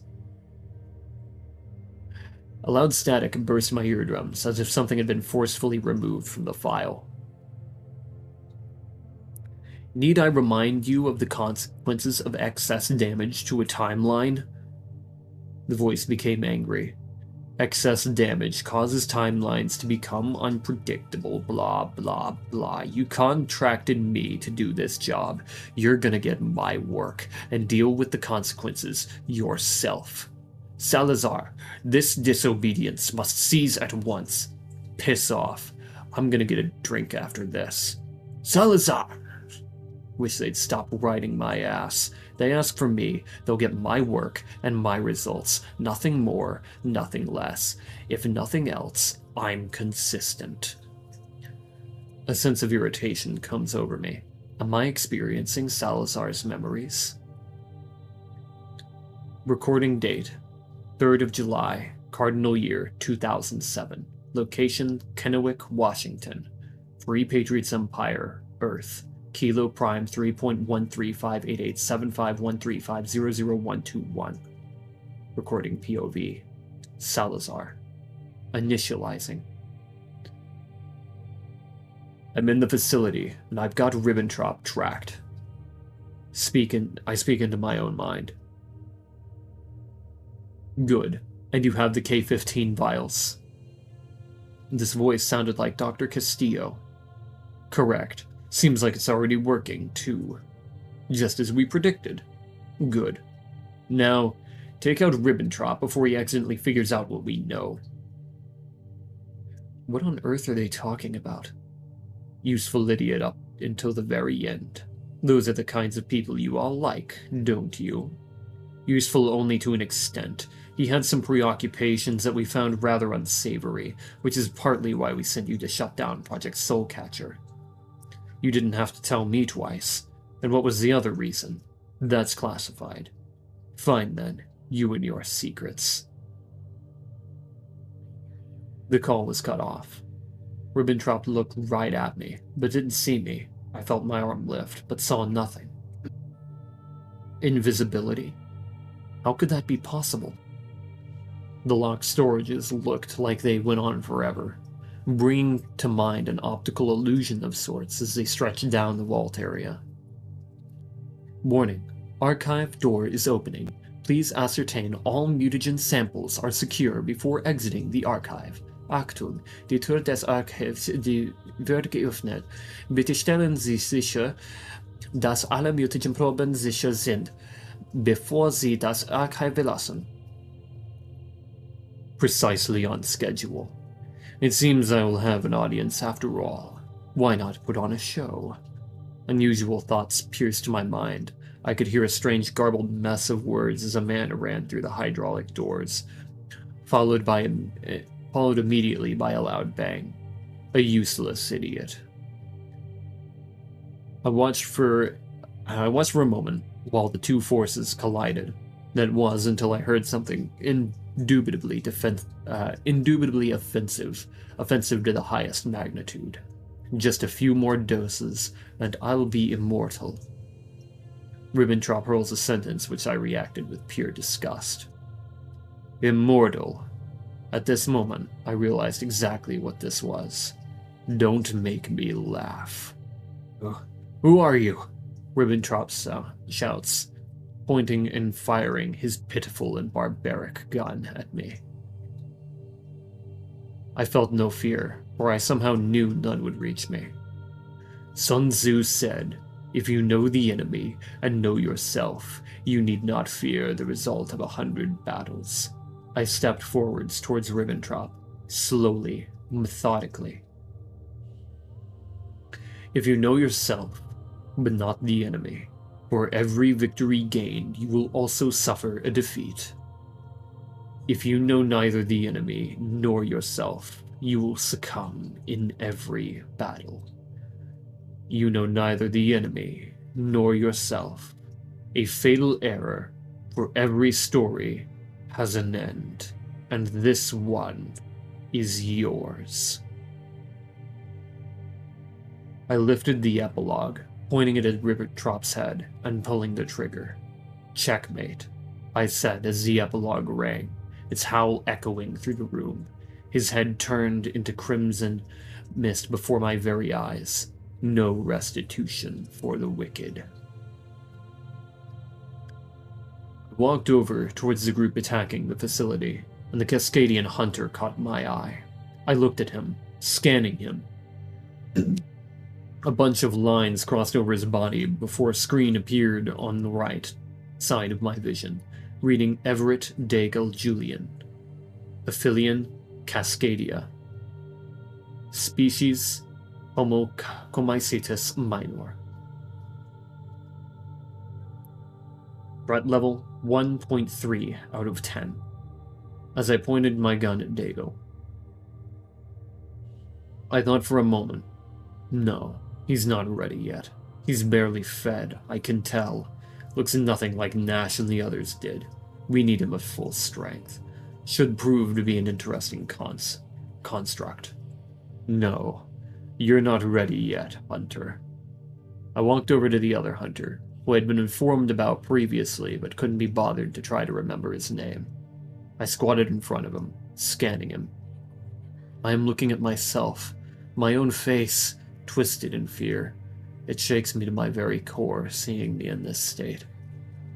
"And you, other Hunter," I said as the scan completes, reading Price, Jonathan Stanwood. Affiliation, unknown. Species, Homo comicitus minor. Threat level, 0.6 out of 10. "You are nothing of importance, but you push your luck," I say, turning away from him. I hear a strange yelling as a woman approaches me, rifle in arms, firing round after round.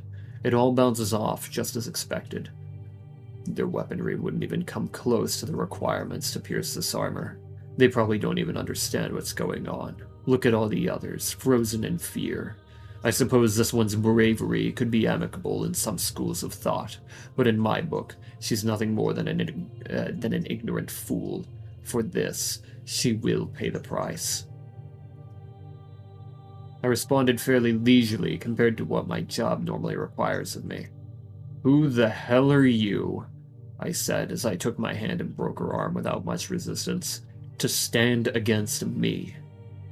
Pushed the blade out from the outer side of my left forearm, slicing her head clean off. "May you live on solely as a warning. My work is done here."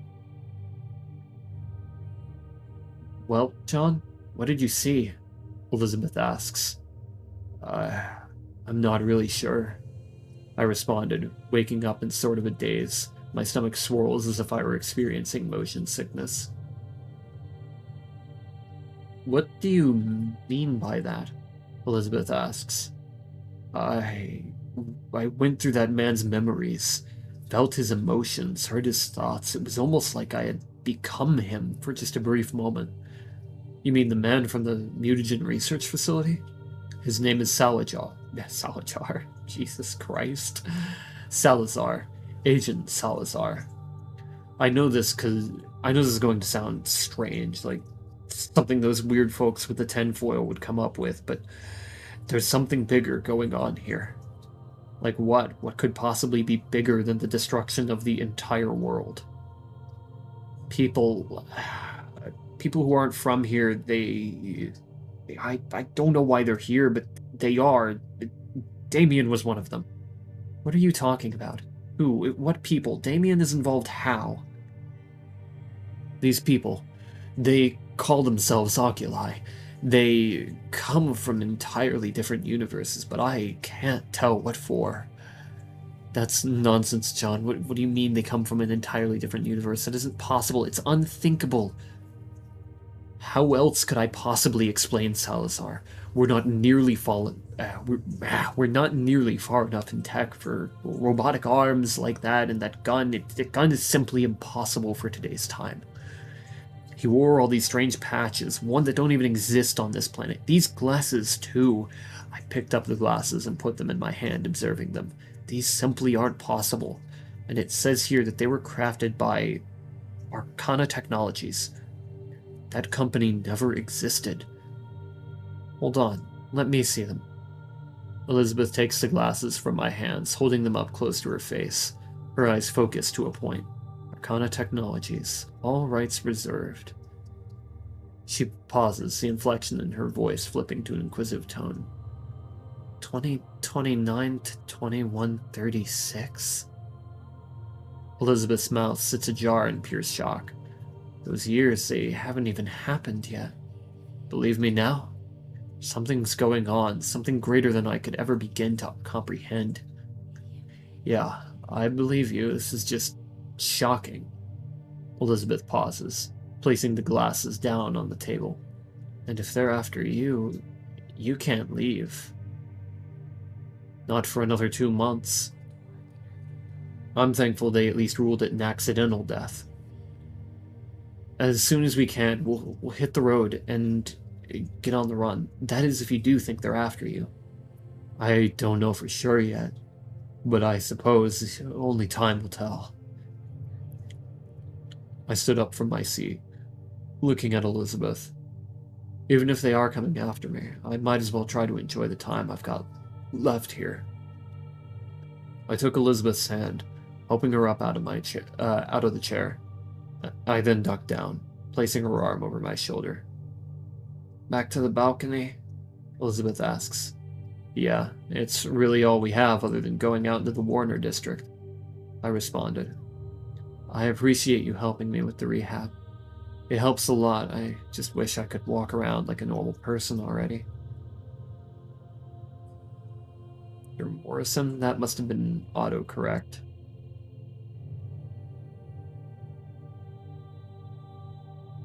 Dr. Morgan said it would be about 3 weeks from when you got shot that you'd be back on your feet properly again. At least you don't need that big clunky exoskeleton to keep walking anymore. You can finally heal. Yeah, suppose that's true. I'm just a little impatient, I guess. Don't like feeling weak and helpless. Just not in your nature. No, not at all. I hate feeling like I'm a burden in any way. I don't want people to worry about me. I can understand that. We walked out onto the balcony, taking in the view of the city, embers of life swirling together throughout the city. The buildings of brick and concrete were mended by pieces of wood, corrugated steel, and chain-link fence. The light of the sun seemed almost foreign, and its warm presence gently enveloping the body. The clouds were beautiful, stretching sprawling across the sky. The bay was barely visible in the distance, crashing against the coast peacefully. It's odd, isn't it? How peaceful it is here, I mean.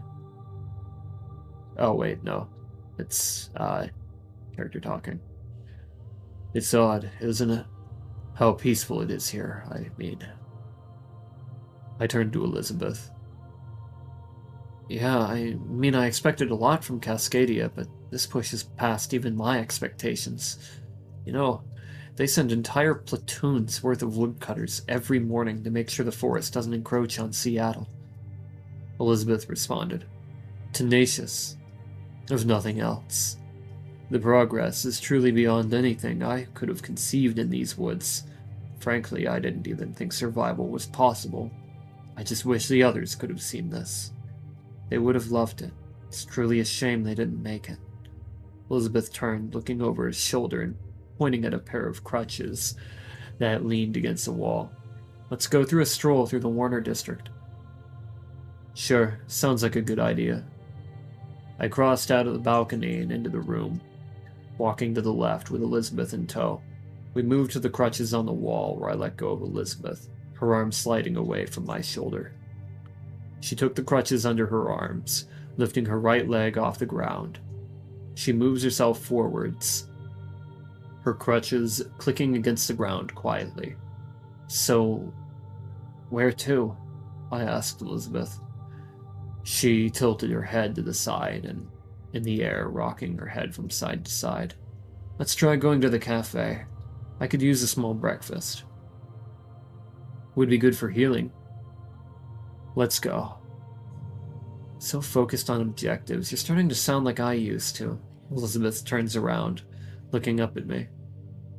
Wind down, it's not like we're going back out into the woods. You're right, I'm too tense. I stopped to think for a moment. We'll visit the park afterwards, maybe that'll help me loosen up. That sounds like a great idea. She smiles faintly at me as we walk towards the door. I opened the door, crossed through the threshold, and held the door open. For just a brief moment, it seemed as if I was back in the suburbs of Winnipeg with Ellie. I can feel an odd sense wash over me, that odd sense of déjà vu. I tried to think, deeply, diving into my memories. It was like swimming through an endless sea in search of an island. Until at last, it dawned on me. This was just like the time Ellie had busted up her knee in college track. I remember a brief moment where I drove up to her in my father's truck, a 70s model Toyota Hilux, picking her up from her house to take her to college. I do wonder if by some chance my father's old truck is still out there somewhere, or if it had been swallowed up, engulfed, and devoured by the Black Forest. Elizabeth and I stood in front of the cafe, taking it in. It was a small commercial building with large, clean windows across the front. The top left part of the building was patched up with various materials, ranging from corrugated steel to pieces of worn-out tires. The building was relatively clean, as of course nothing can be nearly as clean as it was prior to the devouring. There were old posters in the glass. One of them had been torn off and replaced with another. I looked closer at the remnants of the old poster, seeing the same watermark of the German-American Publicity Bureau. At least they took it down. The new poster was just one advertising good flavor of the drinks here. I stepped back, looking at the sign. In big blue letters, the sign read, Warner District Cafe.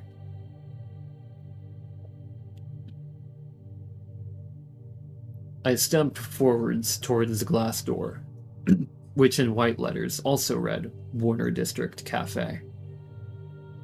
Underneath it read the hours of operation, 6 in the morning to 8 in the afternoon. I pulled the door open, accompanied by a high-pitched jingle. Hello there, welcome to the cafe. What can I do for you today? A man calls out from behind the counter. He seems to be the barista. He was slightly darker in complexion, and perhaps he was of Mediterranean descent. He had dark brown hair and a dark brown beard, accompanied by hazel eyes. He wore a white-collared brown shirt and cream pants. I held the door open for Elizabeth, her crutches clicking against the ground as she crossed into the cafe.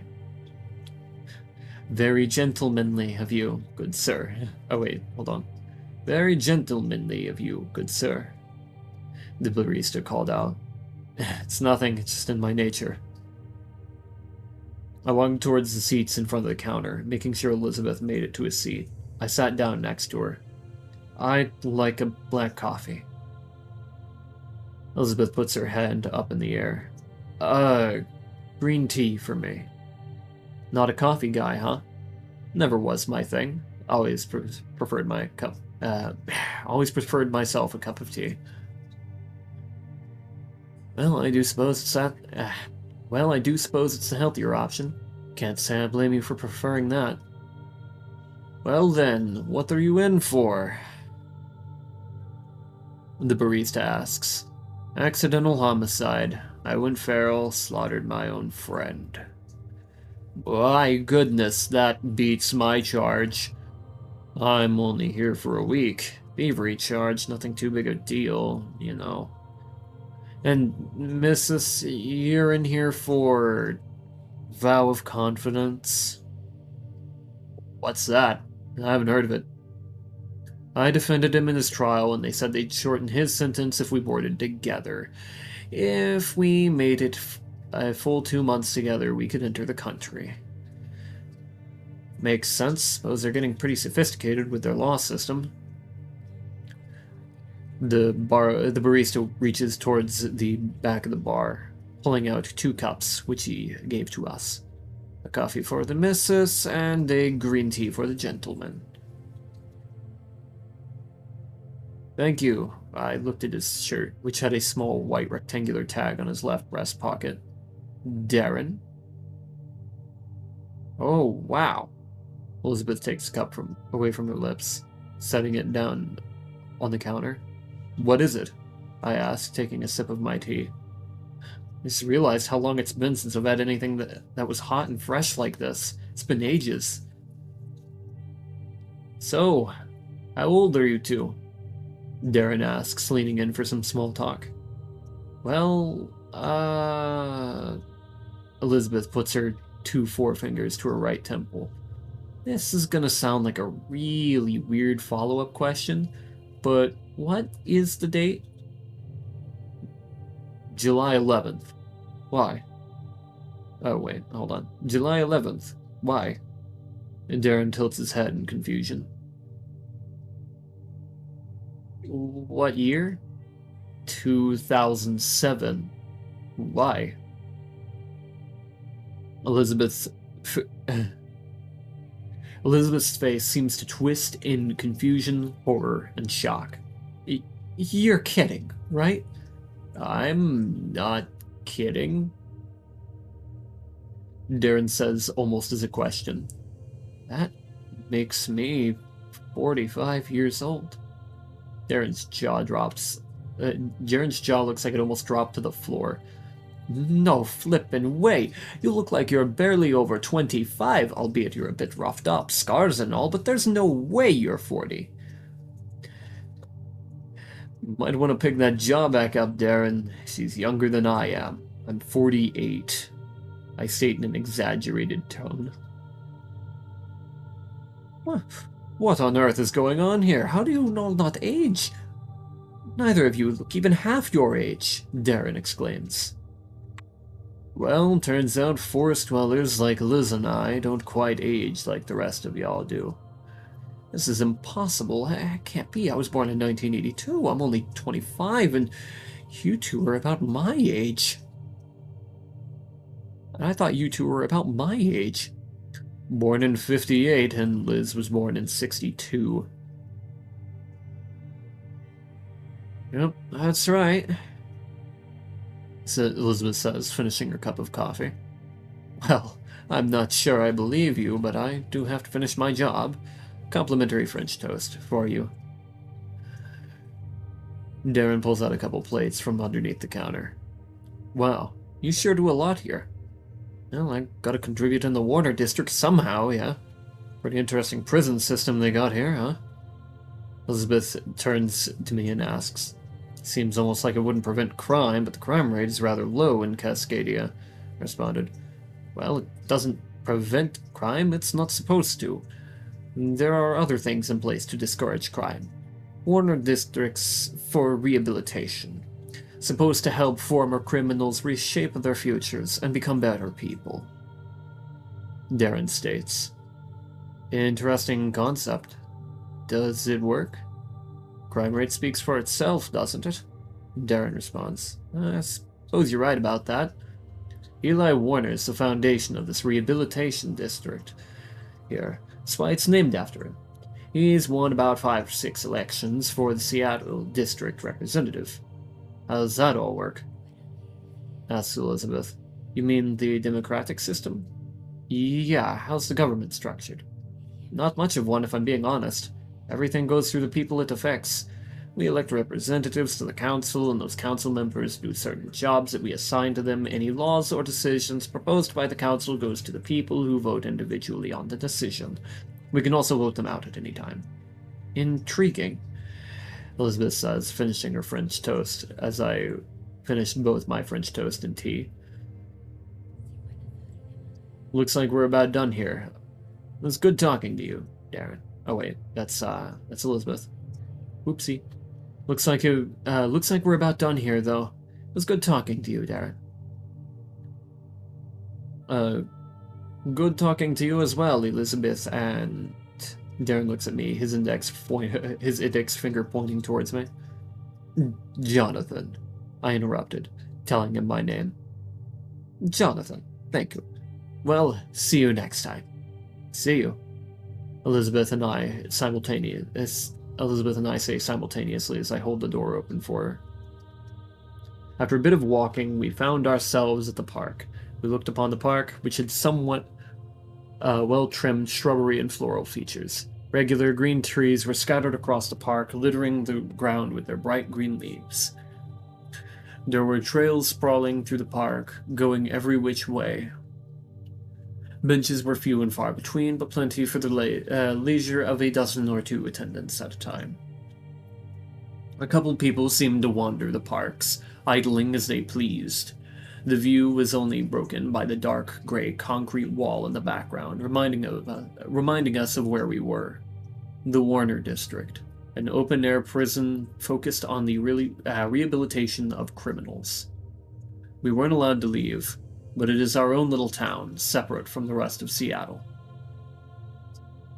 So, John, Elizabeth turns to me, asking a question. What were you saying about us aging slower? You mentioned it to Darren, and you also seem to know about the time already. What did I miss? Oh, did I never tell you? Oh wait, hold on. Let me get back into his voice. Oh, did I never tell you? I apologize. Well, the forest was actually putting us all in a state of hibernation each time we slept, putting us to sleep for months at a time, and it also kept us from physically aging. So yeah, it is 2007, and we didn't age a bit. Where did you find all of this out? Elizabeth's face is one of baffled bewilderment. Dr. Evans had all that on his computer. We walked in on his experiment when we made it back to Riding Mountain. Right. Also, another question. When you were sobbing about not being a monster, what were you talking about? Elizabeth asks, worried. Well. I could feel the hair stand up on my neck as my hands became clammy. You see... Hey. Elizabeth placed her hand on mine. You don't have to worry. I know you were infected by the mutagen, and I know it probably made you do things you otherwise wouldn't have done. You can tell me anything. Well, you see, while I was being manipulated by the mutagen, I killed my wife. My heart sinks, but Elizabeth's presence is somewhat calming even in this moment. She wasn't actually sick. The mutagens twisted my perception and forced me to do whatever it took to survive. Oh dear, I think I know where this is going. You don't have to say any more, just come here. She wrapped her arms around me, patting my back. You shouldn't have to think of those memories anymore. Just relax and let's go home. The sun is going to set soon. We are here. The epilogue. The final moment. These are important. So we still gotta read it. Hope y'all are holding up alright.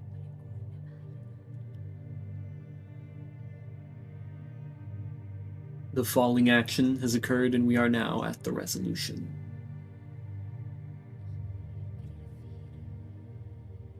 Elizabeth and I made it back to our home. Made it back to home in our small house in the Warner District. I decided at this moment to simply take in the atmosphere, the dark carpets contrasting with the light blue walls, the dining table, the small kitchen, and the little leisure room. It was calming, beyond anything I had experienced since the devouring. Beyond that, it was simple. Nothing was in excess in the slightest, and for the first time in what felt like forever, I finally could say I felt happy. Maybe once we served our time in the Warner district, we could live out the rest of our days in peace. But as battle-hardened warriors from our time in the Black Forest, I suppose only time would tell. I took myself to the fridge while Elizabeth headed to our balcony, which faced the sunset. I opened the fridge, revealing a small case of beer from the bottom shelf. I don't really drink anymore, but I suppose just this once I will. I took 2 cans from the case, the fridge chiming. Please remember to drink responsibly. I began towards the balcony and met with the sliding door, which I pushed open with my left hand before it stopped about midway to being fully opened. I jiggled the door a bit, trying to loosen it. Finally, it released itself from whatever it had gotten caught on, and as I stepped through the door, it slowly slid back to the midpoint. I took my right hand behind me, sliding it shut. Elizabeth looked at me, signaling me with her hand to take a seat.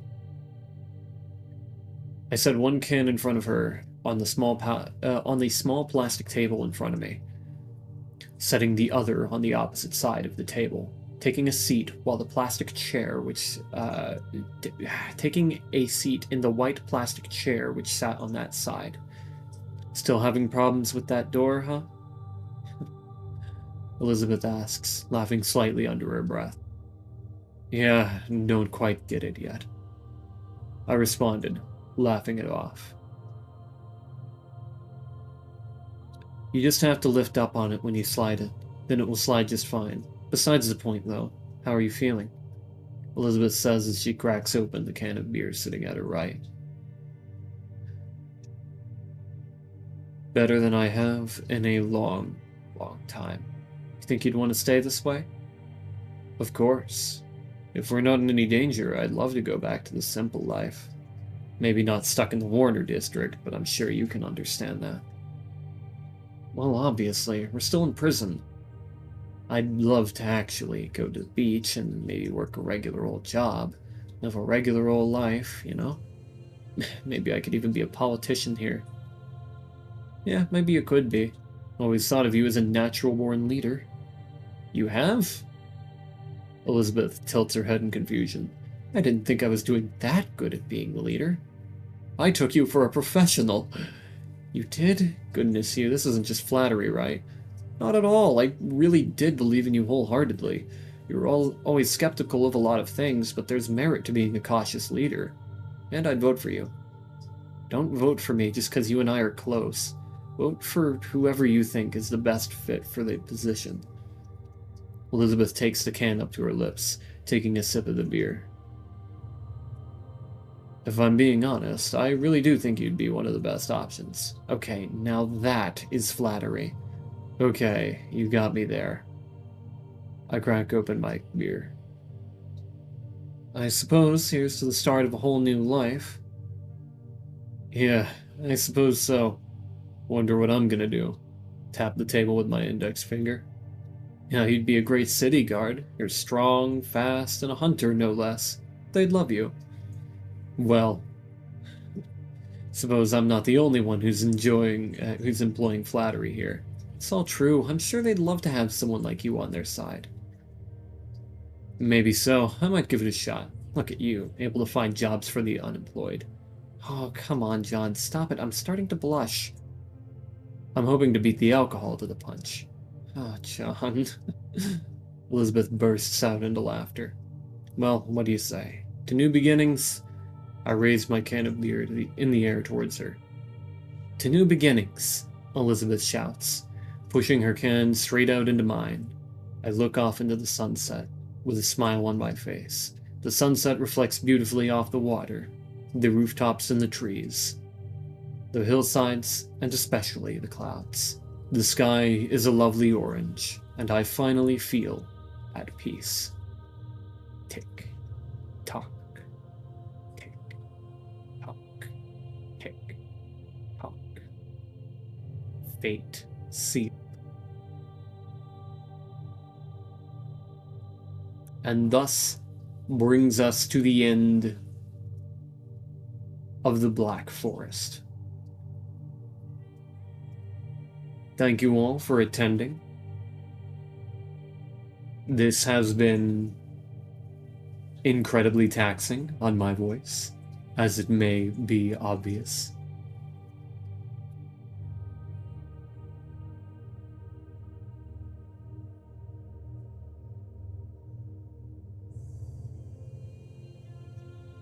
But, yeah. That ending is intended to hit you like a fucking truck.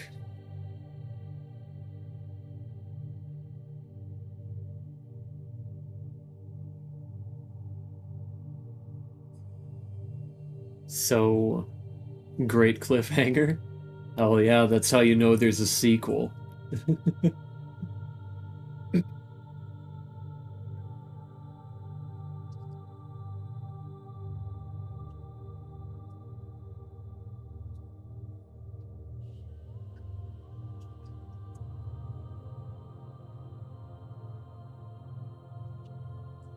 So, for those who are here and awake, I'd like to know your thoughts on the ending here.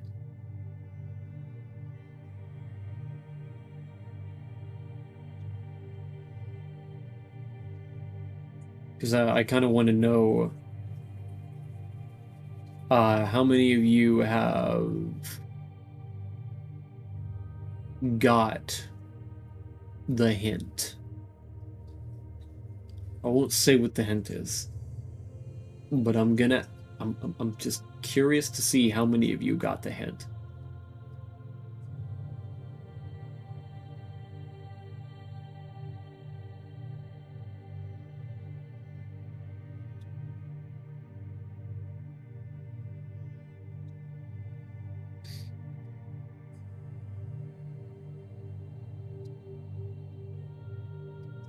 Surprised the tick-took didn't happen sooner. Well, I mean, if you look at some of the lines in the memory sequences, I think you can figure out generally why that didn't happen.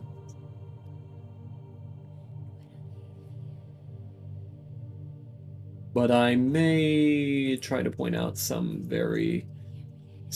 rather important details that aren't necessarily important to the story, but important to contextualize some things. Where was it? It was closer to the beginning of chapter, right about...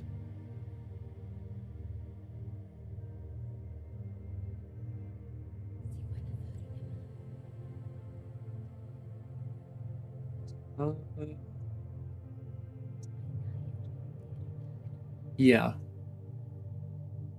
The real name of Night Stalker, which gets revealed literally right here.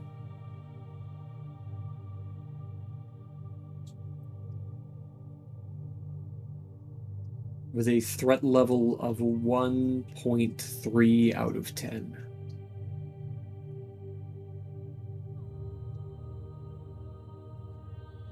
And Jonathan, whose threat level is only a 0.6.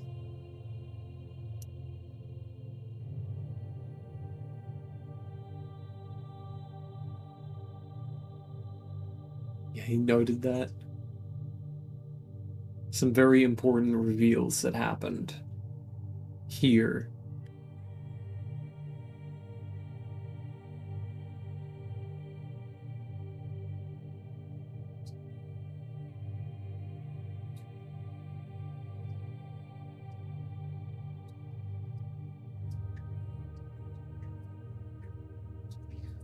But yeah, the sequel is going to be a little crazier. I will say for certain that there is also a very, very heavier focus on oculi in book 2. Because book 2 does not follow Jonathan. It follows Night Stalker.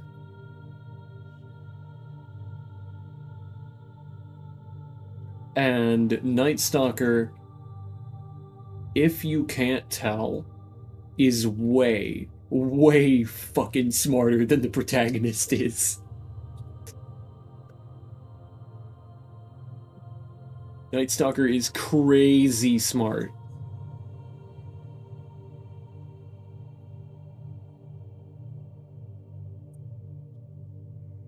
He picked up a bullet and determined that it did not even, like, put a scratch in Salazar.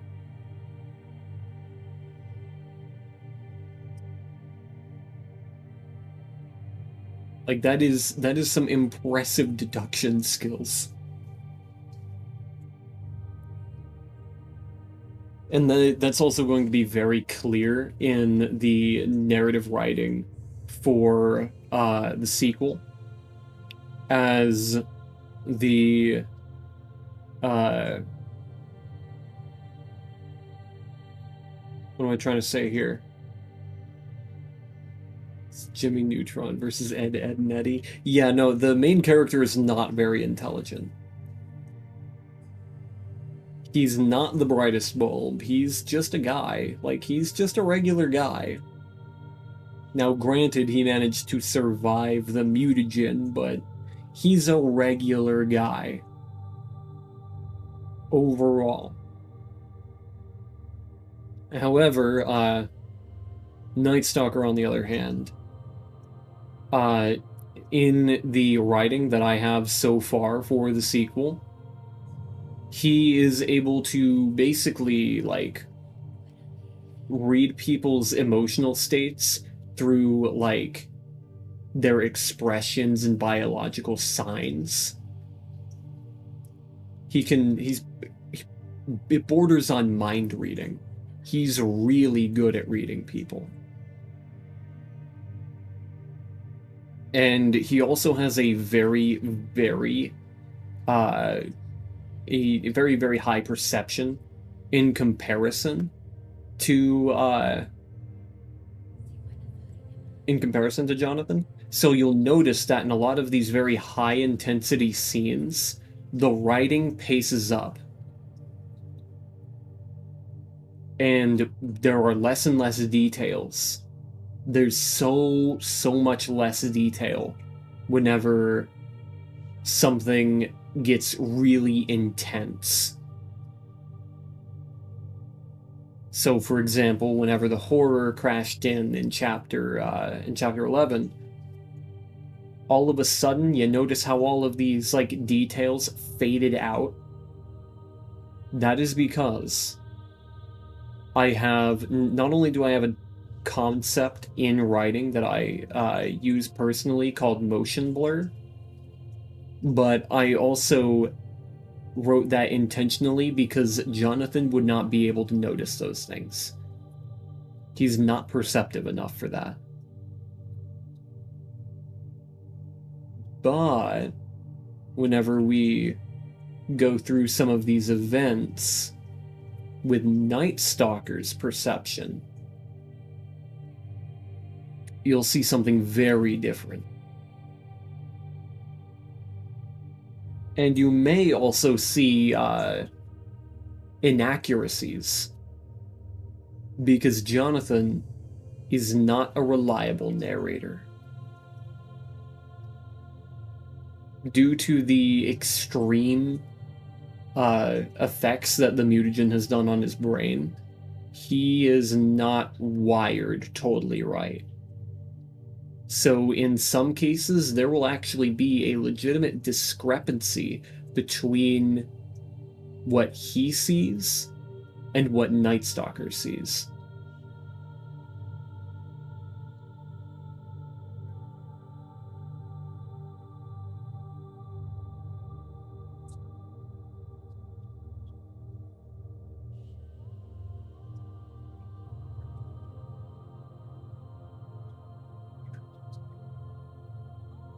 And the motion blur, by the way, is basically a writing concept that I apply specifically whenever a character is in a high intensity situation. I pace up the writing speed and the pacing of the writing generally in order to accentuate the action of a moment.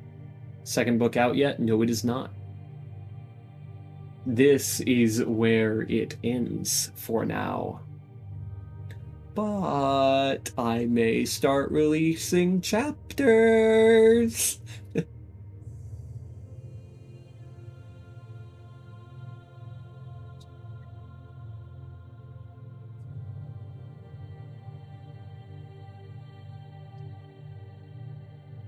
I think I can probably release the prologue, actually.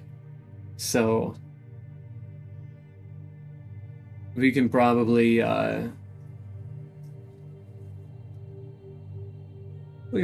start a little bit of work on that.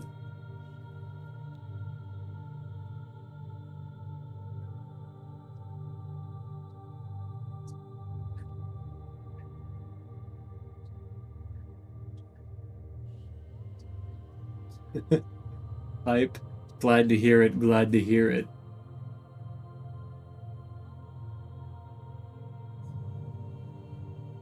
But yeah, so the people who are here now know our 3 official survivors of the original cast, minus Night Stalker. Night Stalker is not counted in this. Technically 4.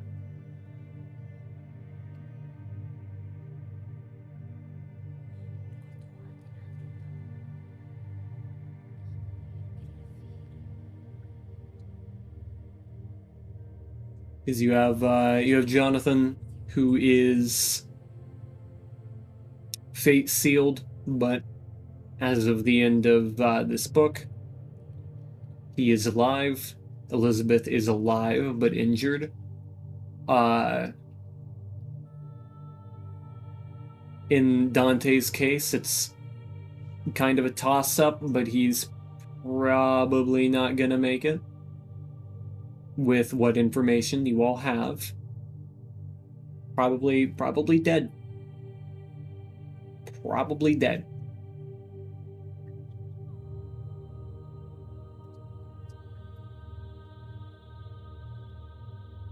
And then you have Night Stalker, who's currently away.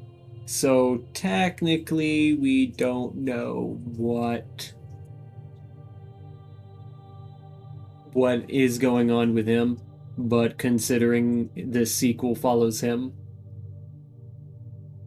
is book 2 a recount of what happened in book 1 but through Night's Eyes? No. It does partially cover things that happened in book 1. It covers his backstory, parts of what happened in book 1, and then stuff that occurs afterwards.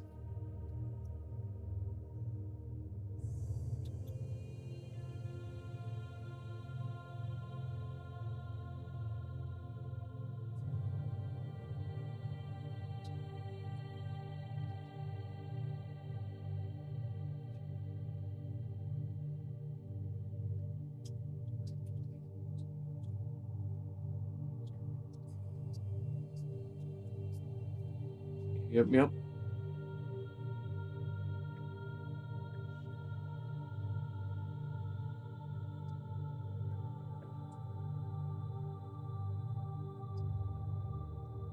Yeah, that's gonna be a lovely little thing that happens, huh? We're gonna be having a lot of fun, and I'll probably look over the prologue for book 2 and see if it's ready to release, and if I think it's ready to release, I'm releasing it.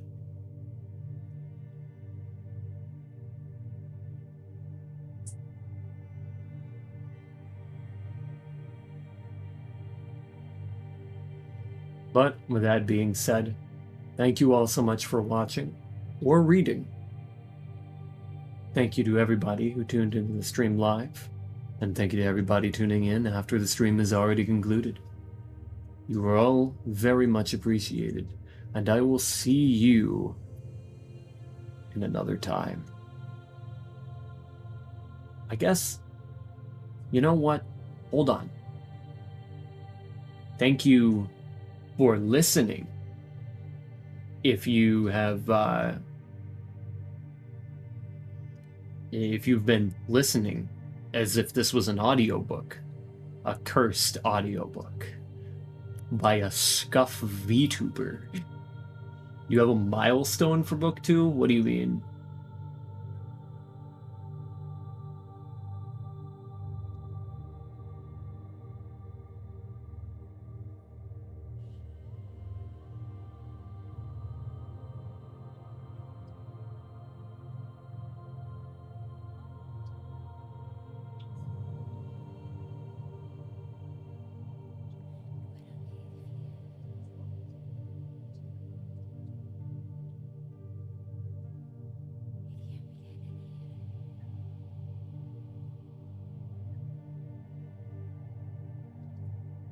You did 200, 300, and 400 for book 1. Oh, well, book 2's got to be, book 2's got to be done first. So, no. But we'll see. Anyways, if I don't have the book done by 500 subscribers, I'll just, like, I don't know, probably stream for like 18 hours or some shit. Maybe.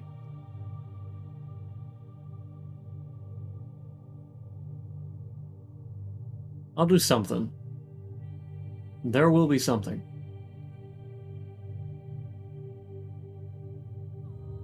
But you know, that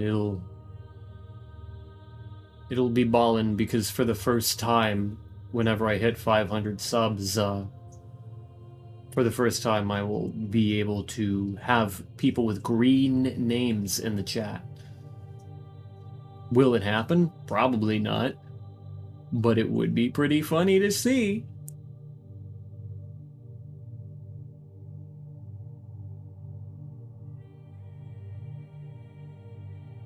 But yeah. I will see you in another time.